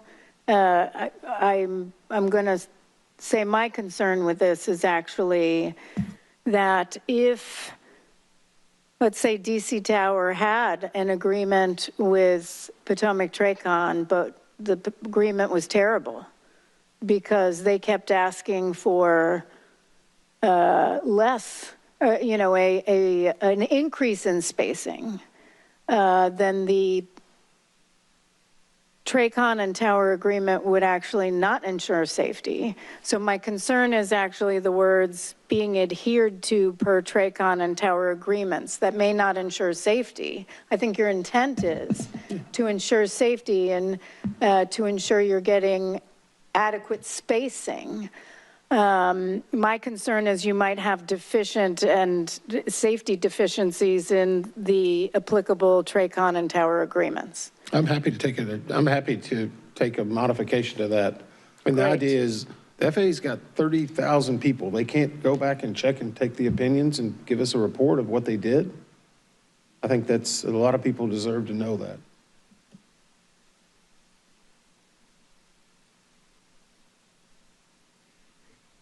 Well, I might add too, what I'm hearing here is it might be good to review that also on an annual basis to make sure it is working for you. Kind of like they're supposed to evaluate the helicopter routes. Yes.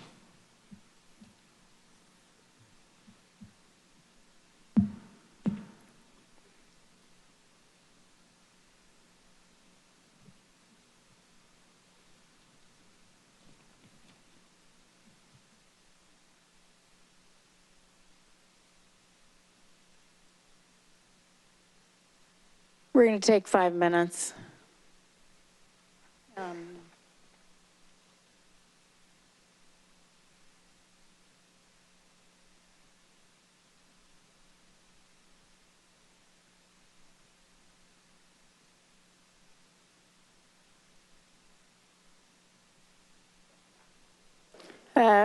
We're actually going to make that 15 minutes, and I'd like staff to come up, and one of us will disappear so Tom doesn't have a fit.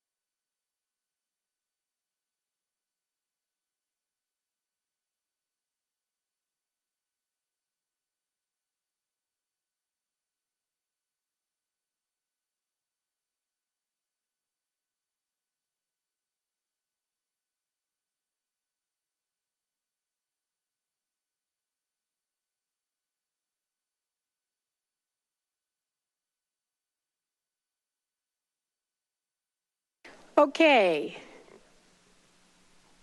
Getting close. We are. All right, Member Inman, you're recognized. I'm going to actually, after consulting with staff and others, I'm going to revise my original recommendation, and this will be to the FAA, specifically to require each Class B or Class C ATCT facility to evaluate its existing MIT procedures or agreements to ensure that the spacing provided is appropriate for operational safety and make the results publicly available. I second. Staff concurs. I think, again, we have a responsibility beyond just this air traffic control tower to make sure the NAS is safe as possible, and I hope this would help achieve it. All right, Mr. McMurray, you're up. All right, this is for a new funding to the FAA. Member Graham. Aye. Member Inman. Aye. Chair Homendy. It's a new recommendation. I'm sorry, new recommendation Aye. to the FAA. All in favor? All righty, so now we get to the recommendations as amended. Move to adopt. Is there a second? Second. All right, Mr. McMurray. All right, board, this is a vote in favor of adopting the recommendations as amended. Member Graham? Aye. Member Inman? Aye. Chair Homendy. Aye. All in favor? All right, now we get to consider the full report. Are there any amendments to the report? Nope. All right, now, there are some revisions, right? Yeah, there are some revisions that will need to be made by staff to correspond to the new findings and recommendations that were adopted, or adjustments to some.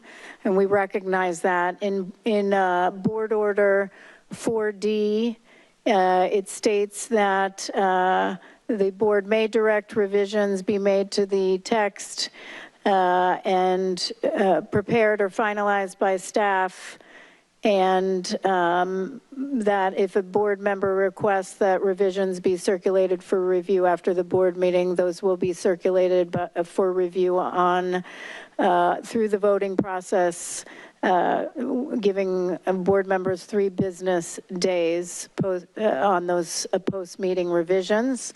And so all the board members request that. So any revisions made would go on PMA, our voting process, so that we can just review those and move that forward. But that means, is there a motion? Oh, let me make sure I got it right. Is there a motion to adopt the final report pending revisions? So moved. Second. All right. Council.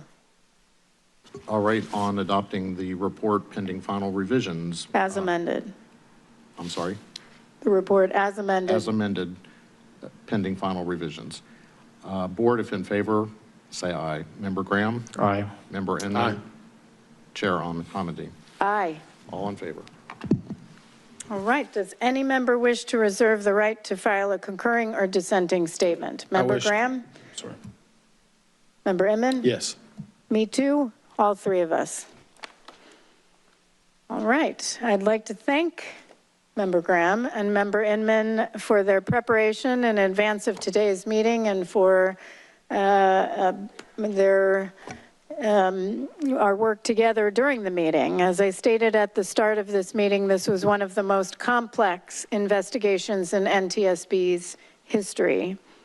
And as we know all too well, it was also one of the most significant commercial aviation accidents in years. We all would like to once again extend our deepest sympathies to all the families, those who are with us today, those who are watching online and weren't able to join us. We are so truly, truly sorry for your loss. We wish this is not how we met. I imagine today was very difficult. This was only the beginning.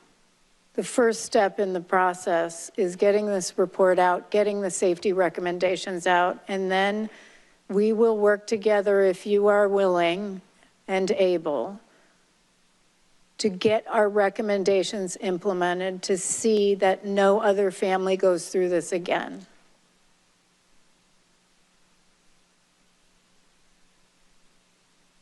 We will vigorously advocate for implementation of our recommendations.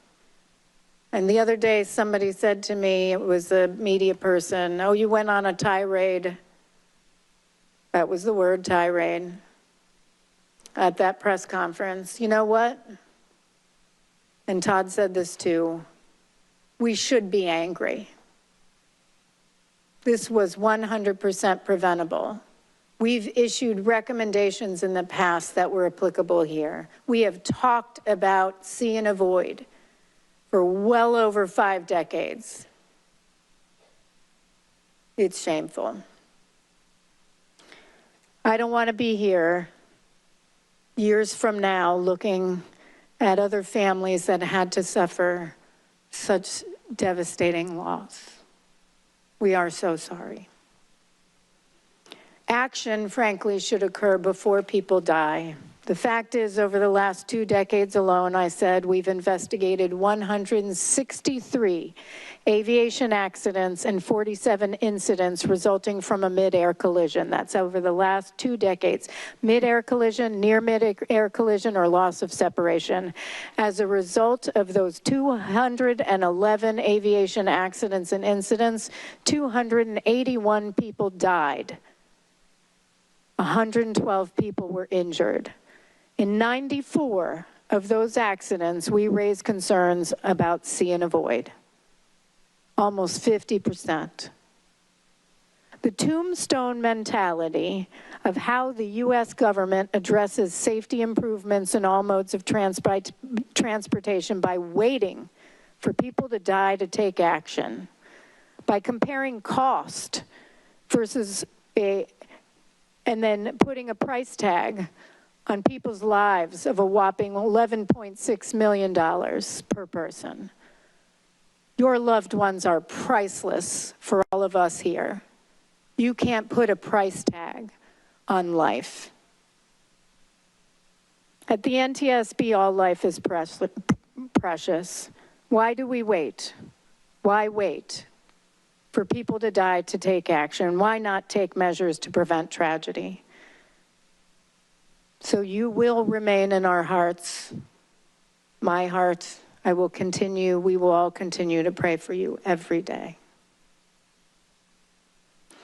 In closing, all of us up here would like to extend our deep appreciation to all of Team NTSB, including our colleagues throughout the Office of Aviation Safety, our investigator in charge, Bryce Banning, the Office of Research and Engineering, the Office of General Counsel, the Office of Safety Recommendations and Communications, and the Office of the Managing Director for their work over the course of this investigation, and then in the development of an excellent report. I also want to express our appreciation to the Office of the Chief Financial Officer, the Office of the Chief Information Officer, and the Investigative Support Services Division for their vital support of this meeting.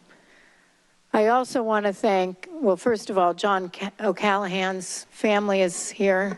Are they still here? I don't know, they might not be. He did an excellent job on the visibility study on performance. That was excellent, but I want to recognize 2 people.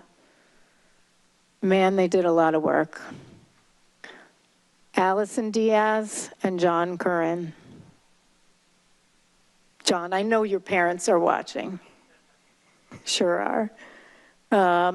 You did, the 2 of you, excellent, excellent job. Thank you. Thank you all. Before we adjourn, I would like to raise a point of personal privilege to thank my special assistant, Lauren Dudley. This is her last board meeting with us at the NTSB. I've known Lauren for a really long time. I worked with her on Capitol Hill. I know, and just so you all know, she's not going far.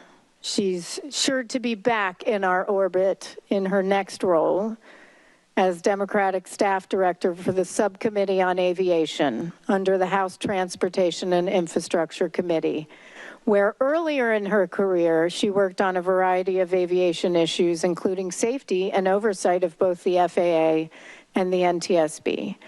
Before that, Lauren was Investigations and Oversight Counsel for the T&I Committee, where she supported the committee's Boeing 737 MAX investigation. Lauren, of course, worked for many years for Eleanor Holmes Norton, which is how I met her. Lauren joined my team in December 2024 directly from the FAA, and while it is not in my statement, I'm going to say it was the most memorable of all swearing-ins. We were on the verge of a shutdown. We did not actually have a shutdown, but I was worried we were going to miss the opportunity to hire her real fast. So she was on vacation at Disney, and over Zoom, I swore her in outside of what roller coaster was that? Sorry, it was Universal. The what? The Velocicoaster. She is a roller coaster fan. I love it. And that was the most memorable. But at FAA, she served as Assistant Administrator for Government and Industry Affairs. She advised the administrator, the deputy administrator, and other executives on legislative and policy initiatives, and helped lead implementation of the FAA Reauthorization Act of 2024, legislation that also reauthorized the NTSB. Needless to say, Lauren brought an incredible wealth of expertise to my team and the agency at large. The tragedy at DCA occurred just weeks into her tenure. Lauren launched with us and was invaluable on scene and ever since. Clearly, she is a brilliant policy analyst, attorney, and safety professional with unfailing dedication to our mission. But what I will personally miss most is her bright spirit, her tremendous grace and poise under pressure, and the warmth she always exudes. Lauren, you embody somebody I've always thought, which is that safety is about people. Safety is about people. You care deeply about the safety of individuals and communities alike, and your unique background makes you uniquely positioned to catalyze positive change for both, and frankly, to do everything we want in your new role as staff director of the Subcommittee of Aviation. That was a little bit of a joke, but we'll try to, get her to move our recommendations forward. But thank you for all you've done and for all you have yet to do. I look forward to fighting alongside you, and I am very excited that you have this opportunity. I also served as a staff director of a subcommittee for that committee before I came here to the NTSB. So actually, Lauren, that means you could be an NTSB board member one day, possibly chair.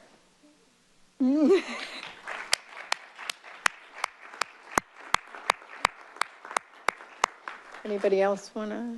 No? Sure. Okay. All right. We stand adjourned.